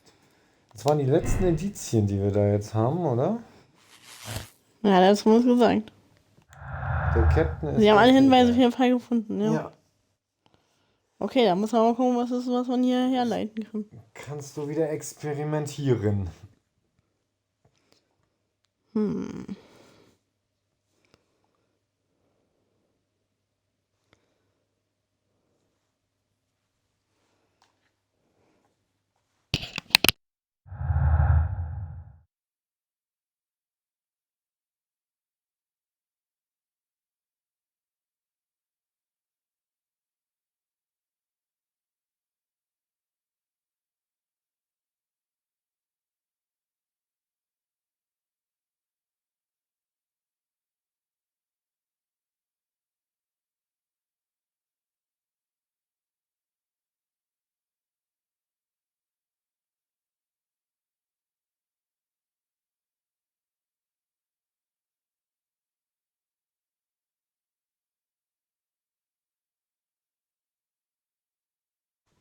Was haben wir denn Schönes hier? 2 Personen, ja, vielleicht.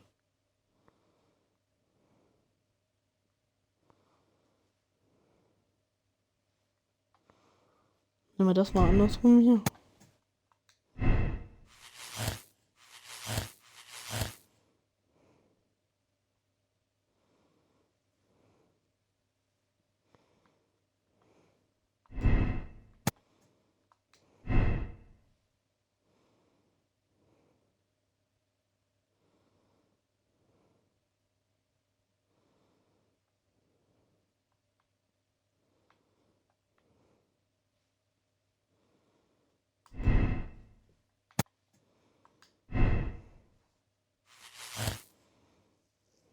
Häuslicher Unfall. Ein häuslicher Unfall. Wow. Aber eher nicht. Ich denke auch nicht.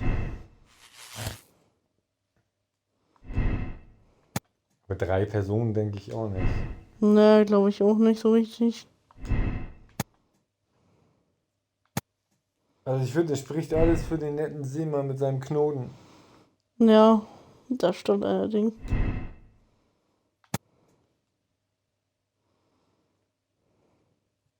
Weil genau, wo kam der Schürhaken her? Den Schürhaken kriegst du ja auch nur auf See. Nein. Randalls sind die Täter. Den Schierhaken ist auf das Feuer. Das Feuer schön. Stimmt.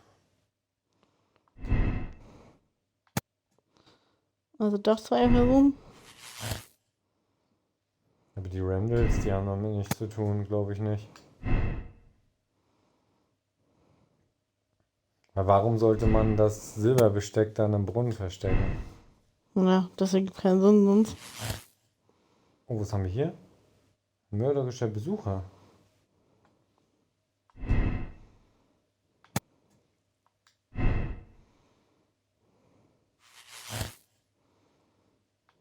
Besuch eines Seemanns.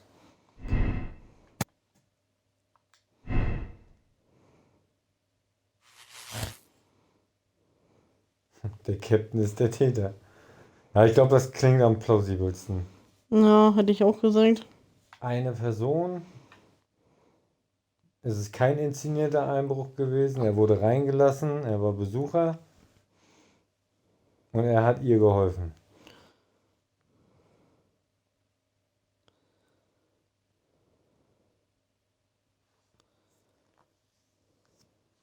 Ja. Ja? Ja, hätte ich gesagt. Keine Gnade für Crocker? Ja. Jack Crocker ist ein Mörder und sie werden ihn und seine Komplizen Lady Brockenstall zur Rechenschaft ziehen. Sir Eustace wurde von der Person getötet, die zu Besuch war. Er ist groß gewachsen und wendig sowie ein hochrangiger Seemann. Na gut, dann verurteilen wir ihn mal.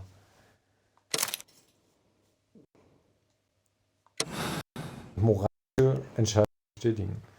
Bis jetzt sind wir immer voll auf keine Wiggins, could you Gnade ask gegangen. Mr. Crocker to come here again, please? Right away. Weniger als eine Stunde später.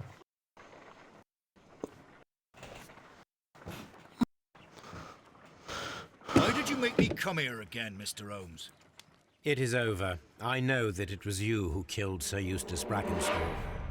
What? I know, because of the height at which the rope was cut. The knife used was a sea knife. The knots were sailor's knots, and not least the sheer force that was put behind the killing blow. And because you are the only one who knows Lady Mary Brackenstall in London. And because you love her. It's true. It is time for you to tell us the whole truth. I admit that I loved Mary madly from the first day that I met her. But I never did come to visit her, for I believed that she was in a happy household.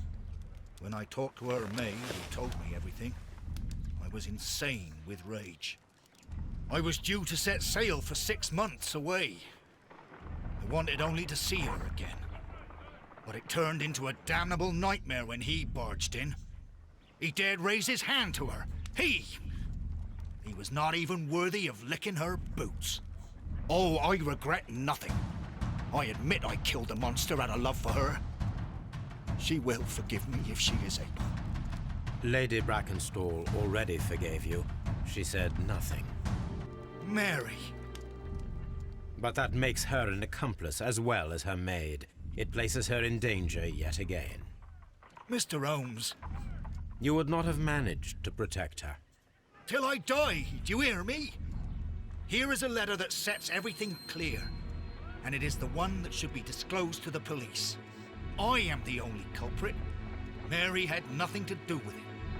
Now it is time to end this. Okay.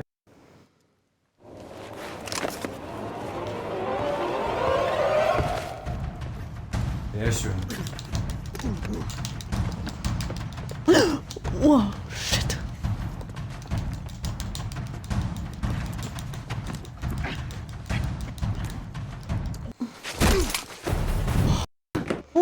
Knapp. Das war richtig knapp. Da hab ich schon die Kugel in seinen Kopf gesehen. You should have let me die. How can I live if Mary suffers? I am sorry, Captain Crocker, but there has been quite enough death in this case.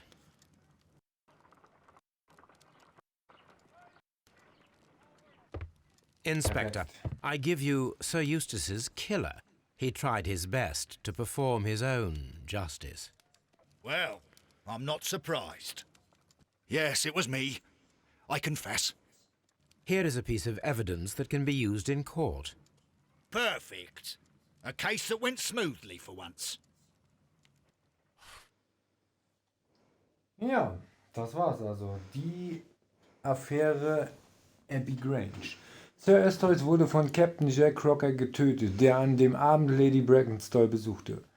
Danach versuchten sie, das Ganze wie ein Einbruch der Randall-Bande aussehen zu lassen. Crocker schnitt mit seinem Matrosenmesser das Glockenseil ab und fesselte die Lady damit. Danach versteckte er das Silberbesteck im Brunnen. Er hat ein brutales Verbrechen begangen und die gerechte Strafe dafür bekommen. Gefundene Hinweise haben wir 16, der Täter ist der Captain und wir hatten 100% recht. Ja, mega. Dann werden wir mal wieder verurteilen. Ja. Hüter des Rechts. Wow. Persönlichkeitseinstufung. Das Drama von Kev Gordons. Oh, das hört sich aber schon dramatisch an. Also sind wir es wie im nächsten Fall. Das ist der nächste Fall. Komm, was uns da erwartet. Holmes, for heaven's sake, whatever's going on? Oh, hello, Watson. You're early. Did you kill all of your patients? What? Holmes, where have all these wretched bees come from? I increased the temperature of the room so as to prevent them from hibernating. I needed to take a sample of honey. But it worked, Watson. We will have honey all year round. Ridiculous and dangerous. They're domestic bees, Apis mellifera, Such industrious workers. Anyway, Watson, I am sorry, but I must leave you. I'm in rather a hurry. You have a new case? Yes, but nothing as thrilling as this experiment. A theft of plants at the Royal Botanic Gardens in Kew. I'm helping a minister who's an old friend of mine. You can join me if you like.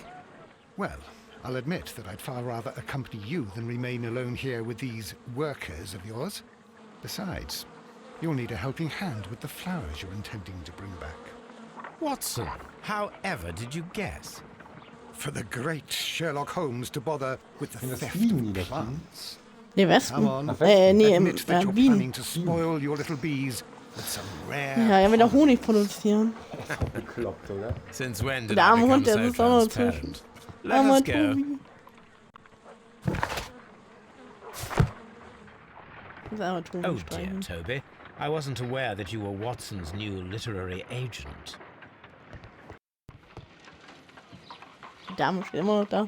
Ja, die hat auch immer das gleiche an. Ja. Die hat gar keine anderen Klamotten. My archive. Hier können wir einen Brief nehmen.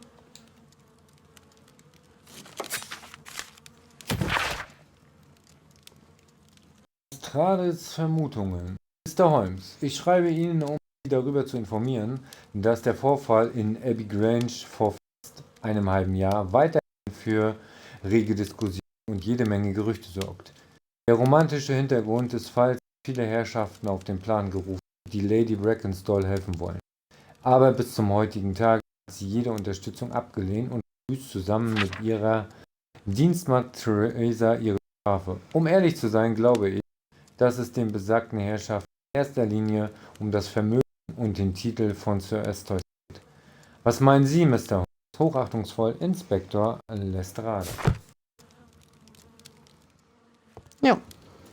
Na gut, dann gehen wir mal Wo muss man jetzt überhaupt hin? zum Fall. Zum Kiesgarten.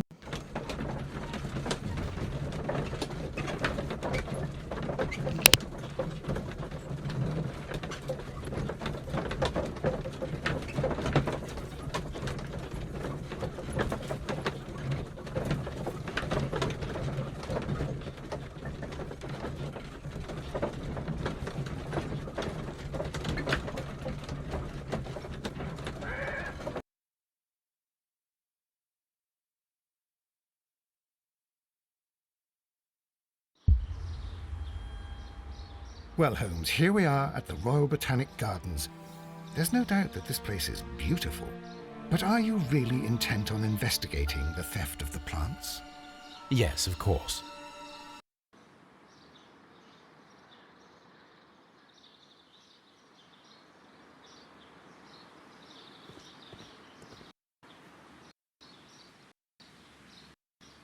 Don't touch anything else, is that clear? Just go and get a bucket of fertilizer. And without turning it over this time. Good day to you, gentlemen. How may I help you? If you are here for a visit, please do come back on Sunday. I am afraid that it cannot wait. My name is Sherlock Holmes, and this is my friend and colleague, Dr. Watson. We are investigating the theft of plants that took place here 5 days ago. A remarkable collection, I believe. So you're the one in charge, eh? A small favour for a friend. Now, to whom do I have the pleasure of speaking? I am Martin Hamish. I am the Deputy Director of Kew Gardens. And that fellow yonder is Albert. He works here. I am delighted to meet you. What can you tell us about the plants? They were rare and exceptional plants. We presented them at our last exhibition. We haven't removed the stand yet. It is still in the large glass house. We only learned of their disappearance the evening after the exhibition, and nobody saw anything. No doors were forced? No, but I would imagine that for a thief it would be fairly easy to gain entry, for there are no guards here. Well, if you don't mind, we will take a look. Now, you say that it is in the large glass house. Yes, the one just behind me. Just a second, since Albert has nothing else to do. Albert, show these gentlemen where the exhibition was held. How many people work here? Only myself, but occasionally 2 students, Albert, whom you have met, and Miss White.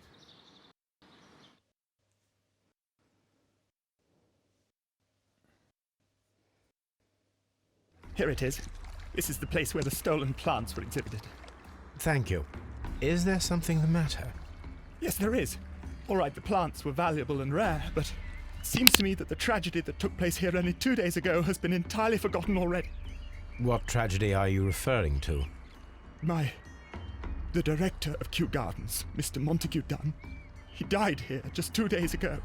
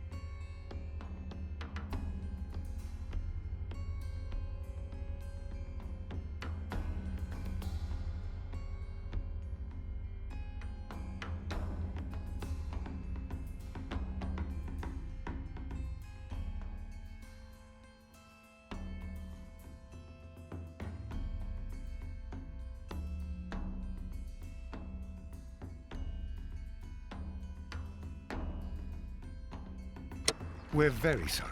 We were not aware. The two of you were good friends? He was my father. Oh dear. Our condolences. We should not be troubling you. Please do excuse us for the intrusion. You say that he died here, in the large glass house? Holmes? Yes, just here, near the door to the Colonial Collection. He suffered a heart attack.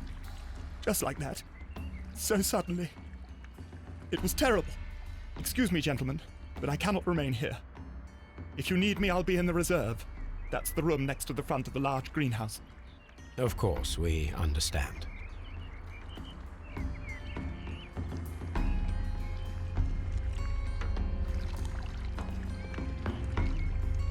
The plants were here. All of them were stolen. Do not touch.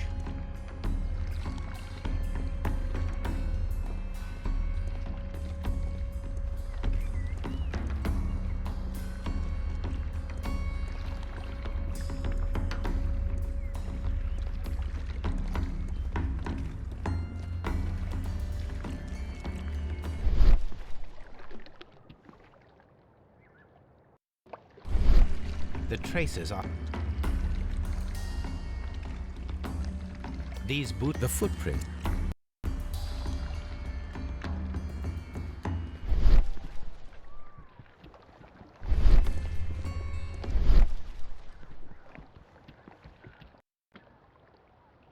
The door was... This...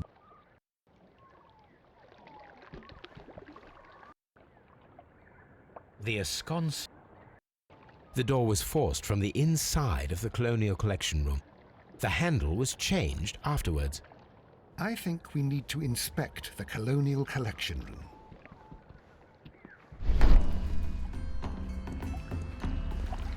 These trees, with their roots in water, must originate from Louisiana. Ah, yes, the bayou. I remember our visit in the case of the Awakened.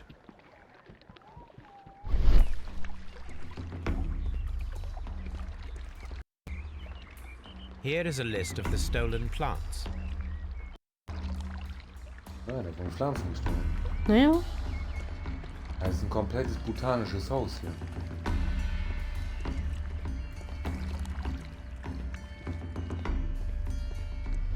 Hier scheinen wir noch irgendwas mit dem Auge zu finden. Fußspuren? Ja, die Scherben. Soil. It should have come from a flower pot. The soil. Ah, okay. Den Kratzer an der Tür, den hattest du schon? Ja, den habe ich schon. Fragment. Aber ich sah ja noch immer was mit dem Auge. Was hat er denn jetzt noch? Ah, okay. This pot. Den Blumentopf. Ja. A flower pot recently fell down from these shelves and was misplaced. Okay, das haben wir auch gefunden. Und da ist auch noch was. Da Was war ist auch da? noch was, habe ich gesehen. Blood. Blut. Someone fell violently against this sign, and they were injured in the clash. Most likely a head wound. All the clues around here are quite suspicious. I need my imagination to make sense of it all. Okay, das haben wir abgeschlossen. Ah.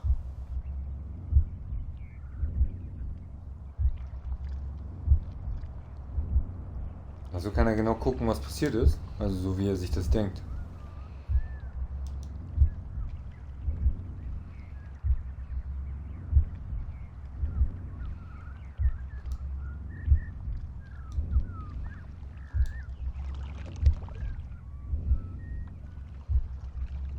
Ja, das kommt dabei hin, ne?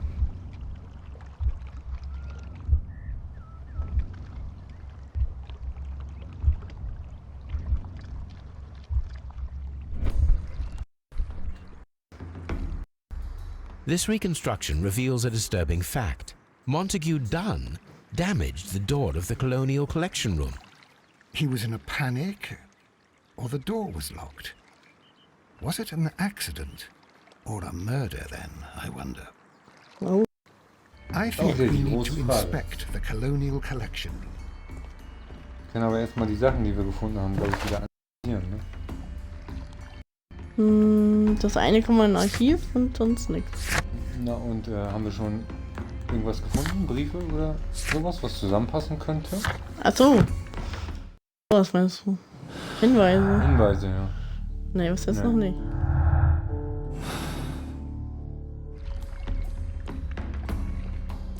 Hier kann man weg. Aber ich glaube, wir gehen erstmal durch die offene Tür. Ja. So, was haben wir hier gehabt?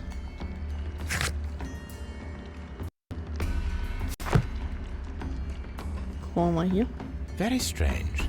Half of the Colonial Collection is absent. These windows were perfectly clean. The smell is strong. It is a detergent.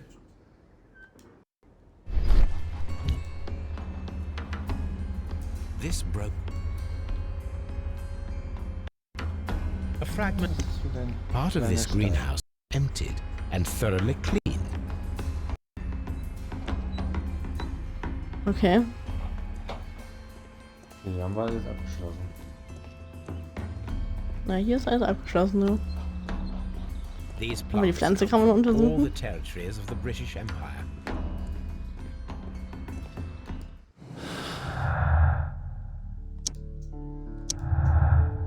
Okay. Okay, haben wir schon mal das erste. Autopsie durchführen. Führen Sie eine Autopsie an Montague Dunes Leiche durch. Sein Tod ist verdächtig. Warum stieß er die Tür des Koloniehauses gewaltsam auf? Warum wurde das Koloniehaus zum Teil geräumt und gereinigt? Was ist eine Falle, genau? War es eine Falle oder ein tragischer Unfall? Ja, also.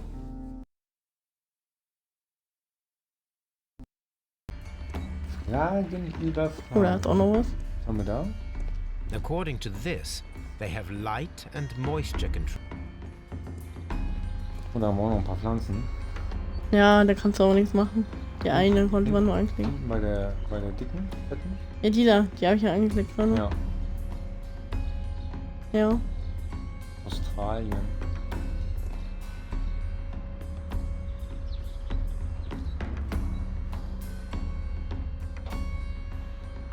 Ja, dann gehen wir mal raus aus dem Koloniehaus.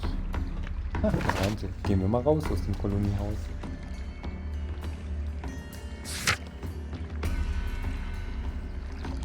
Was haben wir Okay. denn noch so Schickes? Ja, wir können einmal im Archiv gucken. Das machen wir jetzt erst in der Baker Street, ehrlich gesagt.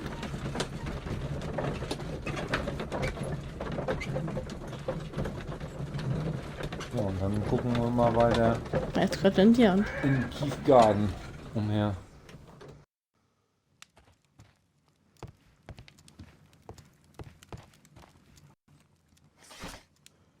Ja, wir müssen ja rauskriegen, was das für eine Pflanze war, ne? Ja.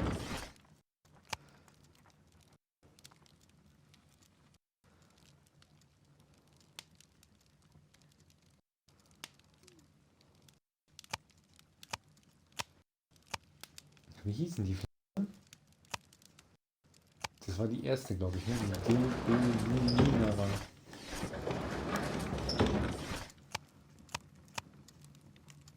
Ökonomie, Technik, Geschichte, Botanik. Exotische Pflanzen, Band 4. Die Gemeinsamkeit. Ja. So. Oder auch nicht. Ne? Der Pflanzen. Die folgenden 3 Pflanzen haben sich als tödlich für Menschen herausgestellt. Ja, Pflanze 1, Pflanze 2, Pflanze 3. Die Voraussetzungen für die Giftwirkung sind allerdings recht kompliziert, denn dafür werden ein bestimmtes Düngemittel, natürliche Stimulation und Nahrung benötigt. Raupen sollten in Hinsicht auch funktionieren. Okay. Und wir haben Silbergarn vom Fall bekommen. Oh, das ist gut, ja.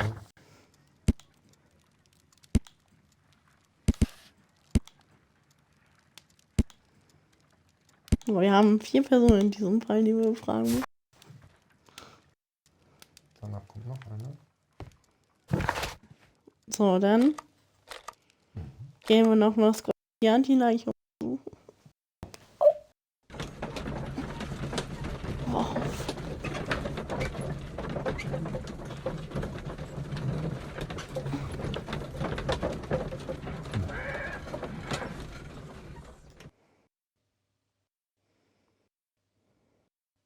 I asked Inspector Lestrade to take Montague Dunn's body to Scotland Yard. It's ready for autopsy then.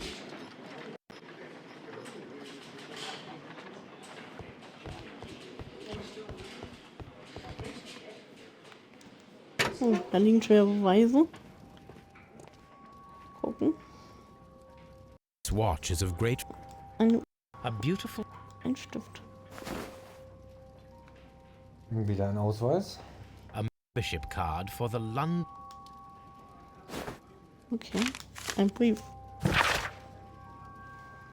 An Mr. F. Wayne, Geschäftsführer der Druckerei Wayne an. Werter Mr. Wayne, Ihre Plakate für die große Ausstellung in Covent Garden sind wundervoll geworden. Allerdings ist es wohl nicht nötig, die gesamte Belegschaft zu erwähnen. Nur ein Name ist ausreichend. Montague Dunn. Oh, ist ja auch so ein richtiger kleiner Ego, wa? Ist richtig nett. Ja.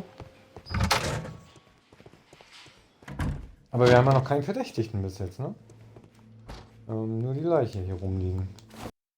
First of all, let us carry out an external examination. There are no suspicious marks.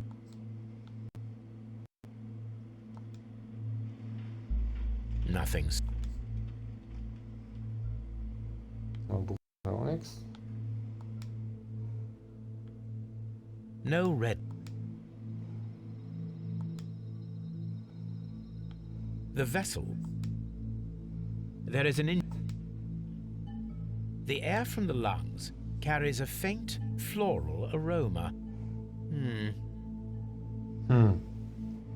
Now, let's examine the internal organs. Jetzt werden die Organe untersucht. Ja. Oh, schönes Skalpell. Ach Gott. The heart.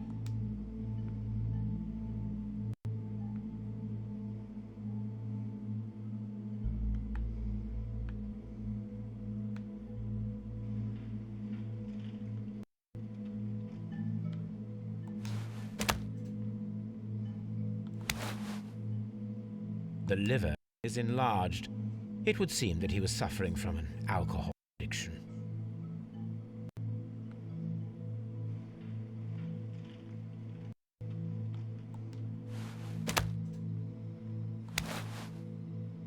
The lungs are congested and edematous.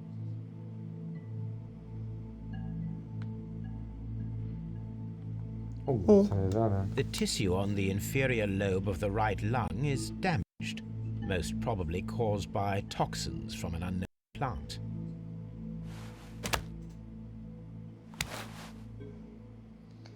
The stomach. Krass, ja, dass du einfach alles rausnimmt, ne? Mhm.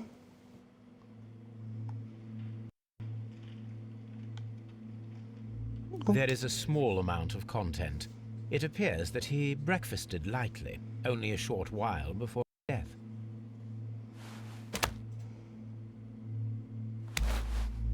Oh, das war noch nicht fertig wahrscheinlich. Ah, okay. The heart tissue shows no visible pathological signs. Und noch? Die Leber muss man nochmal Ja, untersuchen. nochmal. Da war noch irgendwas, was ich übersehen habe. Ah, The hier, liver hier. tissue is brown. Lebergewebe. There are no visible pathological signs.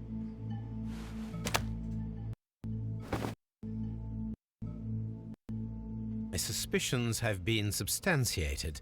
Montague Dunn, the director of Kew Gardens, died from poisoning. Plant poisoning, to be more exact. You mean Yes, it is murder. we should inform Lestrade?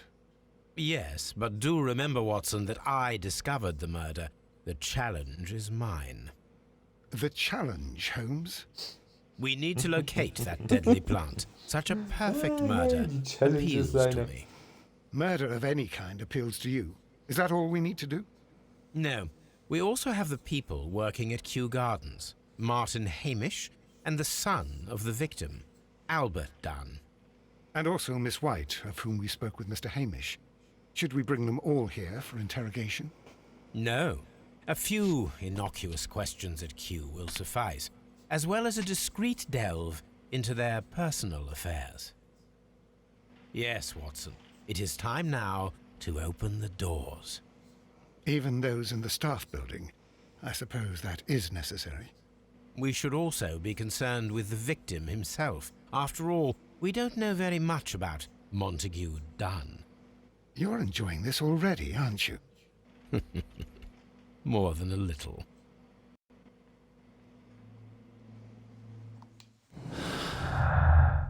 Oh, Okay, Vergiftung. Jetzt haben wir ein bisschen was.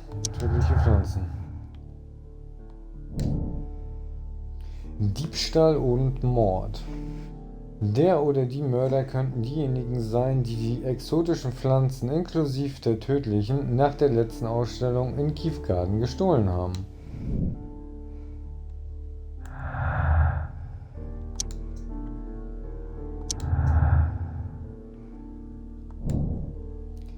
Dunn wurde vergiftet. Nach Monterey Dunn im Koloniehaus eingeschlossen wurde, inhalierte er ein tödliches Pflanzengift.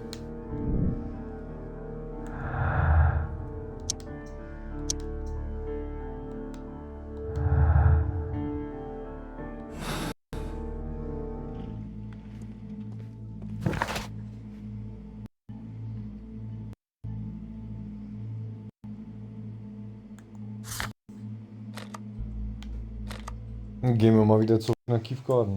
Ja. Schauen, was wir da noch können.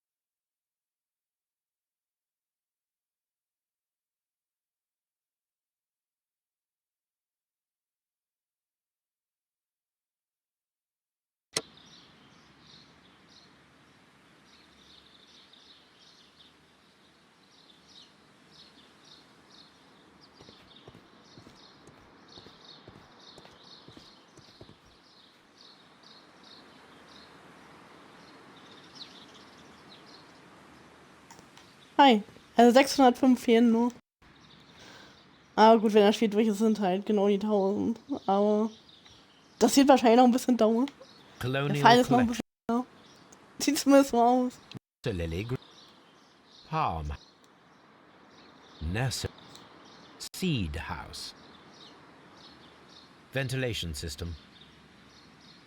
Dry. Die Karte ist riesig. Oh ja. Ja. Die Karte ist wirklich Director's riesig. office, cloakroom and laboratory. Was ist hier? Reserve. Lagerung. Reserve. Ja, ich würde sagen, da gehen wir als erstes mal hin in den Lagerraum.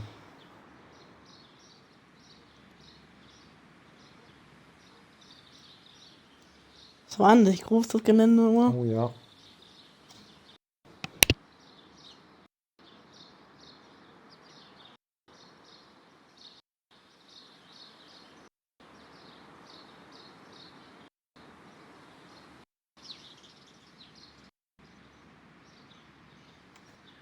Das war ja auch die Herausforderung, dass wir kein kurzes Spiel gesucht haben. Wir wollten ja schon ein schönes, knackiges für die Million haben. Und ich denke, da kommt das mit Sherlock Holmes, kommt das schon ganz gut. Das Spiel ist spannend, die Fälle sind echt großartig. Aber die Texte mit Lesen werden auch immer länger irgendwie gefühlt. Aber gut, klar, die 1000 hätte man natürlich auch ganz schnell holen können in ein Easy Gamerscore Spiel oder so. Und was wollte halt nicht sein.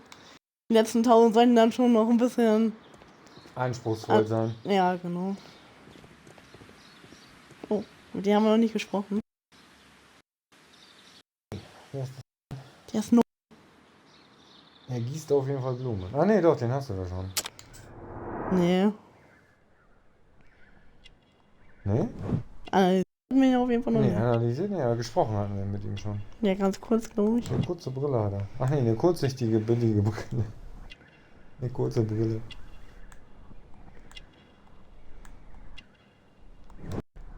Unverheiratet ist er. Und er ist auf jeden Fall Gärtner. Ja, stimmt. Das war klar. Mr. Hamish, can you explain to us what happened to the colonial collection? It seems somewhat depleted. But, oh, most likely maintenance work, tidying up. You're not sure, then? But you're the deputy director. Well, I am busy. I cannot be everywhere at once.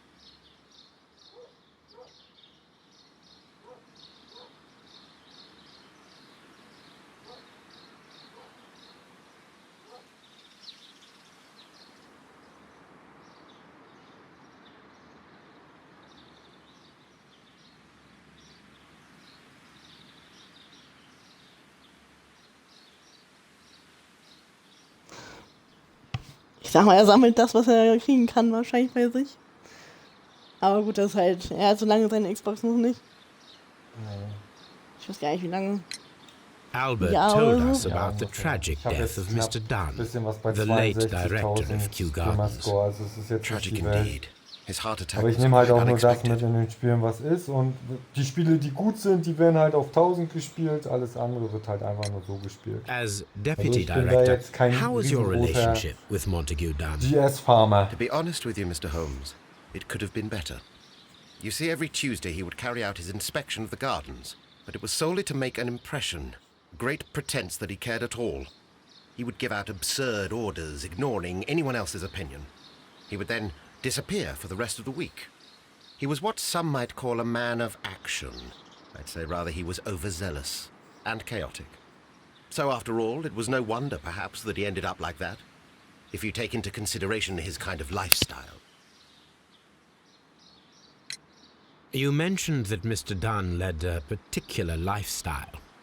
Well, it's no secret that he enjoyed, celebrating, shall we say? He was a member of the London Smart Set. He was famous for it. That And? He had an eye for the ladies, to put it mildly, Mr. Holmes. Eine Schwäche für Frauen. Tell me, Mr. Hamish, do you grow the more deadly variety of plant here? You mean insectivorous? Yes, but nothing larger than that. Thank you, Mr. Hamish. We shall continue our investigation. Nee, also wie gesagt, also Spiele, die mich interessieren, ja, da mache ich auch die 1000 voll. Aber dass ich jetzt sagen muss, ich muss jedes Easy Gamerscore Spiel unbedingt auf 1000 haben, nein, nicht unbedingt.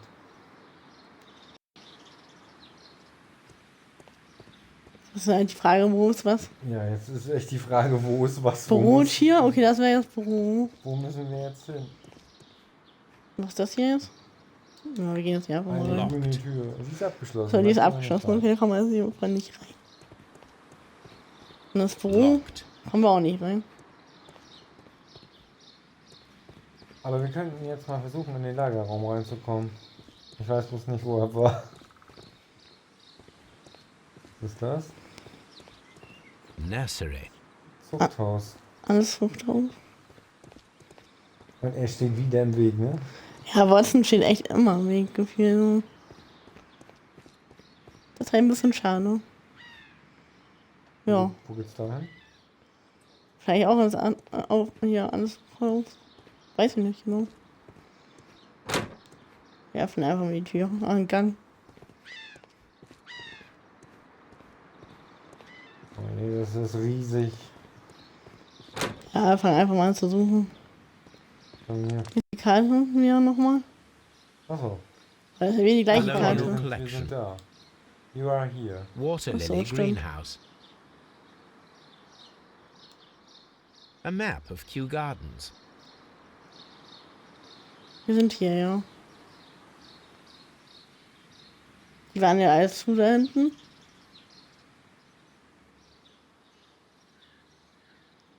Meinst du, in den Lagerraum kann man rein? Ja, ich denke, dass man da auch bestimmt irgendwas wieder suchen muss. Bis jetzt mussten wir in jedem Lagerraum irgendwas suchen. Sei es das am Bahnhof gewesen. Ja gut, du musst ja wahrscheinlich überall irgendwas suchen. Ja. Du musst hier nicht nichts über die suchen. Blumen laufen. Da geht ja, kommst du auch rüber. Aber hier ist das so nicht. Hallo, wo war das? Das Lagerhaus ist eigentlich gegenüber vom Büro. Ja, guck, da sind die Büros. Ja. Und hier ist der Lagerraum, eigentlich. Das ist der... Aber das ist kein Lagerraum. Also kannst du es hier nicht so sehen. Geh mal durch die Tür da durch. Oder hier hinten? Ne. Can I help you, gentlemen? Oh, ein neuer. Ja. Was haben wir hier noch rumliegen? Das sieht sehr nach Lagerraum aus, oder? Keine Ahnung. Sagst du mich? So. Dann heißt der. Ja, aber erstmal analysieren mal wieder. Analysieren wir ihn mal.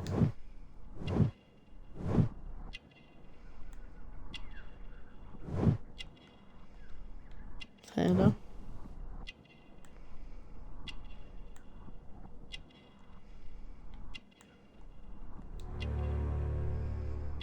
Saubere Hände, beim Rasieren geschnitten, tief traurig. Who is Miss Margaret White? Ah, she is the young lady who studies with me. She visits here sometimes to help out with the greenhouses. In fact, she should be here today. She wanted to work at the seed house. That's the small greenhouse across from the large glass house. Do you work here? Yes, but part-time only, for I'm also studying botany at the University of London. You're following in your father's footsteps, then. That is commendable. Well, even if botany is not my strongest suit, there are people who say that I could be a good manager. We noticed that a part of the colonial collection has been cleared. Ah. Du kannst auch mittlerweile so viel die Leute fragen, Wahnsinn. Ja. Ich sag, die Texte nehmen echt I überhand imagine so. that your relationship with your father may have been Okay, die Fälle werden an sich aber auch größer. Und die Yes. werden knackiger, ja. I cannot say that he was a kind man, for he never listened to me at all. He forced me to work here. Ich sag mal, Now, der jetzt after his mit Eddie death, Gray, I've been der war pondering echt it over. überschaubar. Perhaps he muss man wasn't so wirklich wrong sagen. Okay, der war after schon all. ziemlich kurz. I have to follow his path. And I have to manage Aber Kew der mit dem Gardens. Zug And davor, I can do it. der war I schon can be echt as good as knackig. any other who works here. Umfangreich, ja. Ja.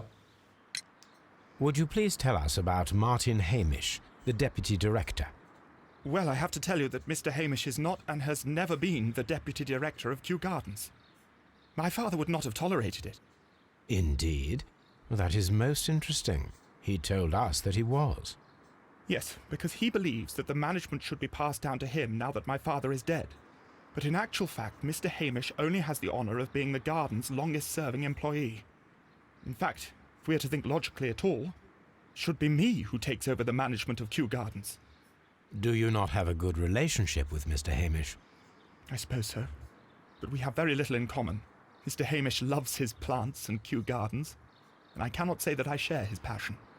I see. And how was his relationship with your father?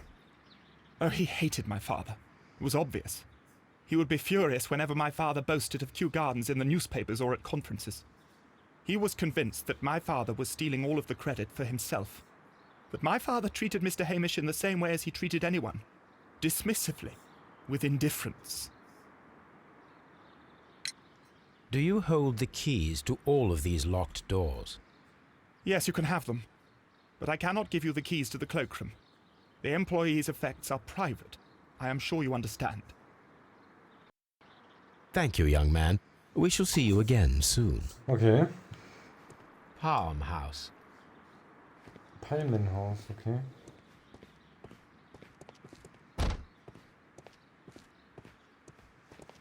Was hier? Wieder was zu A lesen. list for Albert, compiled by Martin Hamish. Sweep out the palm house, scrub the toilets, clean the storage shed tools.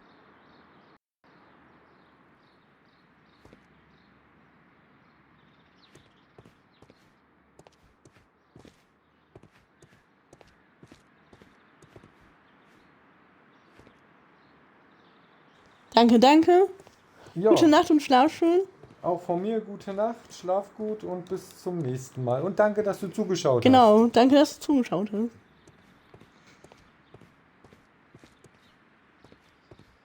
Ja, also haben wir jetzt einen Schlüssel. Jetzt haben wir einen Schlüssel, jetzt können wir irgendwo rein, überall irgendwie. Ja, außer hier. Jetzt können wir den Schlüssel benutzen, jetzt können wir da reingehen. Das heißt, das Pro. Das Büro. Was haben wir denn da? Ein Brief. Und dann geht das wieder in die Timeline. Oh nein. Liebste Margarete, nach unserem letzten Gespräch glaube ich, wäre es besser, wenn du deine Arbeit hier in Kew Garden einstellen würdest. Wie du ziemlich offen gestellt hast, bin ich ja auch nicht mehr auf meine Unterstützung angewiesen. Du stehst offensichtlich auf eigenen Füßen, wie du gemeint hast. So gebe ich dir die Freiheit zurück und wünsche dir viel Glück in deinem künftigen Leben. Hör down. Newspaper discussing Kew Gardens. Natürlich. Wie sollte es auch anders sein? The Times, neue Pflanzenart. Die Belegschaft von Kew Gardens verkündet voller Stolz die Züchtung einer neuen Gerstenart, die völlig repariert gegenüber Kälte ist. Folgerichtung wurde sie sibirische Gerste getauft. Martin Himmel, der stolze Züchter, hat neue Getreideart am Montag eine Konferenz zu diesem Thema abgehalten. Am kommenden Montag, mein Gott. Ja. Er wird am kommenden Montag eine Pressekonferenz Wieso sind hier so gegangen? Ja. Sind hier Geister. It's Goat's Time, ja, genau, muss ich ja kurz sagen. Champagner. Also überall steht Champagner. Montague Dunn had good taste.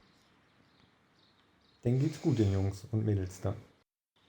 French wine. Wein. Schöne Flasche.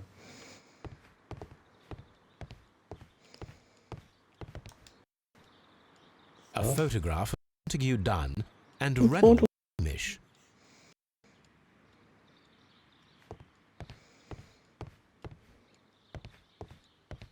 Na, spielen wir wieder Panzerknacker? Ach du grüne Neune. Nee. Was für ein Rätsel.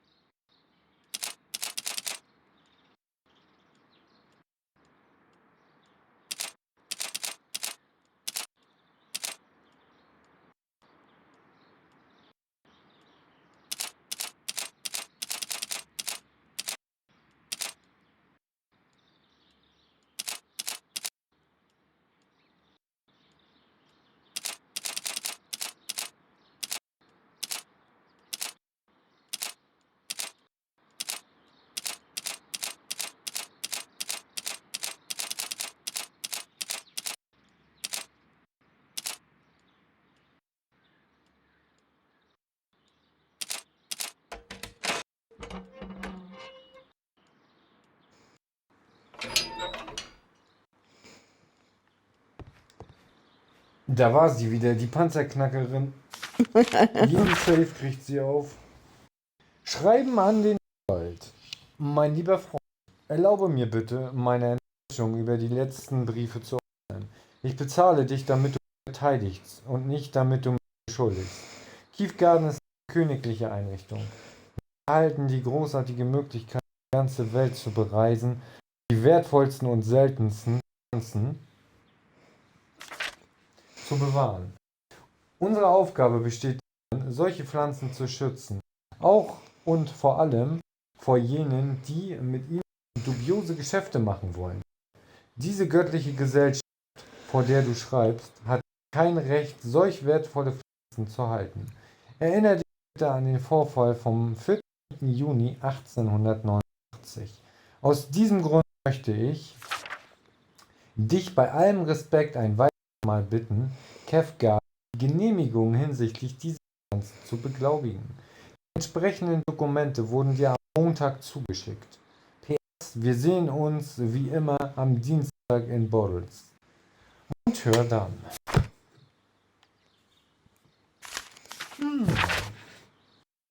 Monter, also Mr. Dunn. Wir bitten Sie zum letzten Mal, uns unsere lieben Schwestern zurückzugeben. Wir haben nicht das Recht, sie gefangen zu halten. Sie gehören Ihnen nicht.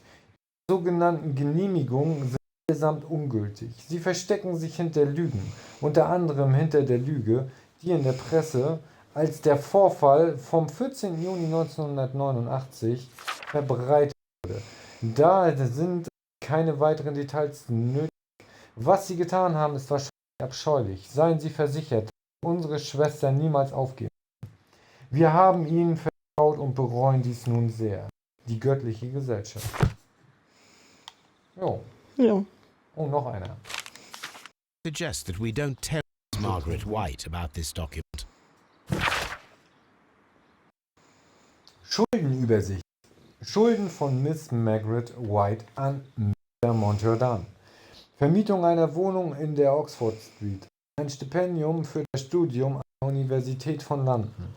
Kredite bei Hamilton, bei der Radiathaus Schneiderei und beim Juwelier Barrett Son.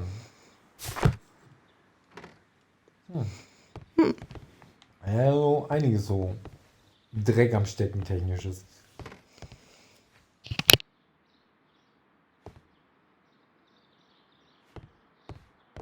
What should we do next, Holmes?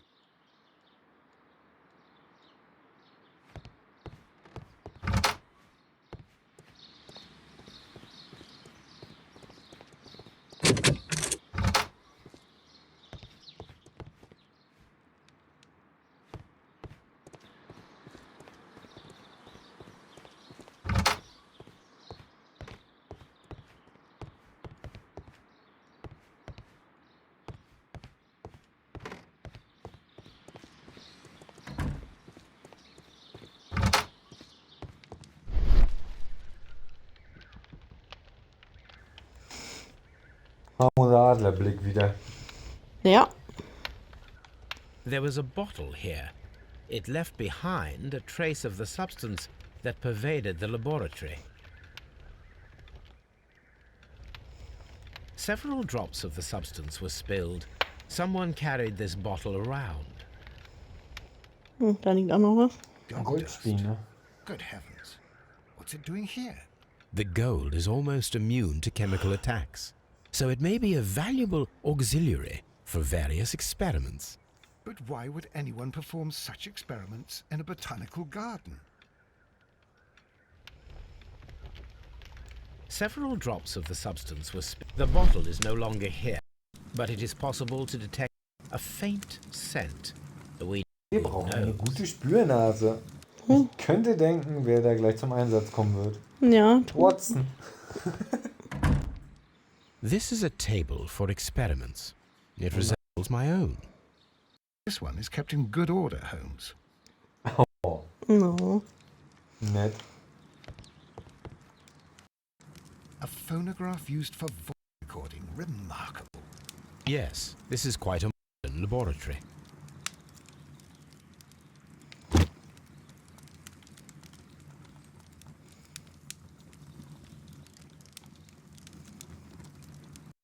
I don't hear anything.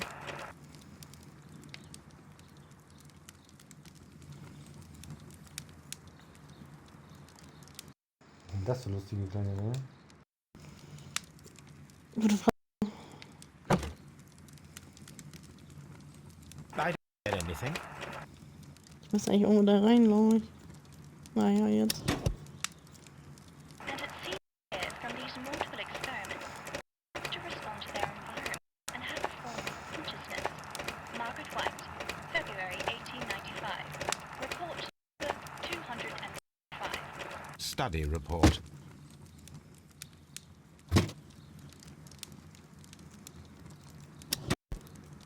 Das waren die ersten MP. Ja. The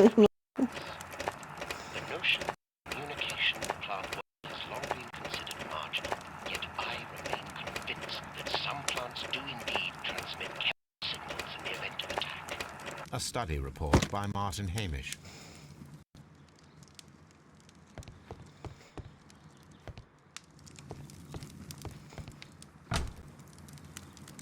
Chemicals.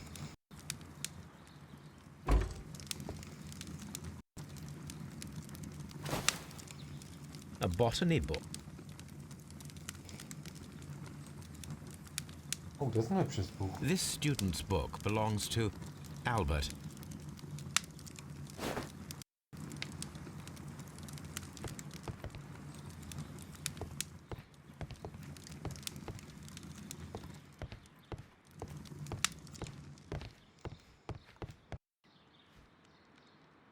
Gloves. Do they grow? It appears. Da fehlt auf jeden Fall eine Schutzausrüstung. Ja, eine Ausrüstung fehlt, ja.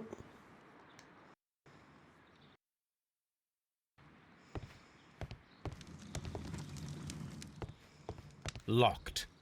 Holmes, Albert Dunn didn't give us the key to this door. It does not matter. We will open it. Oh je.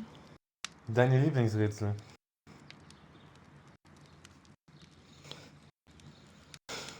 Die werden richtig kompliziert hier jetzt.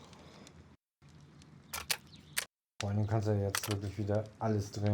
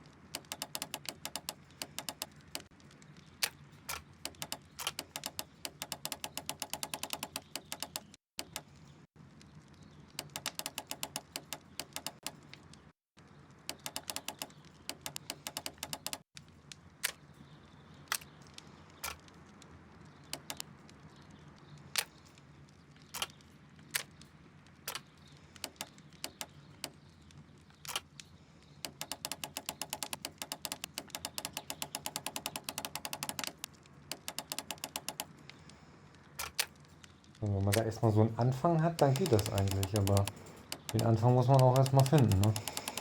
Ja, ich würde sagen, ich muss das noch finden. Ne?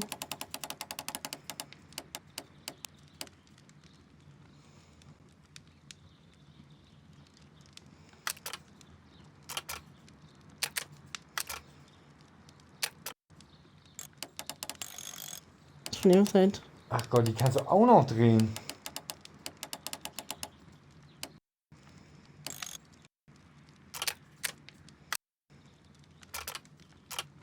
Ach du Kacke.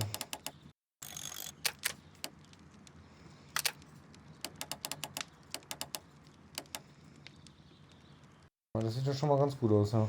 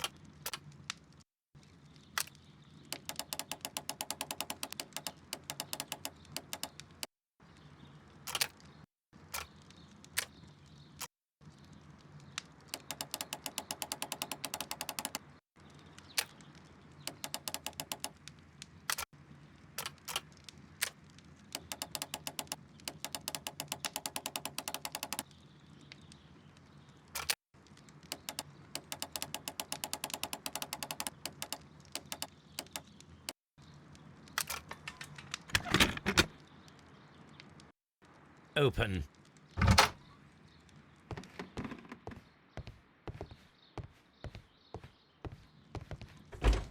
Martin Hamish's locker. A review.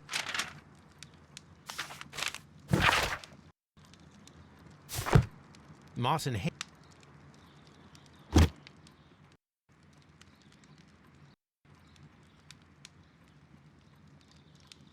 Father.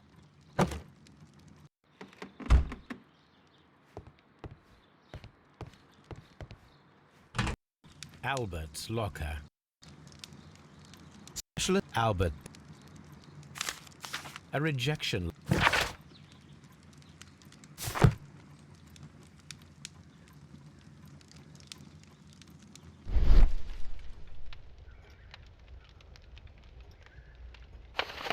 Young Albert.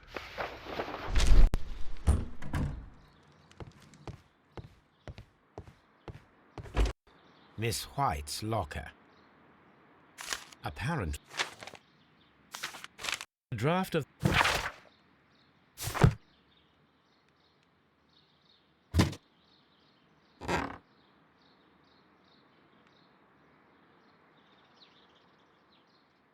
these jewels. A vanity purse. It is of high.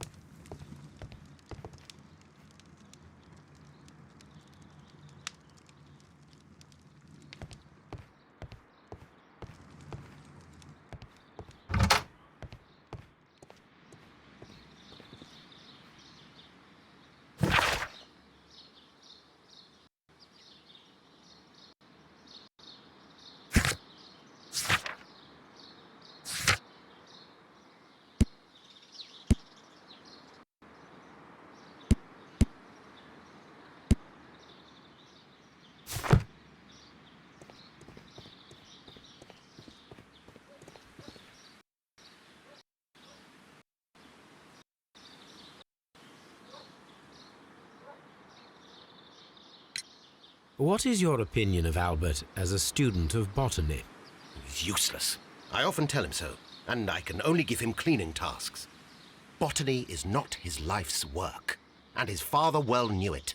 He was furious about it. He was? Oh yes. He forced his son to work here, and he never missed an opportunity to criticize him publicly. Are you able to elaborate on that? Well, for example, with our last exhibition here, Mr. Dunn had Albert make a presentation speech. But then, while the lad was speaking, Mr. Dunn interrupted him, asking him difficult questions, making him look like a failure. It was with the intention of making a fool of him, Mr. Holmes. That must have been terribly humiliating. Yes, he was crushed, and he had to leave. Everybody was making fun of poor Albert. That is, except for Miss Margaret White, who is such a nice lady and who always takes pity on Albert. You mentioned a Miss White. Would you tell us more about her? She is a student who works here part-time. She is quite charming indeed. She possesses a great talent for botany. You should take a look at some of her experiments that she carried out in the laboratory. Ah, if only she were not so naive. Why naive? The way she used to flutter around Mr. Montague Dunn. And why, he couldn't help but be flattered by all her attention. How could an intelligent woman such as Miss White not see through his game? I can only scratch my head and wonder.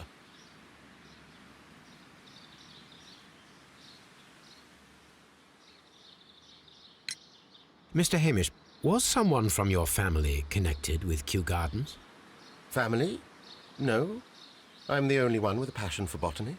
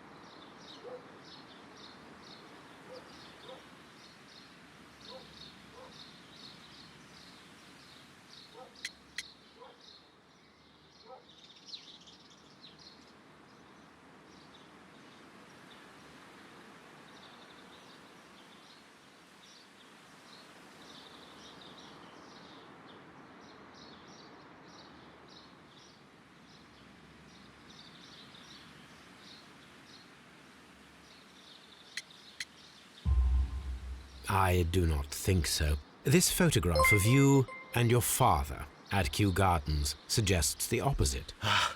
But you have no right to. Do tell us more about your father.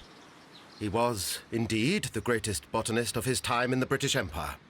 He worked together with Montague Dunn until the end of his life. He brought me in at the age of 12. Did he get on well with Mr. Dunn?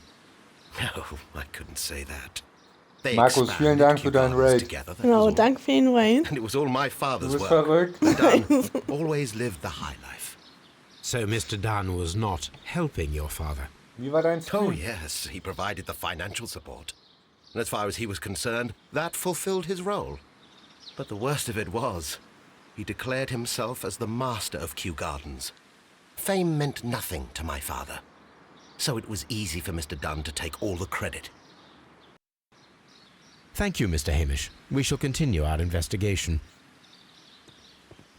Just be careful with the plants during your inspection. Na, das ist doch perfekt. Wenn das gut lief, das ist doch super.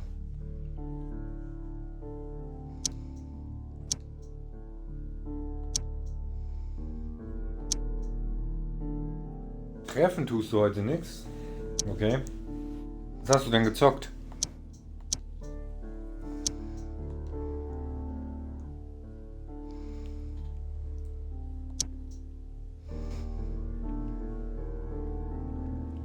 Was können wir denn so Schickes kombinieren?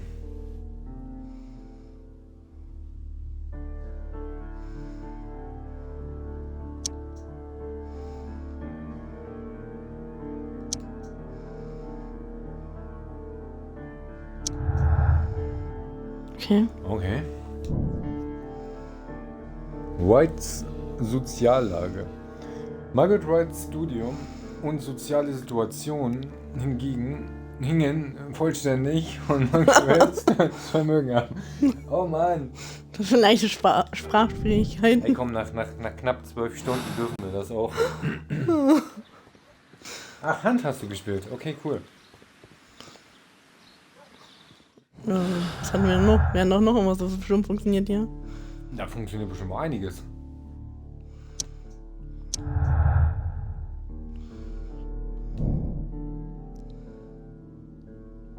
Oh, was haben wir da? Hamishs Motiv. Bertrand Hamish hatte ein Motiv. Er glaubte, Dunn habe ihm zu seinem Vater das Leben ruiniert, indem er das ganze Lob für ihre Verdienste eingeheimst hatte. Hamish wollte die Leitung der Gärtner übernehmen, wusste jedoch, dass das nicht möglich war, solange Dunn lebte. Okay.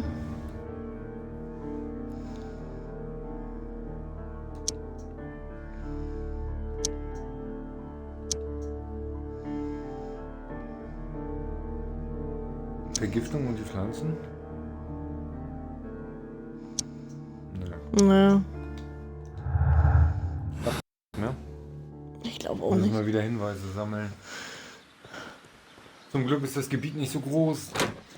Ja, wir gehen jetzt hier rein. Aber ja Stück für Stück ab. Ja, hilft ja nichts. Wir müssen das ganze Gebiet abklappern. Oder wir gehen erst Tobi holen, aber ich würde das Gebiet einfach abklappern. Ja, die Spürnase, die lassen wir zum Schluss einmal durchlaufen.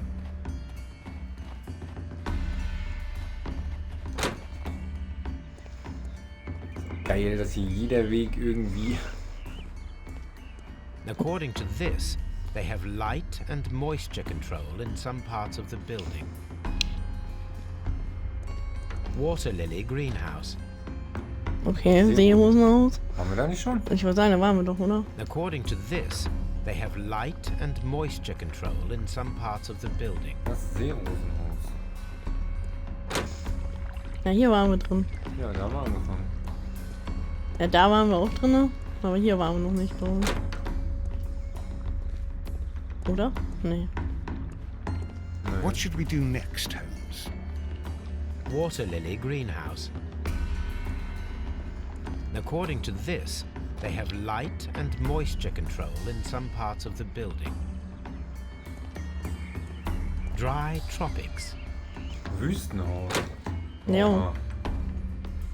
Auch in die Kakteenwelt. Ah, warte mal, was sagt ihr überhaupt, was wir hier machen müssen?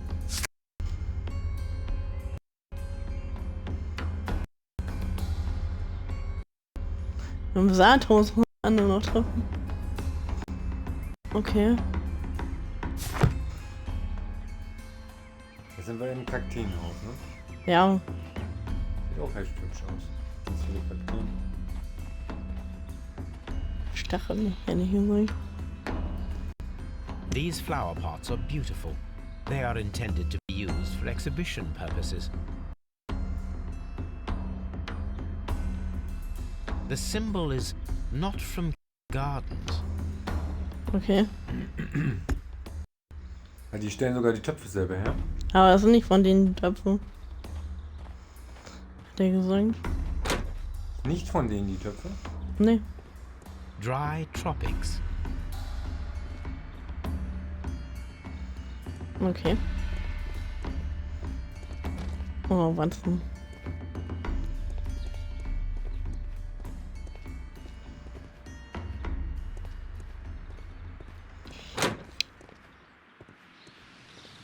There is a smell of burning. Da hat einer was verbrannt. Schmeiß mal den Rasenmäher mit rauf. Feuerstelle. Zerbrochener Topf.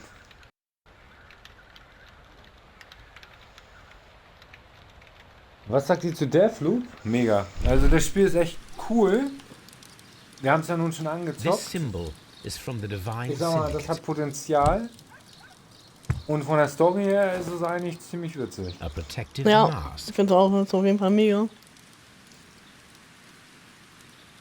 Schöne, schnelle Action. Ganz geil gemacht. A door. The door handle to Was the ich ziemlich colonial. cool finde, ist, dass du, wenn du in dem The Loop drin plants bist were und set stirbst, alight immer wieder fairly von vorne recently. anfängst. Some have not completely burned. Ja, das findest du gut, das weiß Das ist ich. nicht toll. The remains. Ich mag solche Spiele. A broom handle was half burned.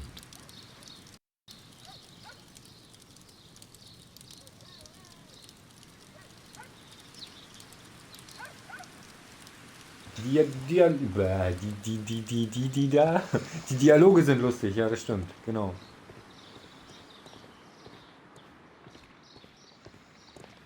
Oh, da läuft jemand. Ich sag mal, da hat Batista wirklich ein gutes Game wieder gemacht. Und ich finde, auf der Xbox läuft es noch besser als auf der PlayStation.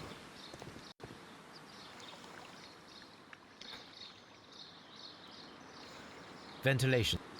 Ah, okay. Du hast 4 Tage Zeit, dann beginnt der Loop wieder von vorne. Okay, man hat nur 4 Tage Zeit und dann fängst du wieder... A water Alter, tank. was? Okay, das ist heftig. A ventilation system. It should regulate the temperature of the staff buildings.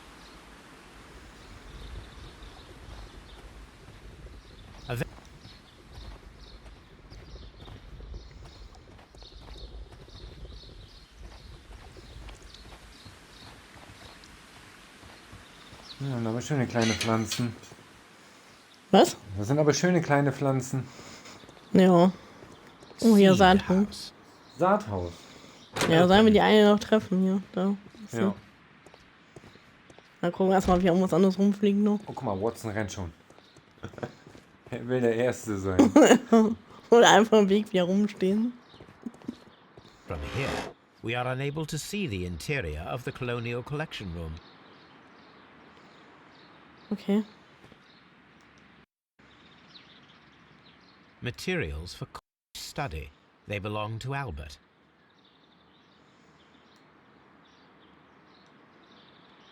These leather gloves are new and of good quality.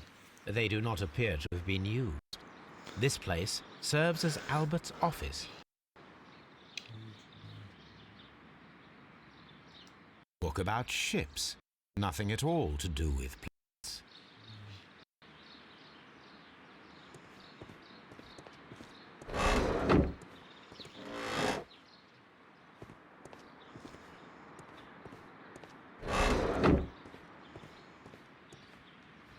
Dann reden wir mal. Die dürfen auch analysieren. Good day to you, miss. You have some very beautiful plants here. Why, thank you, sir. And good day to you, too. But... Oh, I do beg your pardon. My name is Dr. John Watson. This is my good friend, Mr. Sherlock Holmes. I am honored to make your acquaintance, gentlemen. My name is Margaret White. Excuse me, but are you Sherlock Holmes, the great detective? Yes, I am he. What a pleasure to see you here at Kew Gardens. Are you working on a case? Nö.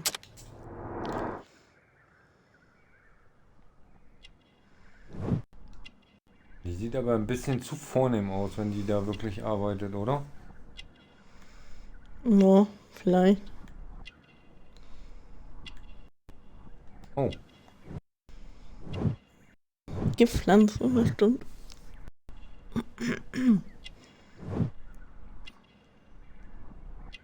Arme Familie.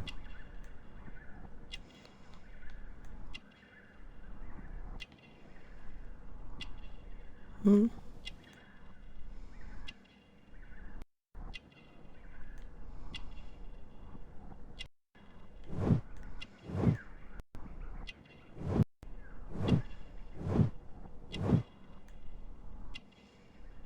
Was fehlt noch? Ja. Guck mal noch mal ein bisschen weiter bei den Händen. Ah ja. Hast recht. Es sah nämlich wieder so aus, als ob sie auch mal einen Ring hatte, aber sie hatte keinen Ehering. Das heißt, Yes, sie ist nicht a theft verheiratet. of plants that took place here a few days ago after their most recent exhibition. Oh yes, of course. I quite forgot about that.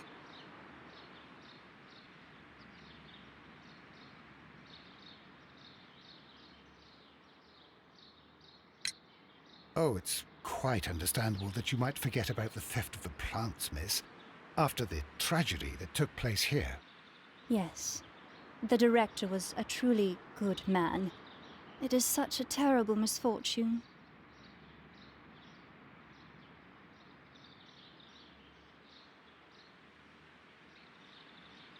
Die Would you Dialoge happen to werden immer know why länger. part of the colonial collection was cleared? Ach Gott, das No, I have never been there. Ja, ich bin auch gespannt. Also Do bei you der work Flug, here? wenn du da den Part-time ersten only. Tag durch hast. I am a biology student at the London University. I attend the same classes as the son of Mr. Montague Dunn. That is how I found my chance to work here for part of my thesis, you see. Es ist echt schon It is a 1:43 great Uhr. honor. Was? Ja. How well did you know Mr. Lecco Montague mio. Dunn? He was a master, a great leader. I saw him almost as a spiritual father. He had an exceptional nature? Oh, yes, indeed. He was always so active and so optimistic and very nice to me. Although he could behave harshly werden immer towards his länger. son. Ja, die Why Dialoge so? werden so lang, He loved teilweise. his son dearly and wanted the very best for him. It made him extremely demanding. Albert, who is naturally Was ist- shy, schließt suffered mich because ein. of it. Nö, noch geht's. Most of the doors in Kew Gardens Man muss are sich mal wieder ein locked. bisschen dran Do gewöhnen. you weißt have du? a key to this room? So Oh, lange zu zocken. yes. Albert gave me a set of duplicate keys. He agreed I Über might 12 carry out my Stunden schon? studies without disturbing him. Wie gesagt, It is only temporary. Thank you, miss. None of the 3 people who work at Kew Garden know why half of the colonial collection was cleared. So, someone is lying. It is obvious. Okay, einer lügt. Ja. Okay, bei ihr ist nichts mehr. Glaube ich. Mit ihr sind wir durch. Aber ihr Raum war, glaube ich, auch nichts mehr, oder? Na, du kannst ja noch mal die Karte aufmachen. Wenn es geht. Was meinst du, eine Karte? Nursery. Naja, hier unsere Missionskarte. So, Oh, nächste Tür. ich schließe sie mal auf, die Tür. Zuchthaus. Anzuchthaus. Ja, da gibt es... The seeds of neue plant Saat. species are stored here. Watson, hier weg. Steht echt immer am Weg rum.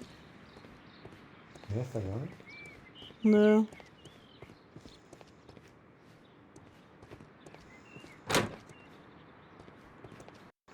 Ah, hier ist noch was. Oh. Oh, da It is fehlt a eine Ecke. Da fehlt eine Ecke an seinem Kopf.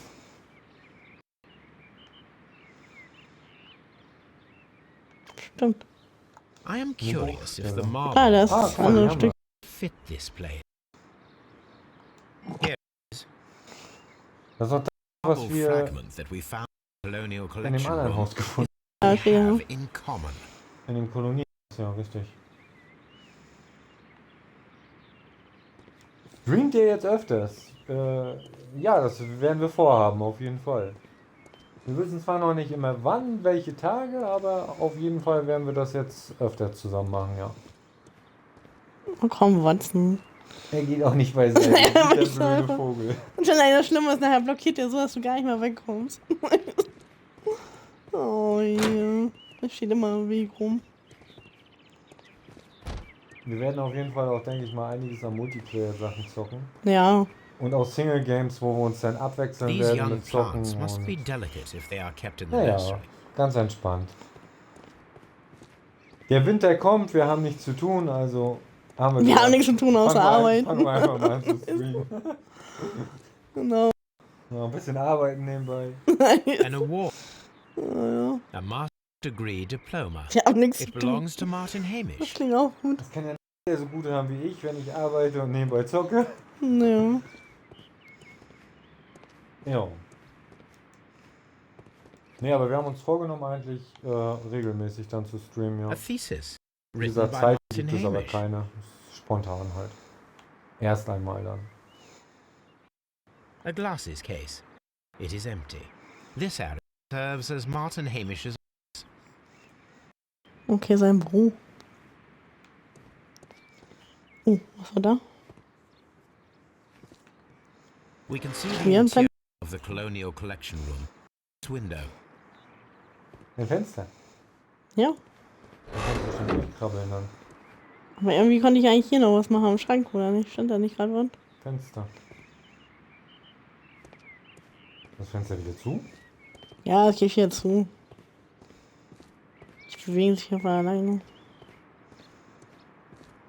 Da ist auch nichts mehr. Wir könnten Watson darum bitten, es aufzuhalten. Ja, genau. Dann steht er nicht im Wege. Aber hier ist auch nichts weiter. Hat auch, da siehst du? Doch, da Plakate neu. Doch, Ah, da, jetzt. da in der Ecke. Ja, ich weiß, aber er geht hin. This poster for an exhibition that Martin Hamish was directing. Ausstellung. But it had nothing to do with Kew Ja, Gardens. 95. This certificate belongs to Martin Hamish. He won a horticultural competition. Okay. Oh. Tür auf. Tür auf? Ja, aufgeschlossen. Da waren wir drin, ne? Da sind wir reingegangen. Und da sind wir gekommen, ja. Okay, jetzt sind wir eigentlich einmal im Kreis. Was haben wir jetzt eigentlich alles zum Zusammenbasteln und Analysieren wieder?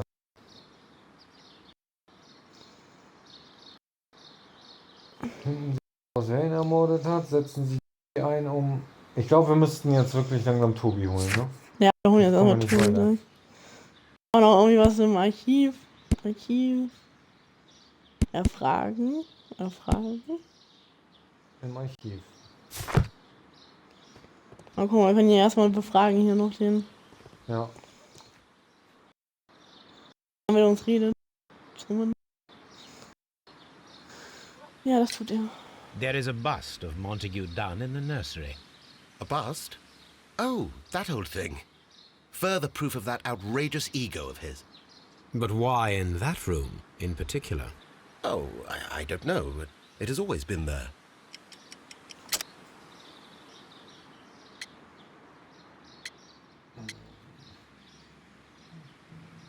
Bruchstück einer Büste. Ich weiß gar nicht, wie stand. Mit den Blumentöpfen. Es geht ja schon um die Figur, ne? Ja, Also geht es schon um das Bruchstück, denke ich mal auch. ja, denke ich auch mal.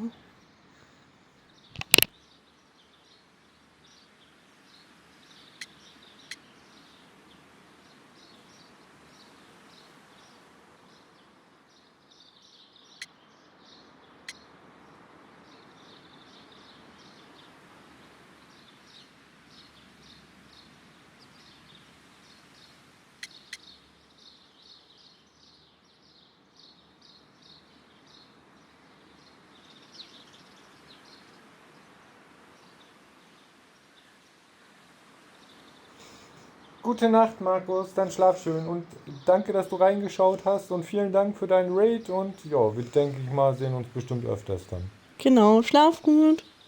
Und danke. So, was haben wir denn hier?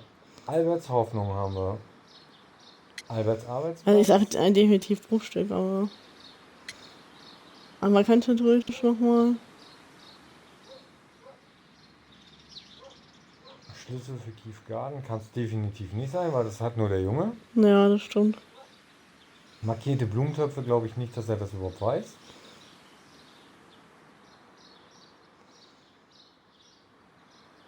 Alberts Arbeitsplatz ist eigentlich, sagte ja, er war da nie groß drin. Ne? Das heißt, der ist mehr draußen im Garten.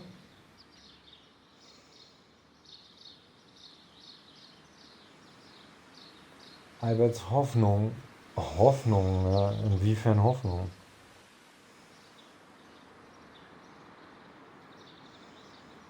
Aber logischerweise eine Büste im Anzuchthaus kann eigentlich nur Bruchstück einer Büste sein, oder?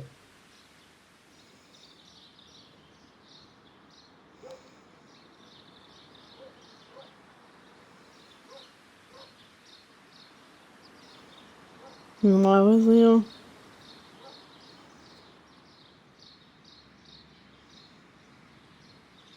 Die Hoffnung ist Quatsch.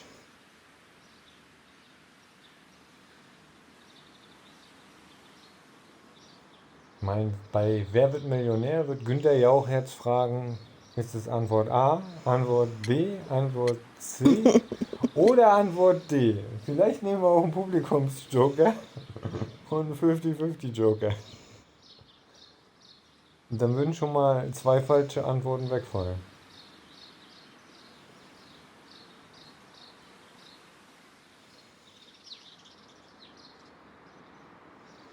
Ich weiß es nicht. Ich bin echt unentschlossen.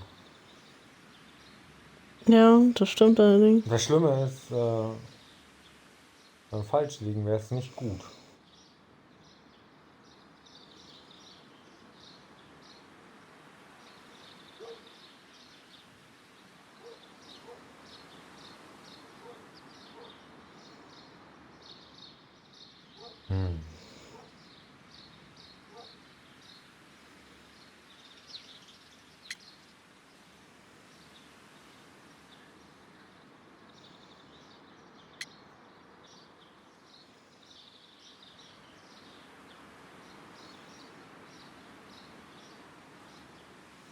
Ich sag mal, das ist auch das, was wir als letztes gefunden haben, oder? Ja.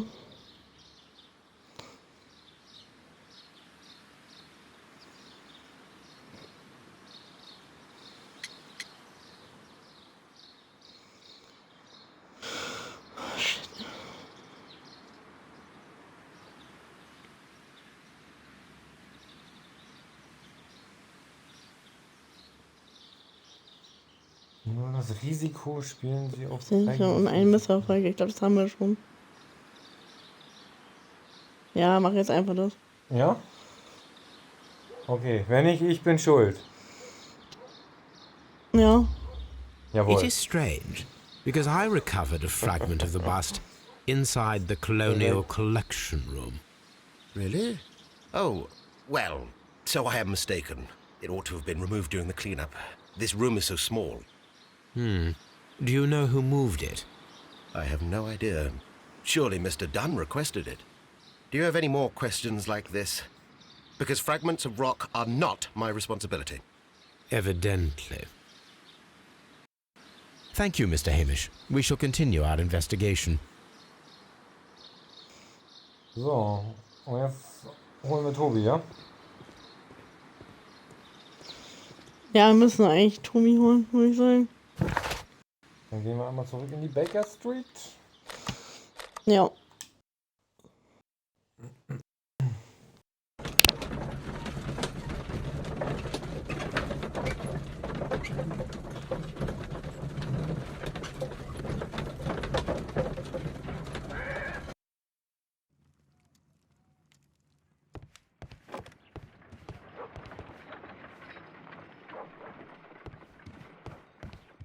My analysis table It is useful for my work.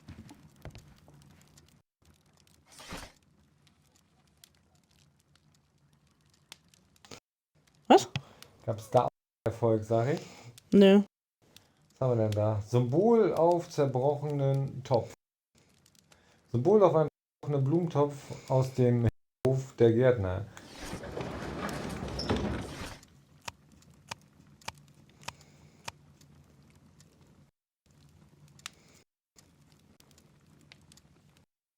Symbole. Ja, wie. Geschichte.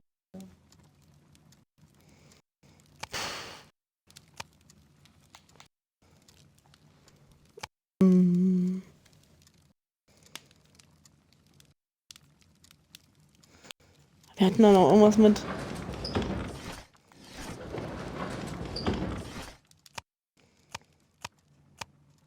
Florensische Technik? Nee. That is not the one I need. That is the one I need. Here Ja. it is. Göttliche The Divine Gesellschaft. Syndicate is not a supplier to Kew Gardens. Besides, there is no address here. Ich meine, wenn man sich das alles merken sollte, was da drin Steht da? steht. Symbol. Brauchen wir noch. Oh Gott. Symbole auf dem Blumentopf. That is not the... That is not the one I... That is the one I need. Keine Ahnung. That is not the one I need. That is not the one I need.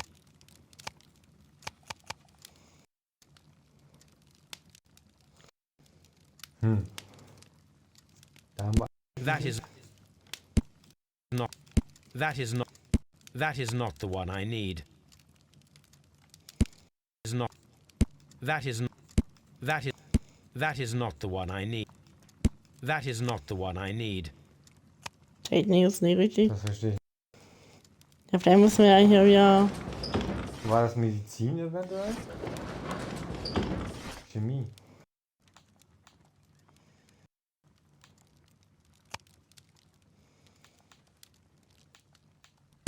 That is not the one I need. That is not the one. That is not the one I. That is not the one I need. Ach hier, Zeichen. That is. Here it Ja. is. Oh. Oh je.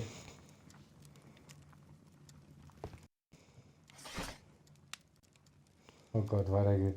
Ist hier göttliche Gesellschaft hier irgendwas gefunden? Ah nee, das hat Zeitung, weil das muss ja ein bestimmtes Jahr sein. Ja. 1889. Jawohl. Here Was it ist is. And here is the Divine Syndicate's address. Perfect. It is time to find out what they have against Montague Dunn. Okay, aber wir holen erstmal Tobi und gehen zum anderen. Ja. Achso, da haben wir noch was. So ein Jetzt ja Bass- Fragen auf Fragen. Jetzt ist ein Mord, aber wir gehen erstmal mit Tobi da, um weitere Sachen aufzuspüren. Göttliche Gesellschaft. Ah, guck mal hier, jetzt beobachtet Watson die Dame. Ja, Someone should take Toby for a walk. Have you found ja something aber hier interesting? Tobi jetzt mit. Ja, nimm mal Tobi. Come on, Toby. We have some work for you to do. Let us go to Kew Gardens. Auf nach Kew Garden.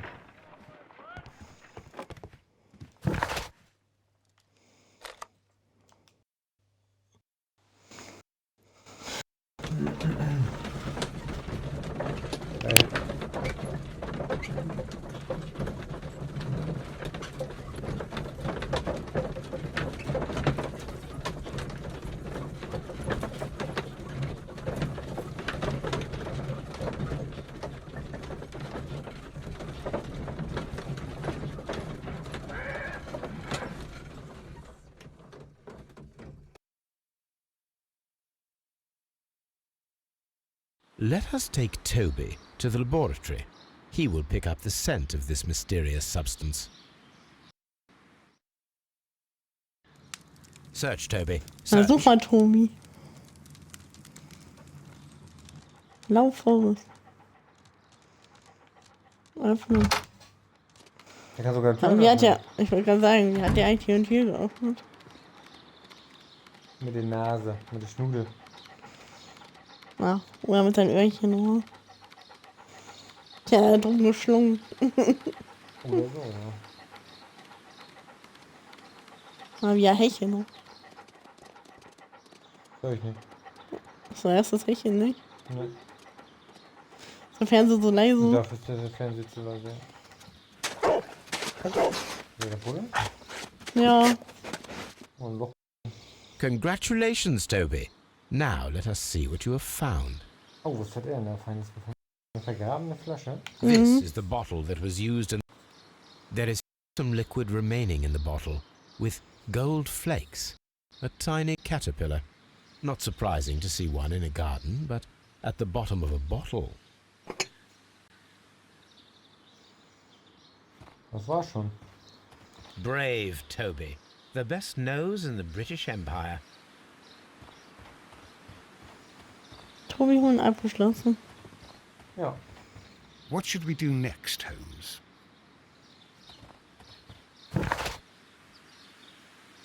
Jetzt sollten wir die ganze Geschichte analysieren. Schön, noch finden wir raus, was die göttliche Gesellschaft verbringt.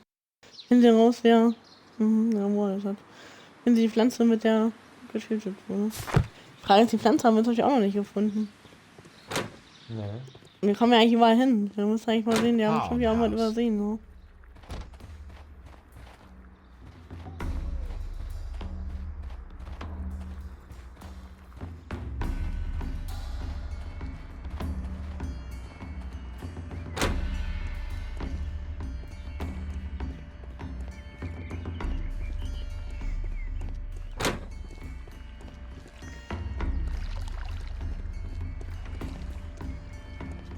Kann ja nur eine große Pflanze sein eigentlich, ne?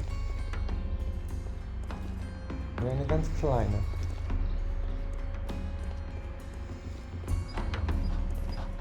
Liegt da oben? Was, wo? Hinter dir? Da oben? In Ja? dem Schacht? Ja? In dem Schacht? This is one of the outlets of the ventilation system. Okay.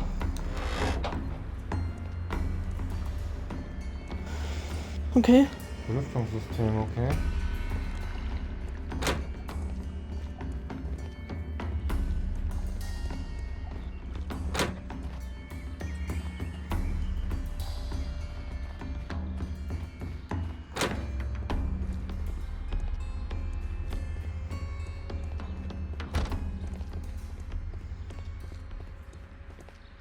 Die Frage ist auch wirklich, ob die Pflanze hier im Garten rumlungert, ne? Ja, aber ich glaube, wir haben ja noch nicht alles untersucht. Das hat er ja schon gesagt, wir sind fertig. Und hier müssen wir noch irgendwas machen.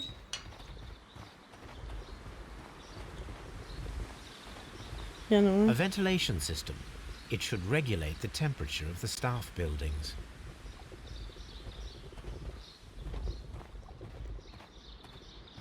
Kann man noch nichts machen. Nee, das geht noch nicht. Da fehlt noch irgendwas.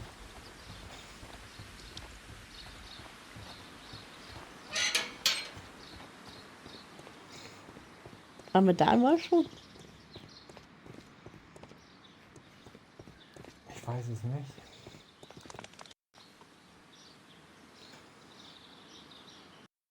Nursery.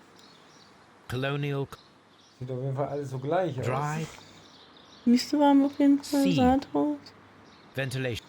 Da waren wir.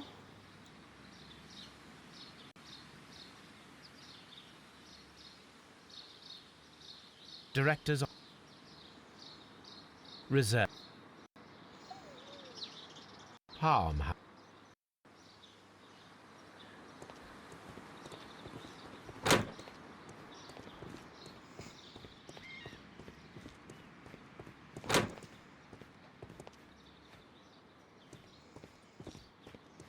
Hier sind wir im ersten Bereich. Jetzt sind wir wieder am Anfang, ja. Oh, guck mal, was gibt's hier noch? Hier waren wir schon auf jeden Fall auch schon mal drin. Da war das Fenster. Kann man da durchgucken, wenn das zufällig kurz auf ist? Ja, hat er auch schon gesagt, dass er... Achso, ich glaube, ich weiß, was wir noch machen können.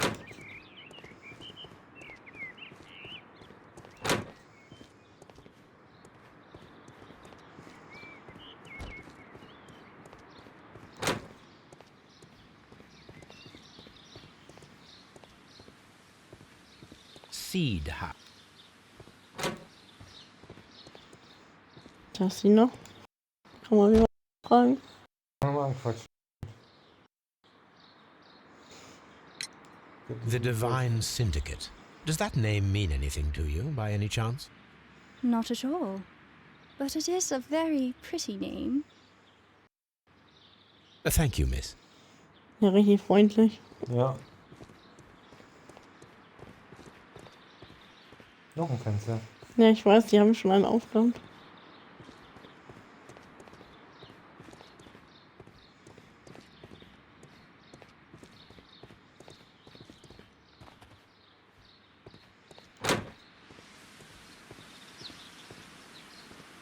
Jetzt sind wir wieder draußen, ne? Ich weiß, was früher war. Mhm. Wo war denn der andere, der da rumstand, der Typ? Ganz vorne. Wenn du in die Stadt gehen könntest, also nach Hause. Baker Street.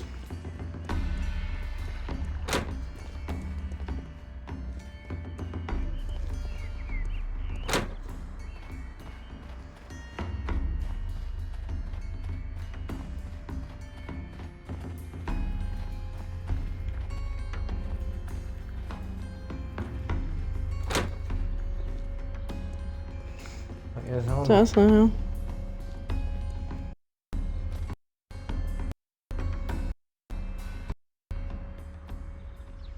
Oh, sogar zwei Sachen noch. I perceive that you are passionate about the Royal Navy. Passionate? No, not really. I like ships, that is all. Are you quite sure? You do not seem to be so interested in plants. It's difficult, that's all. My future is here. It has never been about anything else.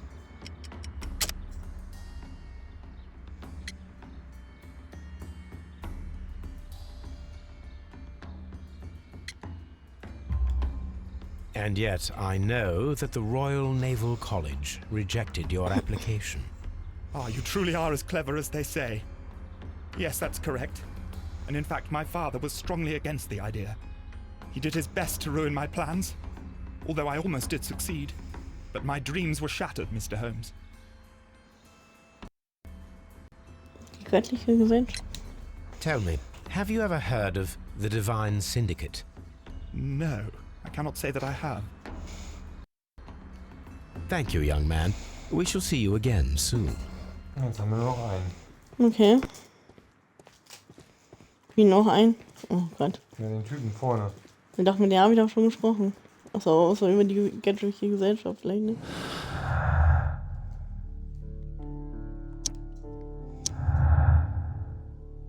Oha, jetzt haben wir wieder einiges zu sortieren hier.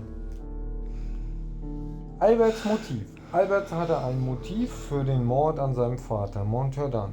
Dieser hatte seinen Traum zerstört, sich der Royal Navy anzuschließen. Durch den Mord hätte sich Albert nicht nur gerecht, sondern auch die Nachfolge seines Vaters als Direktor von Keith Garden übernehmen können.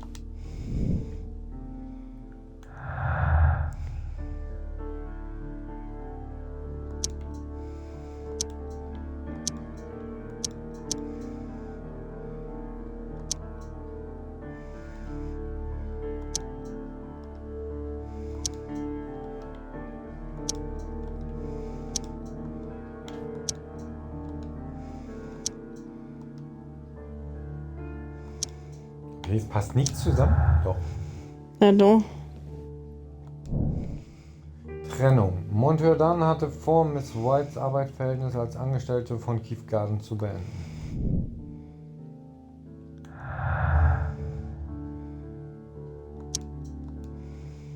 Na, meine andere geht, glaube ich, noch nichts hier. Ja. Okay.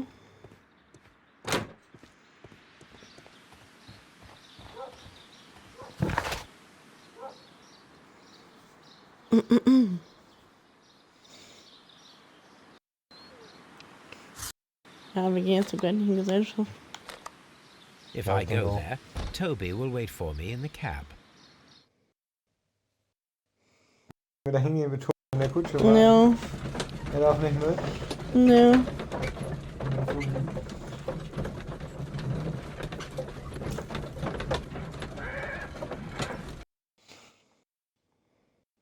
This place is beautiful, Holmes.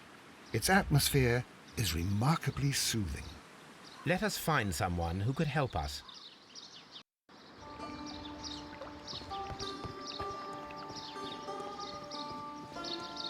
Jetzt sind wir in Little China. Der göttlichen Gesellschaft und so.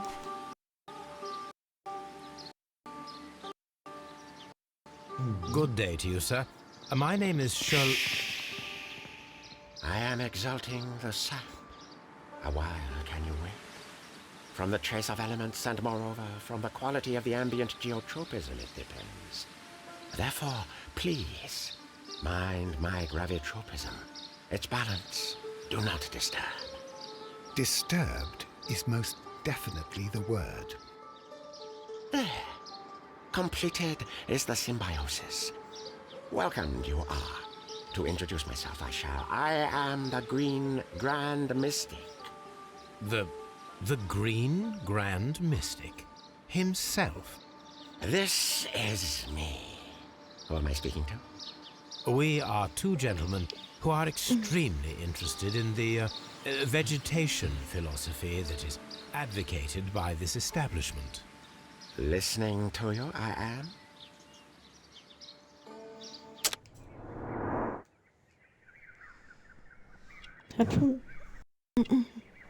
Analysieren wir mal den Kampfsport, Heini.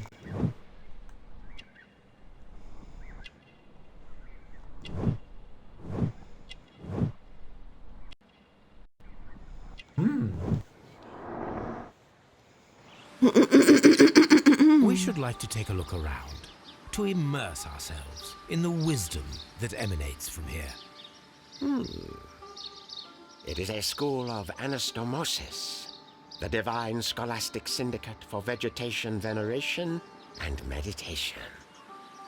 You may say, the divine syndicate, glory to the eukaryotic. Only true devotees, those whose hearts are ready to spermatophize in sharing of knowledge, are permitted to physically enter our vegetable kingdom and its wisdom. And to be permitted, you must earn it. Yes.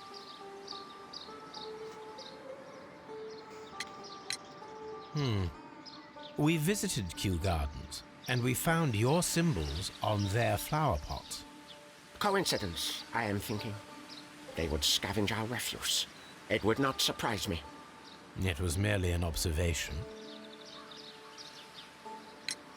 Green Grand Mystic, we are ready to become devotees and gain access to your temple.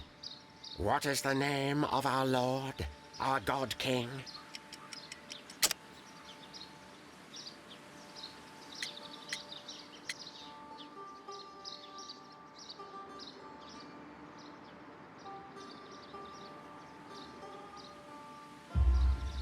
Our God King's name is Treewa. Was soll er sonst Green sein? Grand Mystic. Konnte ich mir jetzt nichts anderes vorstellen. La, good, I like you. Here is the holy key to the wisdom place. Holy donation can you make whenever you so wish. Thank you so much. I pray you to taste our fertilizer substance. From the burdens of life it helps to free. But of course. Raw Daher kommen auf jeden Fall die Blumentöpfe. Ja. It is near the entrance. Well, we will leave you to your meditation. This Green Grand Mystic fellow seems... Lassen wir ihn weiter meditieren? Ja. Hau mal gegen da mit dem. Die glaube ich nicht, ne? Nee. Ja, muss ich auch hier machen. Oh, da. A fragment of a flower pot. Fragments of a flower pot. It fell down here. Oh, wer hätte es gedacht? Blumentöpfe. The Kew Gardens symbol. Okay. Haben die getauscht? Verkauft?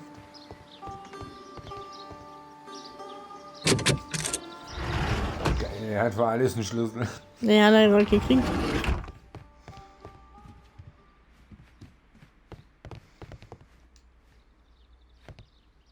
That should be the raw sap. Oha. My word. Oh nein. Er nimmt doch alles.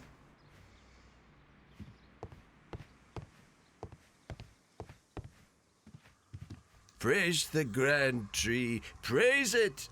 Hieß den großen Baum. Osmos. This must be Triwan, the Divine Syndicate's god. This door is locked, but I can try to open it. Oh je.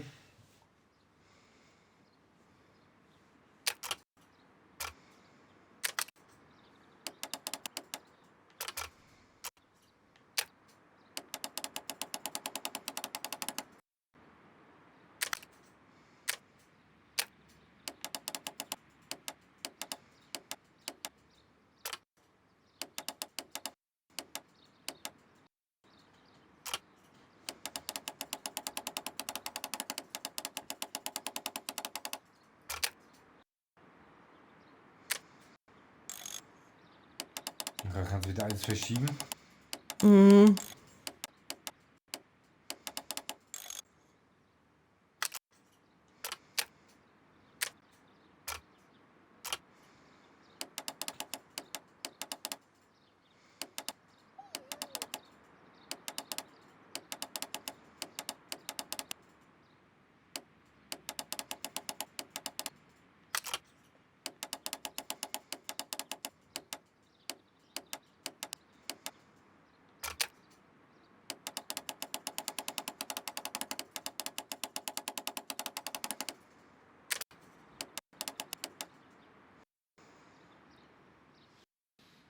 Oh Gott.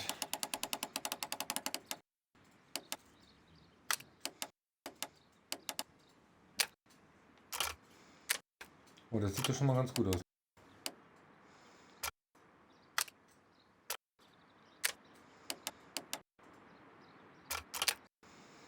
Na, das zweite Stück an links nicht.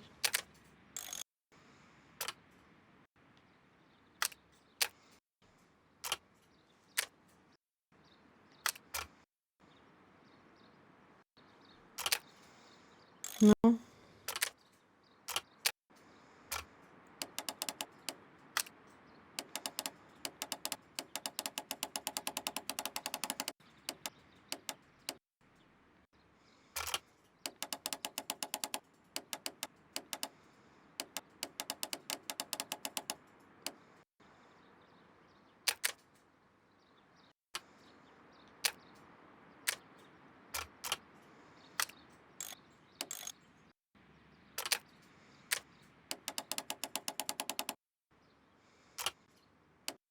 Oh, das passt ja schon fast.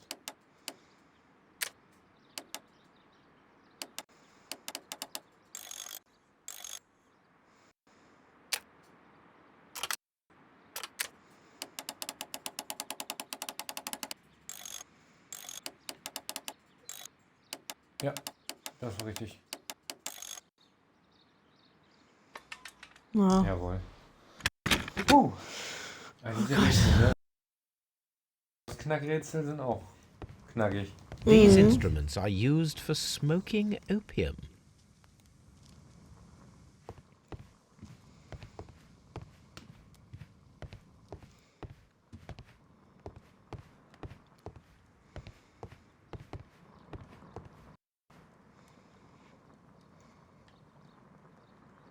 This cab... That would be enough to perform the most difficult of chemical experiments. Chemie-Experiment. A vast amount of opium. Mhm.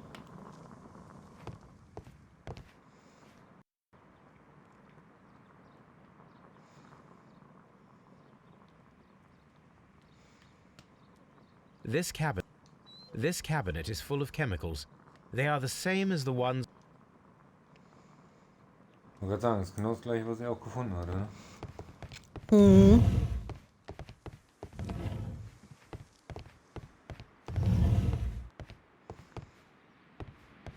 Oh, hier.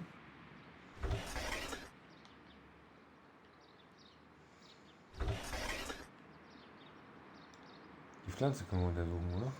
Caterpillar. Ach, guck mal, hier ist ein Raupen.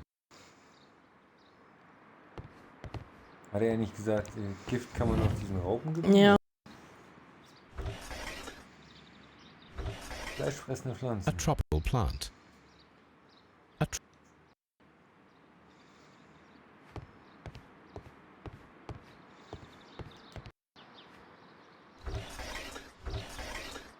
tropical plant. Nothing. A tropical plant. Das sind aber die Blumen, die auf den Plakaten These drauf three waren. plants are identical to the ones shown in the exhibition. I shall take them. Alle in die Hosentasche gepackt. Ja. Einfach.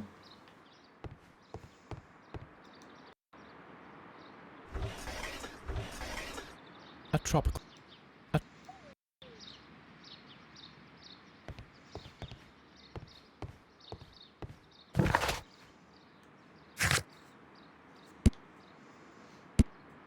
Jetzt haben wir wieder was zum Erfragen und analysieren.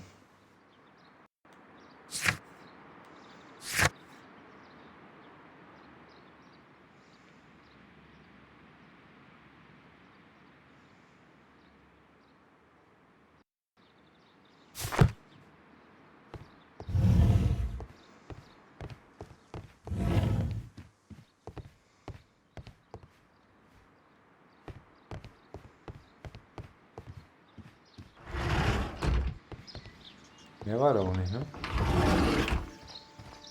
Nein, ich glaube nicht.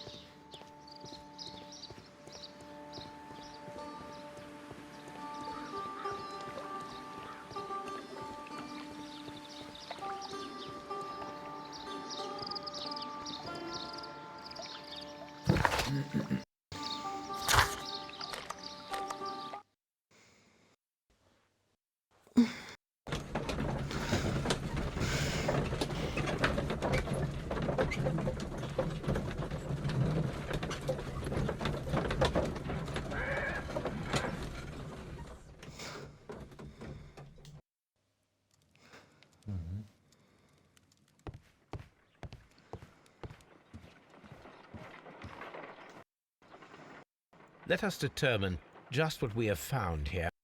Let us pour liquid from the bottle into a test tube to perform an analysis. Aha, wir dürfen wieder experimentieren. This is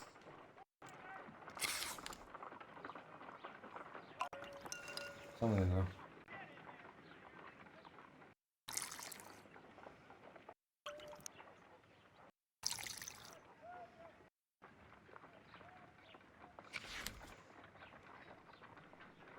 a colorless, water-based, quite a strong floral aroma.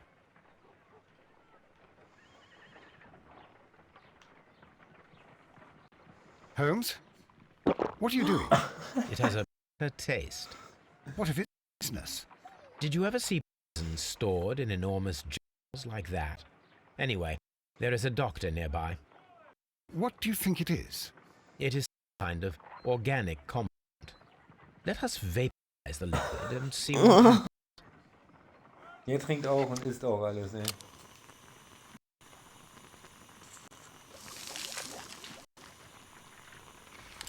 Small colorless crystals. Colorless, tiny crystals that are soluble in water, with a floral smell and a bitter taste. Watson, could you pass me that small bottle, please? Of course. You are. Holmes, do you know what it is? Wagner's reagent. There was a label on the bottle that you passed to me. No, Holmes, I meant the bottle that we found. Let me add the reagent and see if there is any sediment, and then I shall tell you. I need to take a...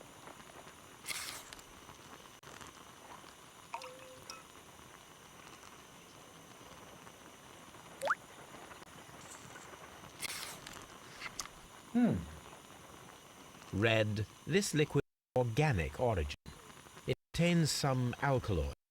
Most likely it is unstable, and that is why there is a quantity of dust to prevent contamination.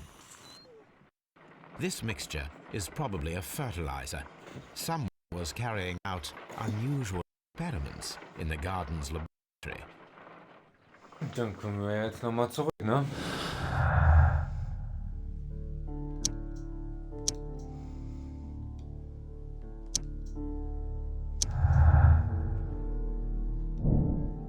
Mit Pflanzen experimentieren. Führen Sie ein Experiment mit den tödlichen Pflanzen durch, bei dem Sie Alkaloid und die Raupen benutzen. Ja.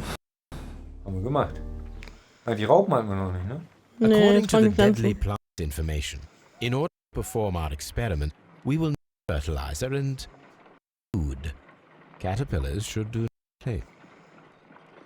According to the deadly plants information, in order to perform our experiment, we will need fertilizer and food. Caterpillars should do nicely.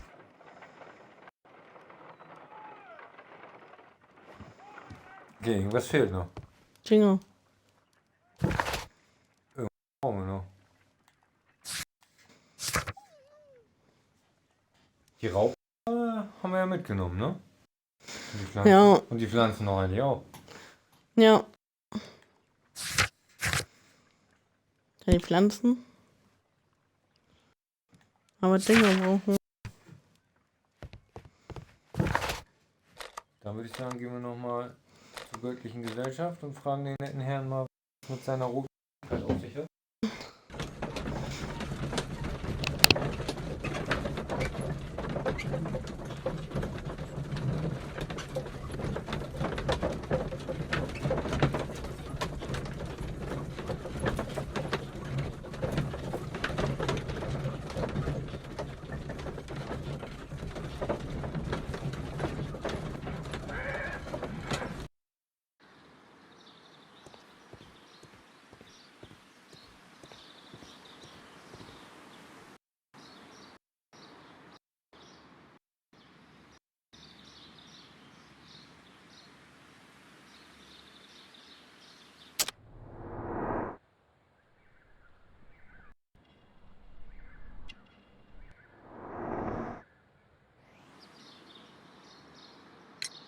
Are you aware of the Divine Syndicate? The Divine what? Is this a joke? No, I am quite serious. What a ridiculous name.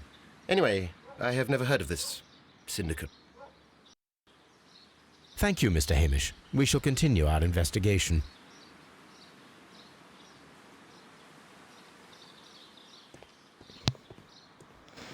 Nee, du. Geh mal in. Gib mal. Wir müssen, glaube ich, ins Labor nochmal.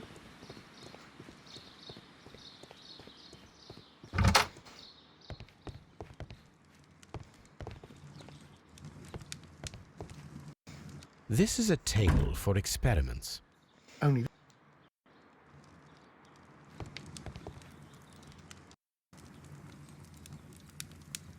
I don't hear anything. I don't hear anything.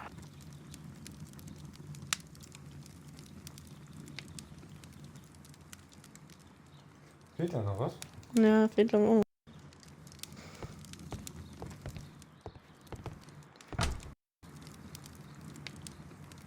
There is no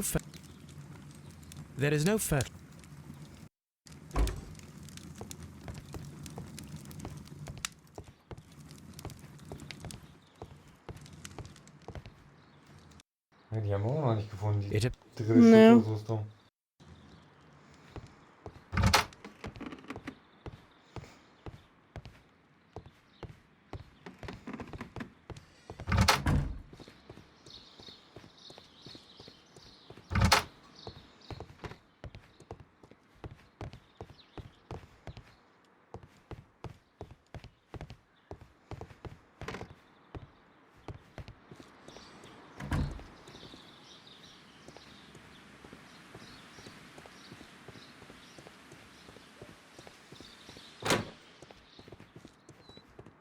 Excuse me, but I have to tidy up this room. Ja, der hat gar nichts mehr. Wir haben Ne. irgendwie alle nichts mehr zu sagen gerade.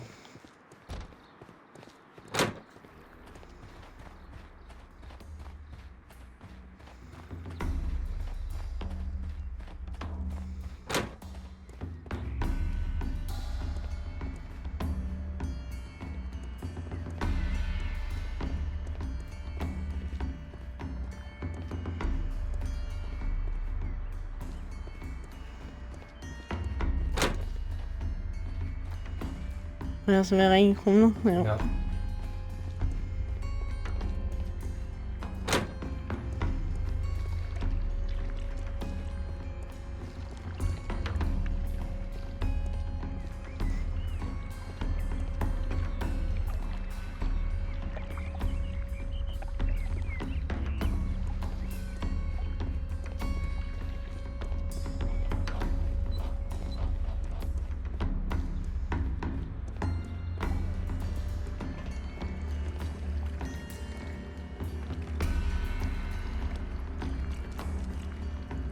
Gute Frage, wo wir wechseln müssen.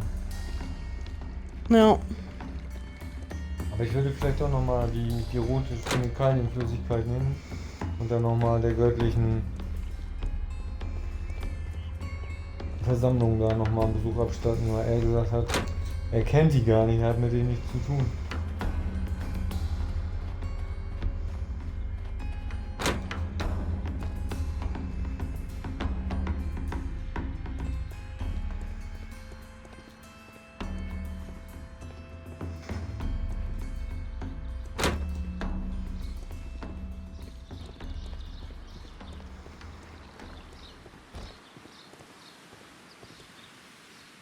Ja, hier fehlt ja auch noch was. Naja, ich glaube. Das Ding müssen wir auch noch irgendwie zum Laufen kriegen.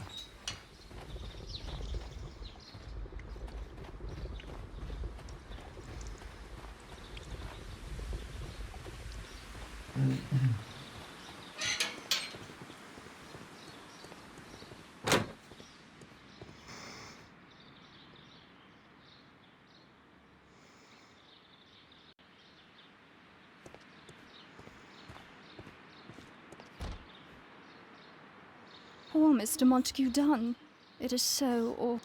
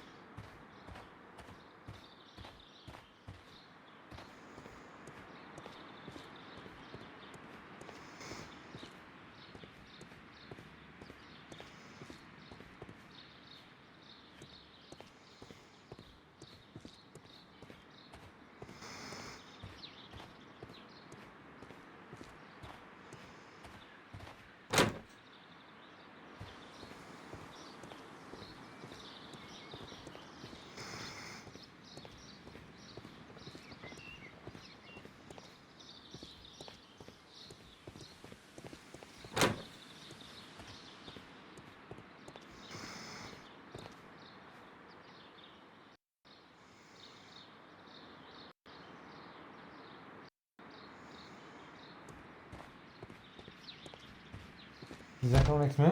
Ne.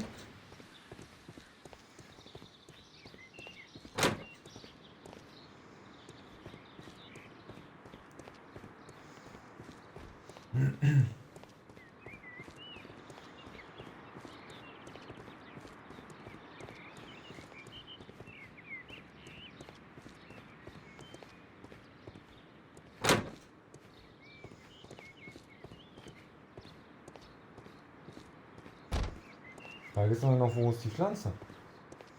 Wer hat die? Ja, die Pflanze haben wir doch jetzt. Und was brauchen wir denn jetzt noch? Dünger? Dünger. Dann würde ich vielleicht doch nochmal zu dem Heim wieder zurück. Vielleicht ist das ja Dünger, was wir gebaut haben.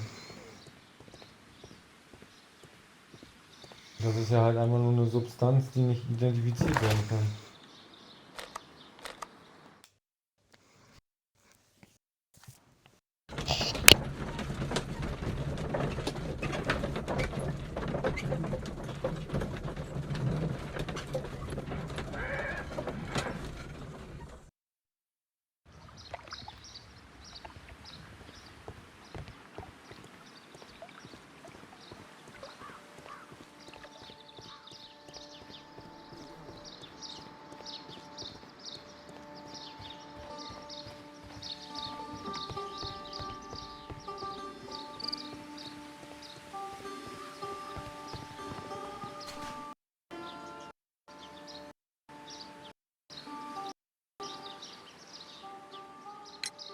Do you have friends at Kew Gardens? None. Not worthy there.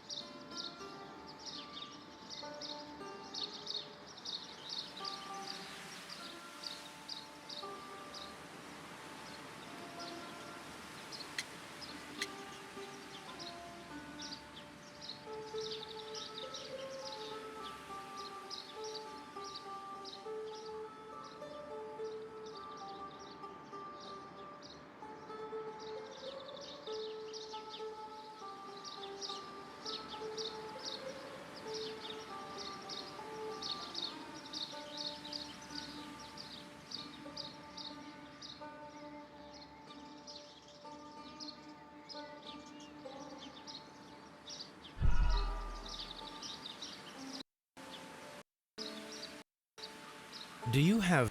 None. Not worthy there.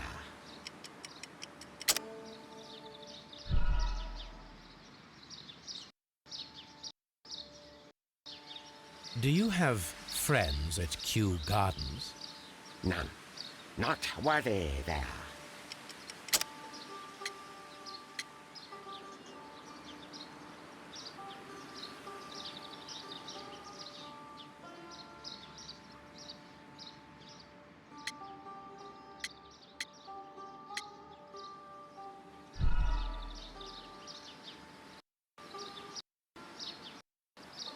Do you have... None. Not worthy there.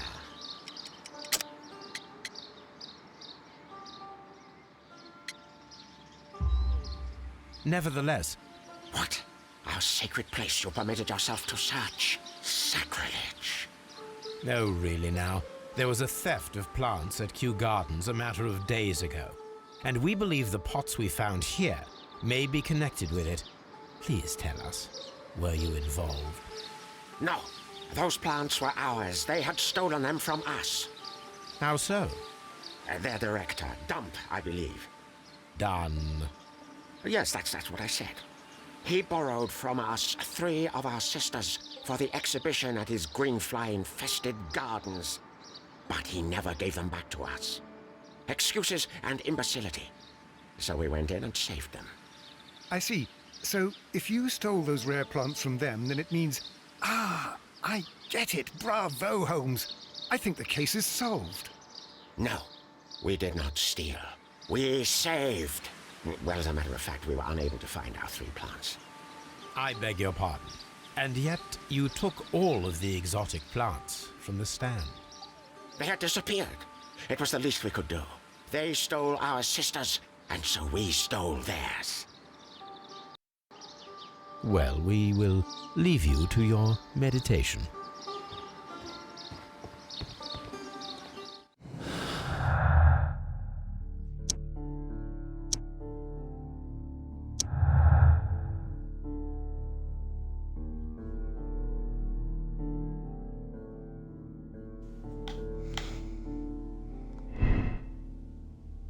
Sekte stahl alles. Die göttliche Gesellschaft stahl alle Pflanzen, auch die tödlichen. Sie könnten sie eingesetzt haben, um Montrose dann zu ermorden. Teilweise Diebstahl. Die göttliche Gesellschaft stahl nach der Ausstellung alle Pflanzen, bis auf die tödlichen. Das ist eine gute Frage. Wir wissen es noch nicht. Ne. Die Sekte hat dann getötet.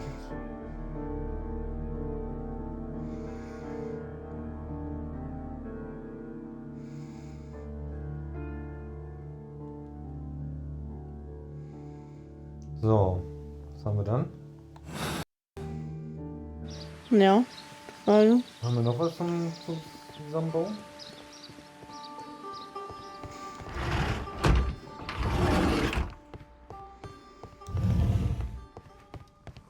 Oh, jetzt kommen wir da rein?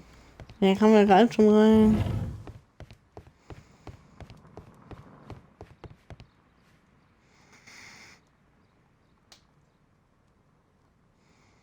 Da haben wir Chemie. This substance is an alkaloid, the same as in the bottle we found in the... Perfect, Watson. Okay. Jetzt haben wir das auch. Jetzt können wir nach Hause und die Pflanzen analysieren.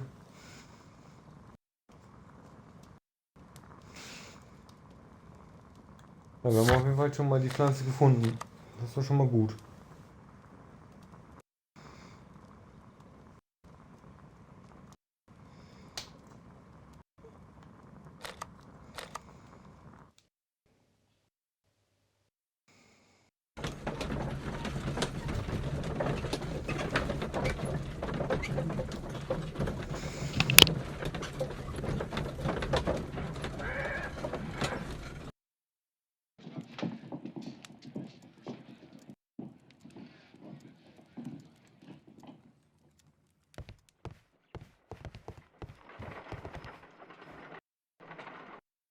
I imagine that one of these plants would be capable of releasing a toxic vapor. I need to find out exactly how it could be done. Begin now. If you are at all optimistic to have dinner this evening, I'd recommend that you put on the gas mask.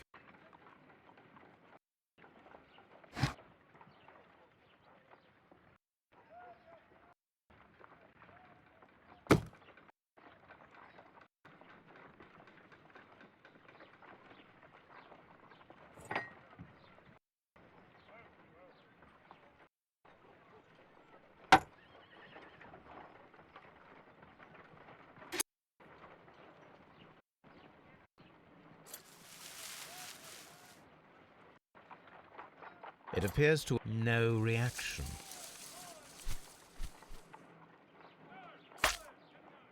My word! It shot a spike at me after I stabbed it with a pin. I imagined that its reaction would be ferocious if I increased the strength of my attack. Die eine Pflanze zusammen und die andere schießt? My word! Naja.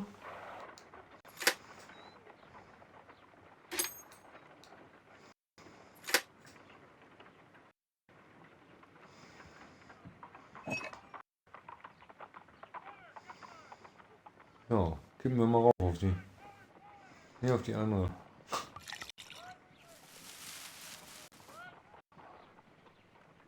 This... Ja.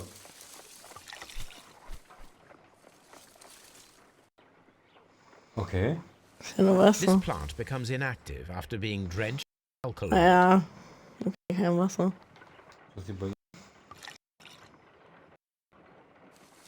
Okay, die geht auf dann. It appears to open after being soaked with alkali.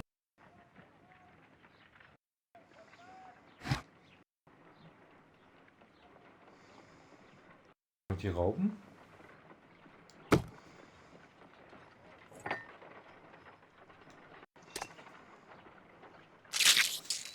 Ah, okay. It closed again. I believe I saw a small cloud of gas. I wonder what secret this plant is hiding. If we agitate it to a greater extent whilst it is opened, it will reveal a little more. Ja, hauen wir noch ein paar rauf, ne? Ein paar Räubchen.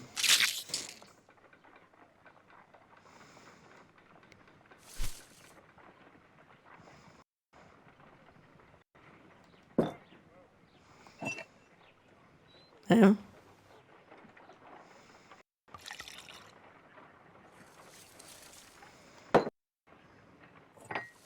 This plant becomes inactive after being drenched with alkaloid.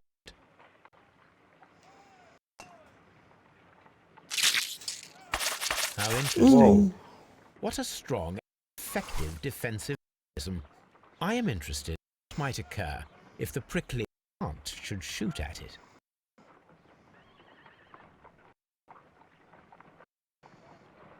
Okay. Was haben wir jetzt noch? I find the behavior of predators utterly fascinating.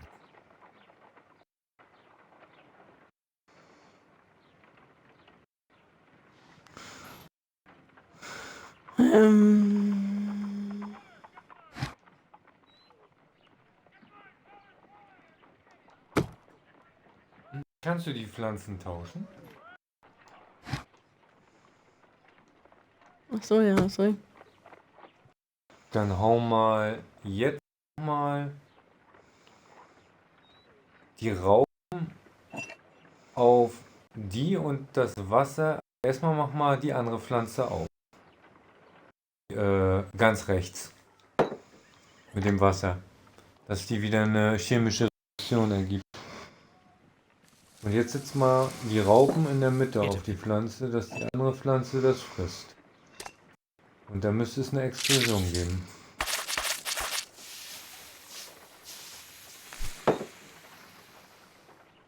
Toxic gas with spores. Extraordinary.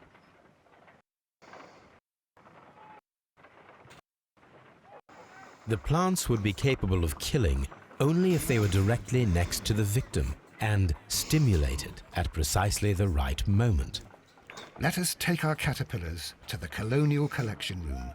We may see things more clearly there. It is too early, Watson. Our suspects will be there. Let us investigate Kew Gardens one more time and ask some questions.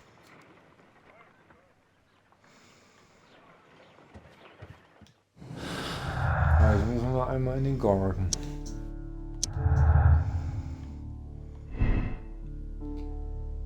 Mordplan der Sekte. Die göttliche Gesellschaft ließ die tödlichen Pflanzen in Kew Garden, um mit ihnen Monteur dann zu einem späteren Zeitpunkt zu ermorden. Sekte nicht verwickelt. Jemand stahl die tödlichen Pflanzen, bevor die göttliche Gesellschaft dies tun konnte.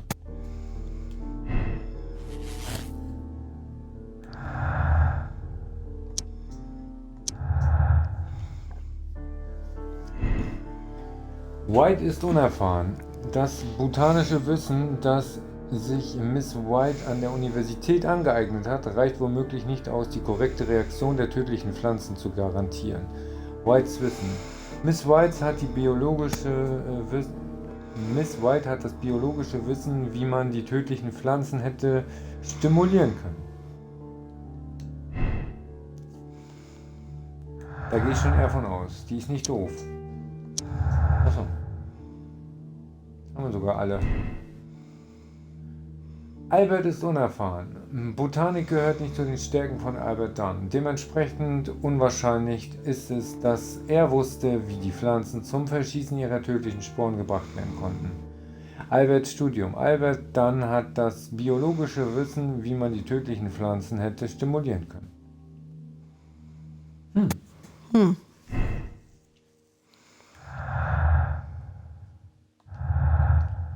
Da wären wir doch noch mal los.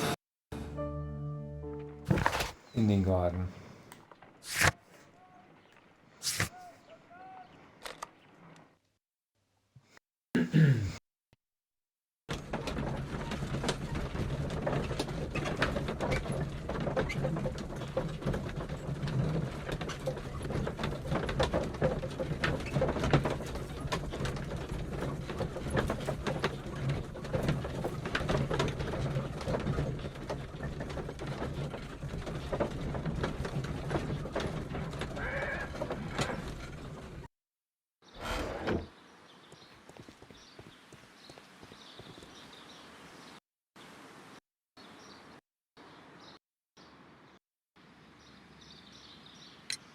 Can you tell me if you saw Mr. Montague Dunn on the day of his death? Yes, of course. I met him, and we went to see Albert, his son, at around 9:30. He appeared quite calm. What were you doing on the morning of the accident? After paying multiple visits to Albert, I had a little talk with Miss White. Then I returned to my desk to complete some paperwork. Suddenly, I observed that Mr. Dunn was not feeling well, so I ran immediately to fetch Albert. I clearly remember that it was around 10:30, for I was late that morning. Thank you, Mr. Hamish. We shall continue our investigation.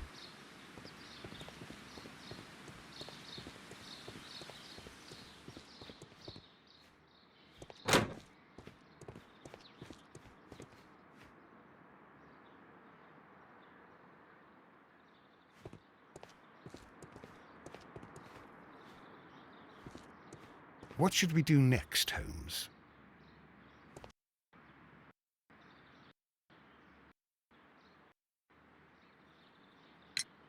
Your father's death does seem highly suspicious.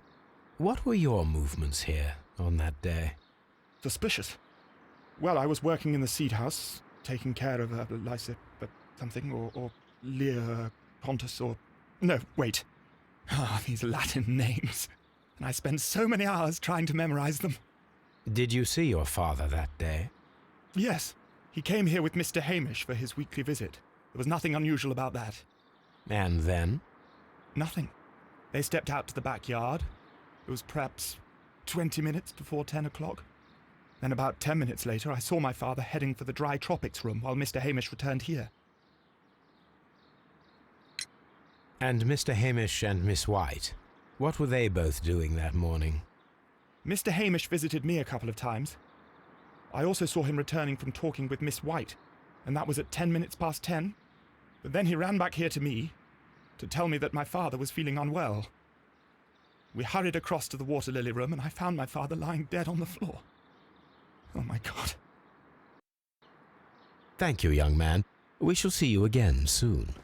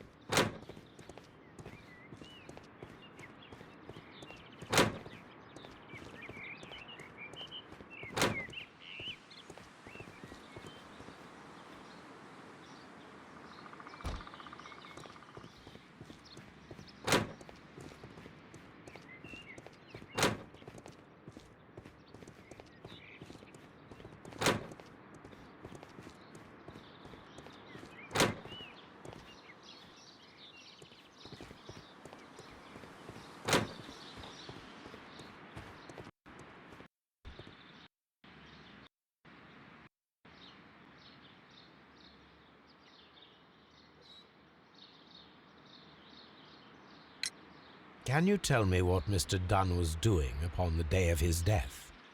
I can, but there is nothing very special to say. I was in the laboratory when I saw Mr. Dunn heading towards me.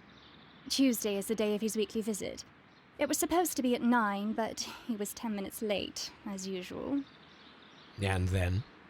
Well, he came in to say good morning. Then I saw him spend 2 or 3 minutes by the plants outside the laboratory. After that, he ran out in the direction of the nursery, where Mr. Hamish was working. He was always in a rush during the inspection, you see. I would pity anyone who stood in his way. And that was the last time you saw him? Yes. I stayed in the laboratory until 20 minutes to 11, when I heard the cries of Albert and Mr. Hamish from the large glass house. I joined them as soon as I could, for I knew that something must be very wrong. What exactly were you doing in the laboratory? I was recording an experiment for my thesis. I only stopped my work once when Mr. Hamish visited me briefly around 10 o'clock. You say you were recording an experiment when the tragedy occurred. Might I listen to the roll? Certainly. Please do. You will find it in the laboratory. It is number 320. Thank you, miss. Everyone has gone, Holmes. The way is clear.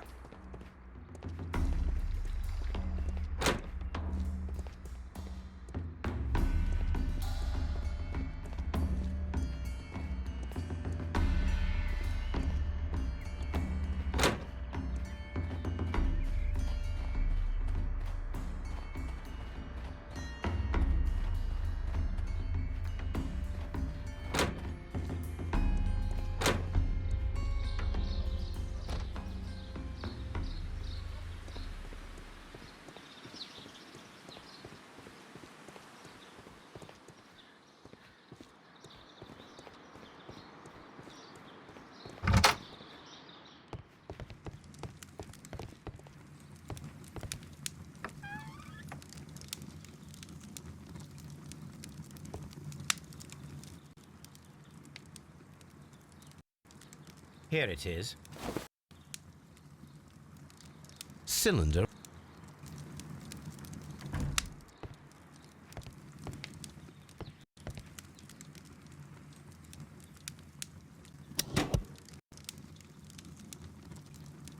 These plants, classified as shrubs or grasses, have adapted to their arid environment due to a system of underground roots. This recording seems long. It is unnecessary to listen to all of it. Miss White was in the laboratory as she told us.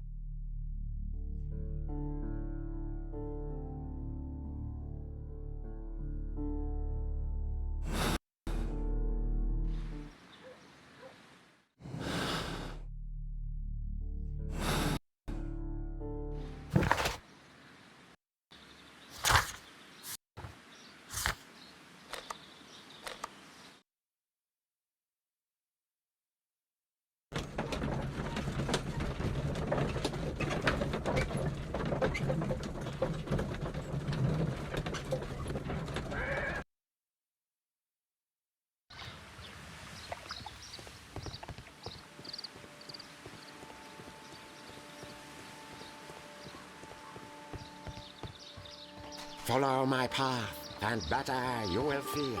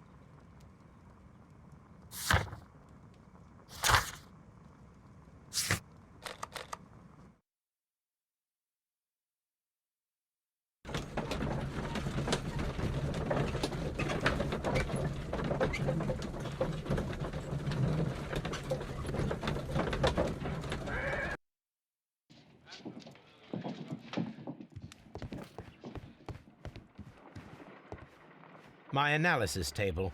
It is useful for my work.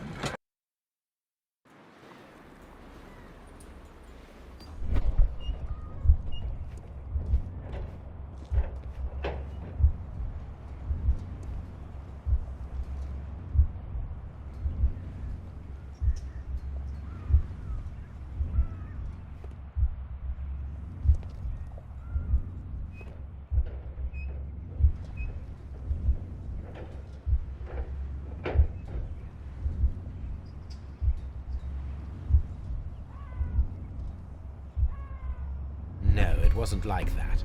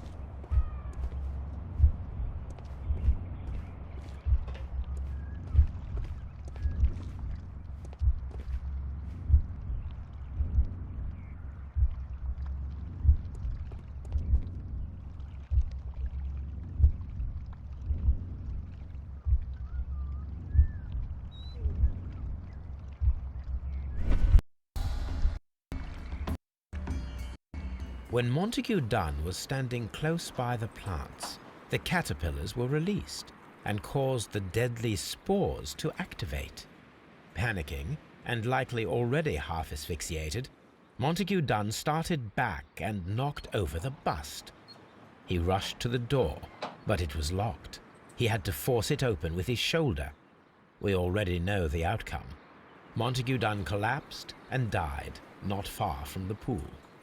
Well, it is time to perform our experiment on the ventilation system.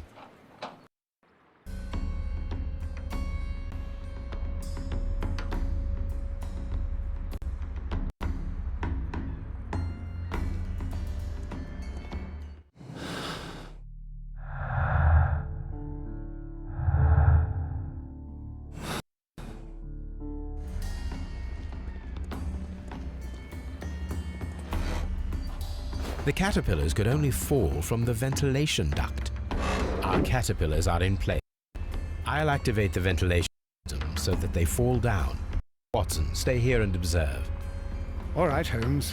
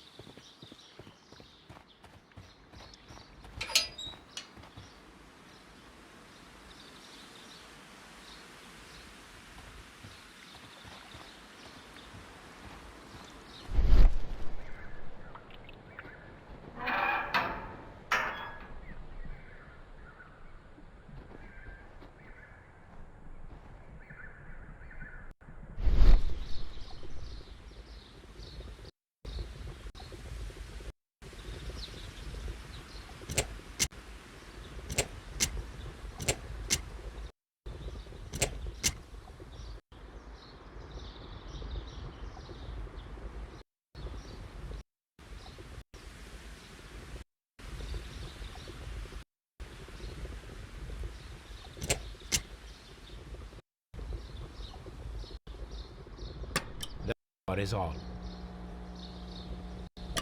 The engine has started.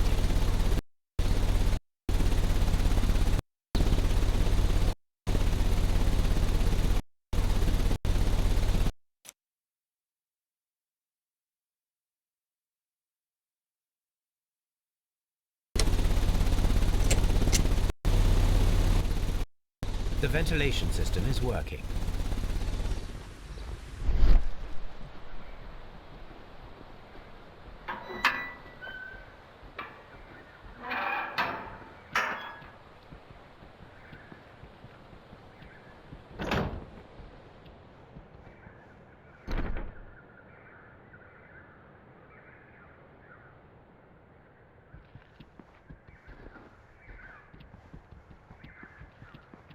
From here, we are unable to see the interior of the Colonial Collection Room.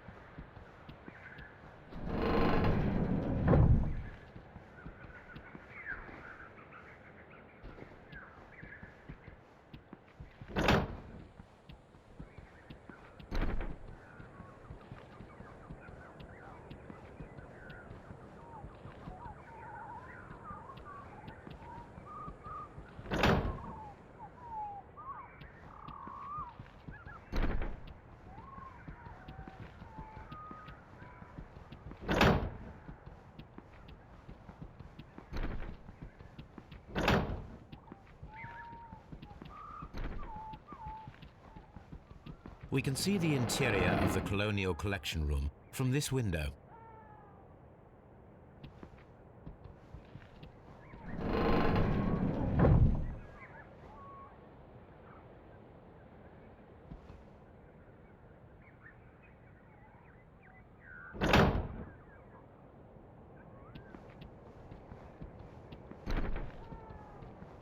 Excellent.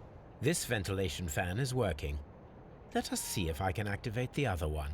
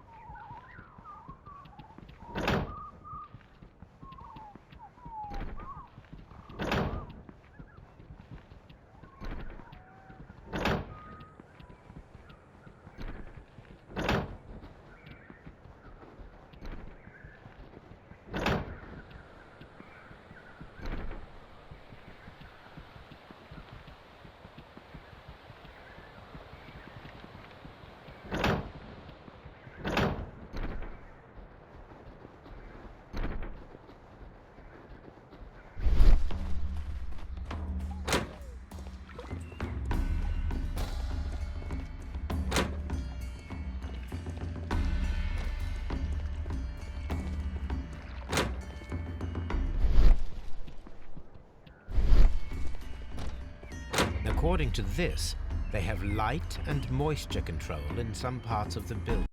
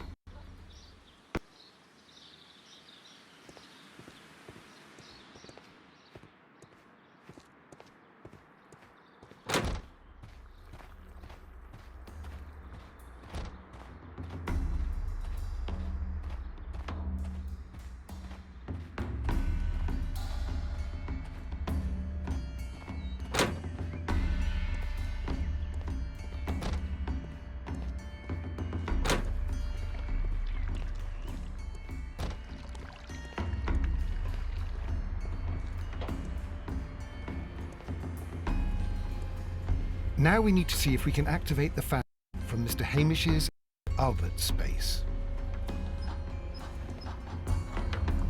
Now we need to see if we can activate the fans from Mr. Hamish's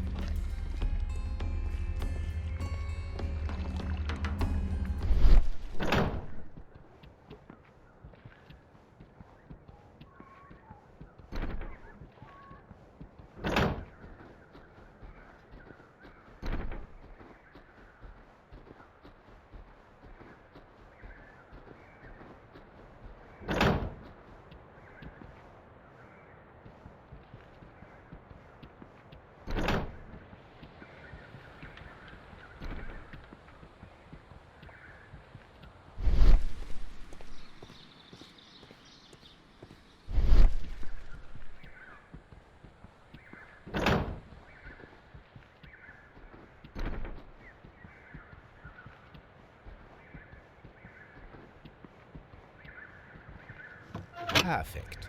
Now I just need to find Watson to check the result. It works perfectly, Holmes. Bravo. Now, if you could just help me to get rid of these caterpillars. Perfect. Now we know how the murder of Montague Dunn was carried out, by activating both Albert's and Mr. Hamish's fans. but only from Mr. Hamish's workplace would it be possible to see when Montague Dunn entered the Colonial Collection Room.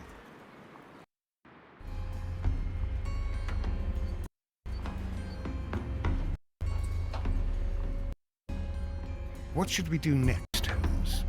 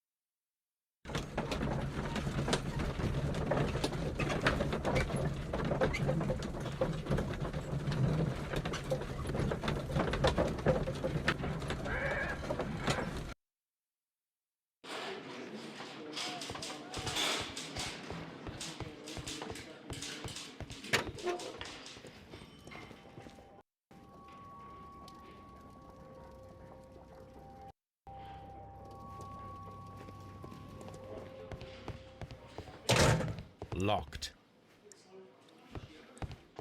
Locked. Locked.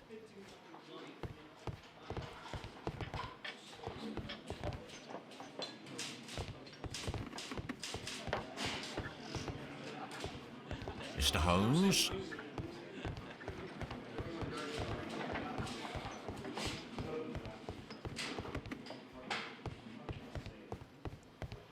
Locked.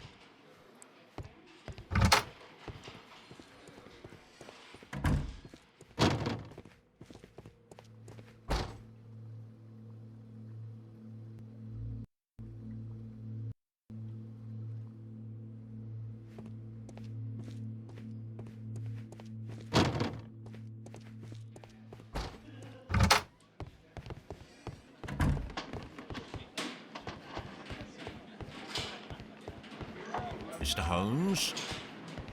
This green, grand, mystic fellow seems rather suspicious, Holmes. What should we do next, Holmes?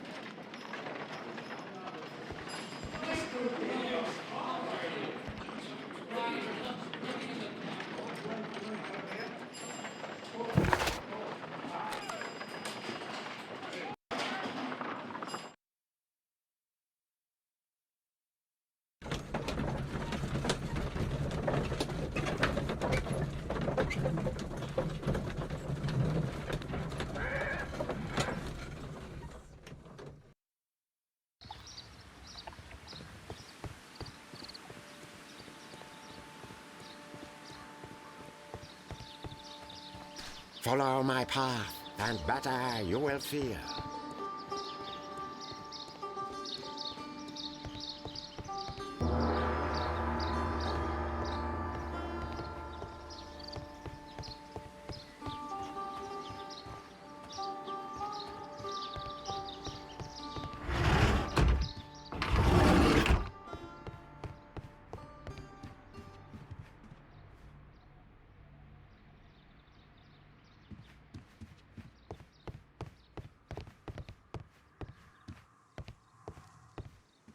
Osmosis and photosynthesis.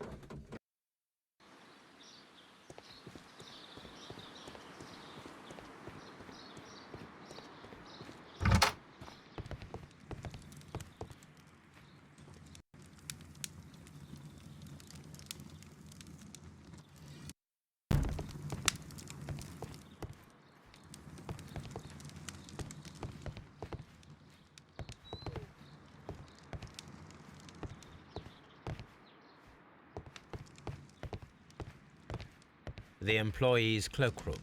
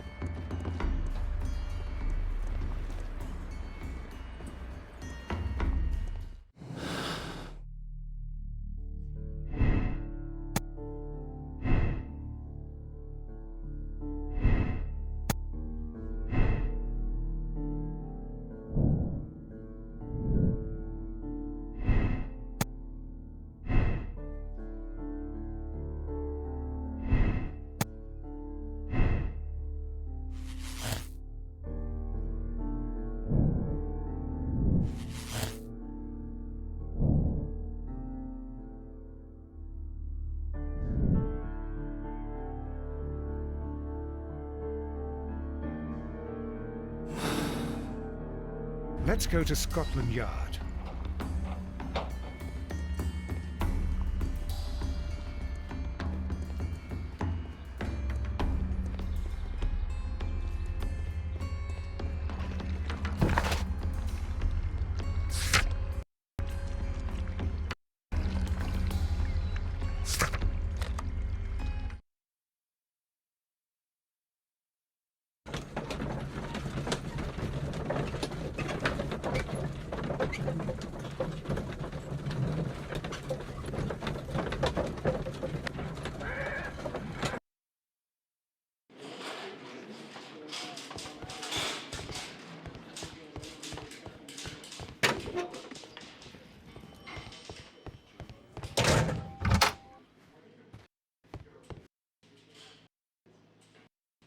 Inspector, I believe that Martin Hamish is guilty of the murder of Montague Dunn. Aha! I knew it. I'll send the lads around to arrest him. Very good. I shall wait to hear from you.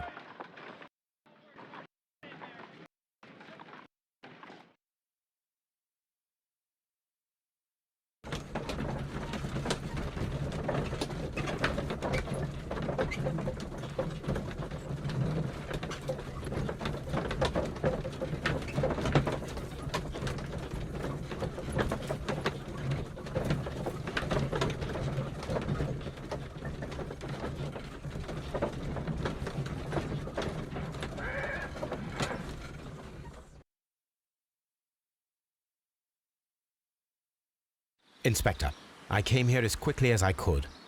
Martin Hamish is in the large glass house. There's no need to hurry.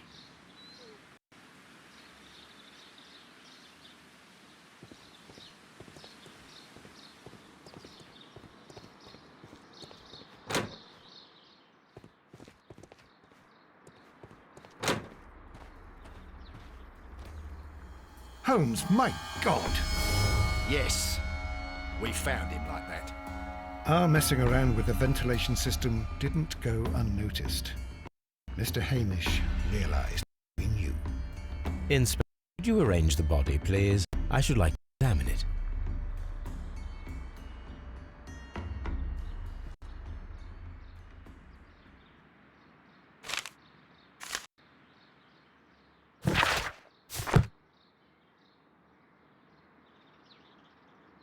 The mark around the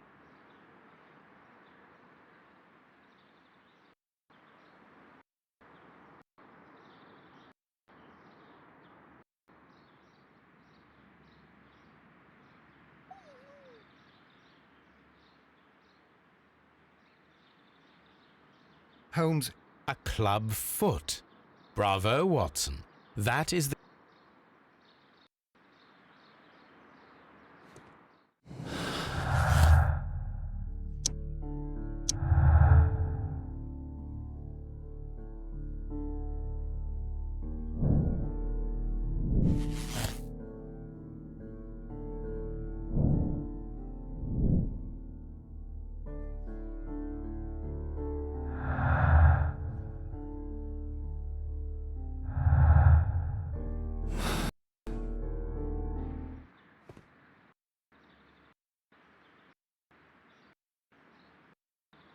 Something about this rings very oddly.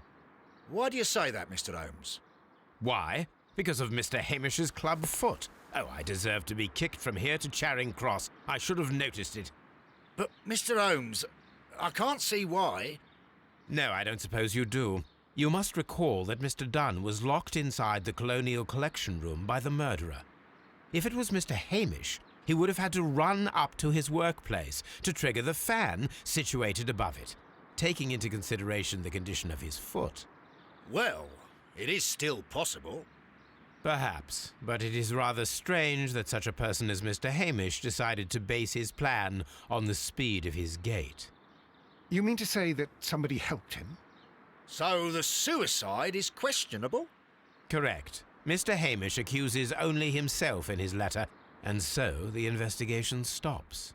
Possibly an accomplice, then? That idea had not occurred to me, Mr. Holmes. I have another idea, Inspector. Thanks to the testimony that we have collected, we are able to rebuild the events as they took place that day.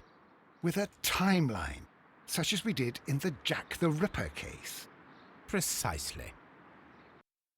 The maps of Kew Gardens should help us with our timeline. Let us analyze the facts and statements so that we may recreate the events of that morning.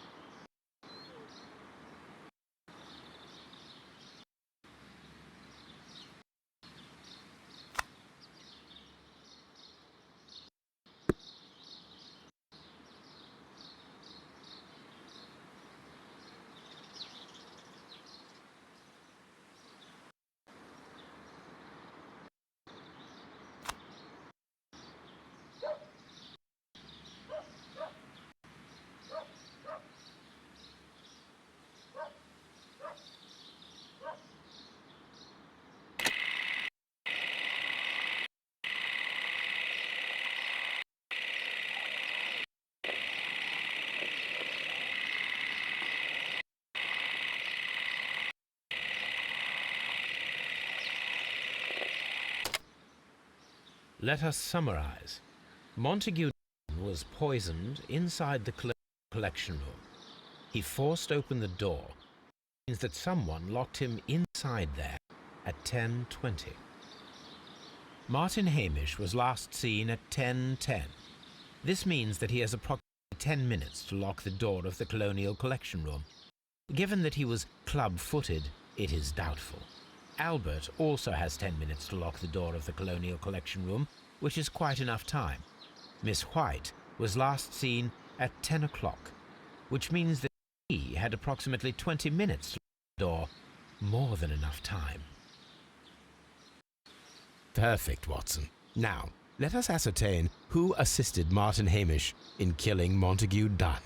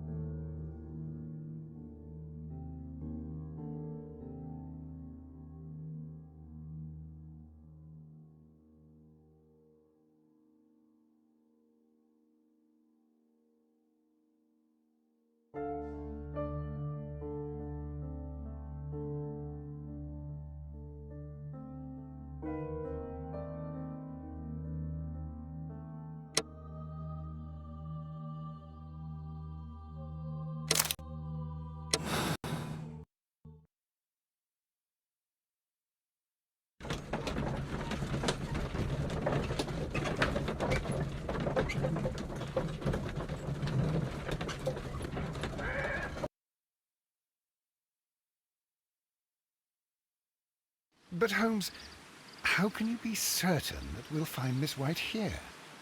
It is obvious, Watson. Just use your brain. I am using it. I do use it. Now that the rope has tightened around Martin Hamish, Miss White must act to erase all traces of her implication. After the suicide of her accomplice, there is one final trace remaining: the deadly plants of the Divine Syndicate. She will be there. Very good. Shall we go? Just one moment. Now listen to me, Watson. I shall see her alone. You will conceal yourself behind her, quietly. Whatever are you planning? Nothing spectacular. The impulses of women have always been a mystery to me. But she is a bold one, and so we must be cautious. All right. You can count on me, Holmes.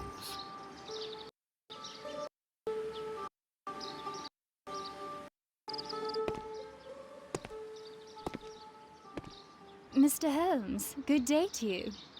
You do not seem surprised, Miss White. Well, I was expecting you. Not for too long, I believe. So please tell me, as it is still unclear, who planned the murder? Was it you? You were wrong, Mr. Holmes. It was Martin Hamish, then. You managed to convince him to take on a more prominent role. You could not be further from the truth. You think that you can fool me? You don't care what I think. It is difficult to care about someone who is capable of pushing a man to his suicide. It is over, Miss White. The police will be here any minute. Over, perhaps. One moment you were here, and the next, you were on the other side. The other side? No! Stop!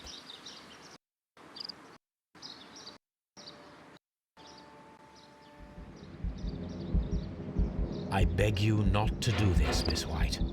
Don't come any closer.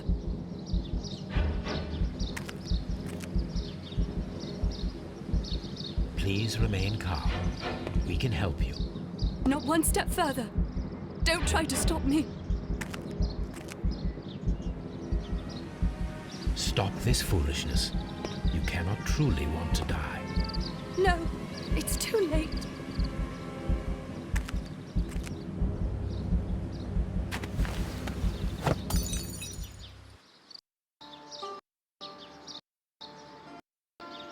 Well done, Watson.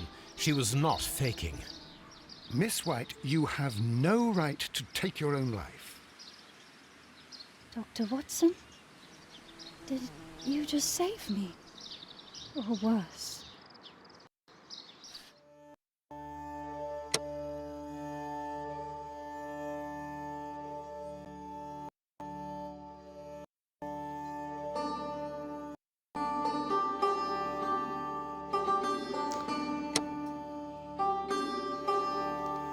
Ja, alles gefunden. Alles gefunden, ja. Die richtige Entscheidung getroffen und den Fall abschließen. Ja. Das waren jetzt 7,5 Stunden Sherlock Holmes live. Aber den letzten Fall, glaube ich, den machen wir morgen. Beziehungsweise heute. Ja, den letzten Fall werden wir jetzt heute Abend streamen. Wir werden dann nochmal uns melden, wann. Bei Instagram werden wir auf jeden Fall in der Story im Ankündigen. Ja. Dann wünschen wir euch allen eine gute Nacht. Wir hauen uns jetzt auch hin und dann sehen wir uns später. Genau, eine gute Nacht und ja. Bis dann. Tschüss.